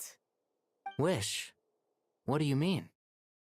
Miss Nicole asked if we could meet up in Mondstadt once everything was over. She said a friend of hers had a wish that needed my help to come true. Well, you never mentioned that before. All we knew was that you'd arranged to meet in Mondstadt. But we thought it had something to do with the god remains. To be fair, everything I told you was true. Anyway, my friend is waiting. Come on, let's pay her a visit.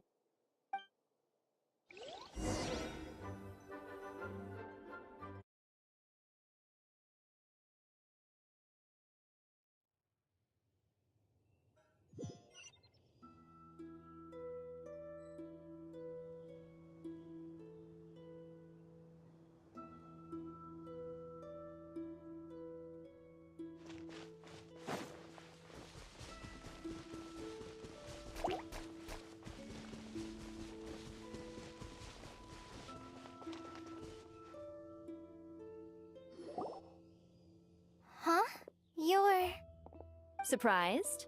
I bet you weren't expecting to meet a woman like me beneath this beautiful tree in a faraway land. An oasis will spring from the place where a djinn resides. That saying falls somewhat flat here in Mondstadt, given that everywhere is already so lush and green. Lilupar, what are you doing here? I made friends with Miss Nicole. I asked her to bring me here and then invite Kale to come. The prologue to this story is that I have a wish. It has stirred within my heart for centuries, millennia even. Originally, it was merely Al-Ahmar's lie, but now it has become reality. Could this be... related to the goddess of flowers? My dear young lady, my mistress left her final trace in this world upon you. I can't tell you how glad I am to see you here. And now I have seen you, and peered into your heart. You have experienced hardships and suffered setbacks. The torment an ordinary person might expect to face has befallen you threefold. This is the source of your resilience. But, beneath all this, I have witnessed the seeds of desire. You yearn to return to the simple life you once knew, do you not? I do. I want to throw away everything that isn't mine. But how do you decide what is yours? The scars that others carve into your flesh? The kindness and love they inscribe? Are these things not yours as well? They are. This is something I've talked about with Miss Nicole. Miss Nicole said I should learn how to adjust my standards. I just want to live as an ordinary human. Anything beyond that isn't mine. Don't you want anything from the remains of the goddess of flowers? She gave me a revelation once. I think that's already more than enough. In the past, you would not have possessed such a rich heart. Your brief life has taught you to hold on to everything good, to home in on kindness. How fascinating. You're nothing like Nabu. Of course not. Yet I am a djinn. We exist because of the Lord of Flowers. We revere and love her. My wish is to see her one last time, to give everything for her. Kale, can you do this for me? But her remains won't be easy to remove. Are you sure this is what you want? That's beside the point. First, I need to know. Are you willing to do something for the soul of this lonely, wandering woman? I'm willing. But look, you know nothing about me. Even if you have heard the stories about me, all you would know is that I was rightly punished for the many evil deeds I committed. Ah, so you do know. Your lips are quivering, your eyes trembling, and still you're willing to do something for me. Life has been cruel to you, and yet you've learned to be kind. My dear young lady, to repay your kindness, I too must play my part. Are you sure about this, Lilupar? I yearn to see my mistress. For this moment, the world can burn to ashes, the universe be engulfed in flame. I care about nothing else. And you, Kale, I can give you a gift. You'll become just another ordinary human. But Miss Lilupar, what will happen to you? My wish will be fulfilled, and I can die happy. Why would you wish for that? A long, unending life might seem desirable for one who has never possessed it, yet it brings torment to one who has. My remains are scattered across the yellow sands, but my soul can find no peace. Since you've promised to grant my wish, give me that release. Allow the dying to die, and let the dead rest in peace. You have my thanks. Kale, there's no pressure on you. What she said, it's all true. A wish is a genuine desire, after all. It's as if you want to use the last of your life to give me a better future. Nothing so selfless. We'll be using our futures to fulfill each other's wishes. This is a noble act, a beautiful and secret transaction between two women. I understand. Miss Lilupar, I'm ready. Close your eyes, Kale. Then open your soul. From there, I will embrace my mistress. The downpour of flowers is your touch. Like returning to the very beginning. Like surrendering to your grace, my mistress. People say that devotion is beautiful, yet filled with pain. How foolish of them. For me, devotion is beautiful, pure and painless. Devotion is my love. Thank you.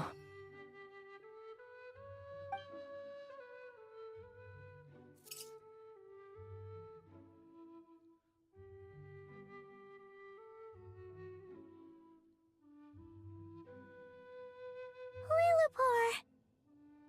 She disappeared? She left, carrying the blessing of flowers.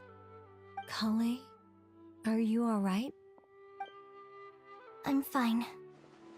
Now that the remains are gone, I don't actually feel any different at all. Those remains weren't hurting Kale. Not as she is now. They simply exist. Besides, I could sense a deep yearning within her. Kale must have already received what she was yearning for. I'm doing fine. I feel relaxed. There's really no need to worry. Then my wish has come true, too. To become ordinary? That's just one of my wishes. Actually, I have a few more. For instance, I want to protect the people I meet and help them find happiness.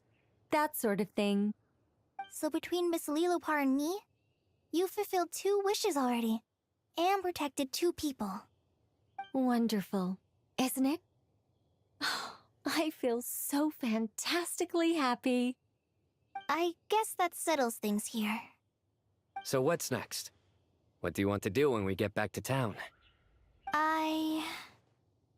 Clay, look who I've brought to see you.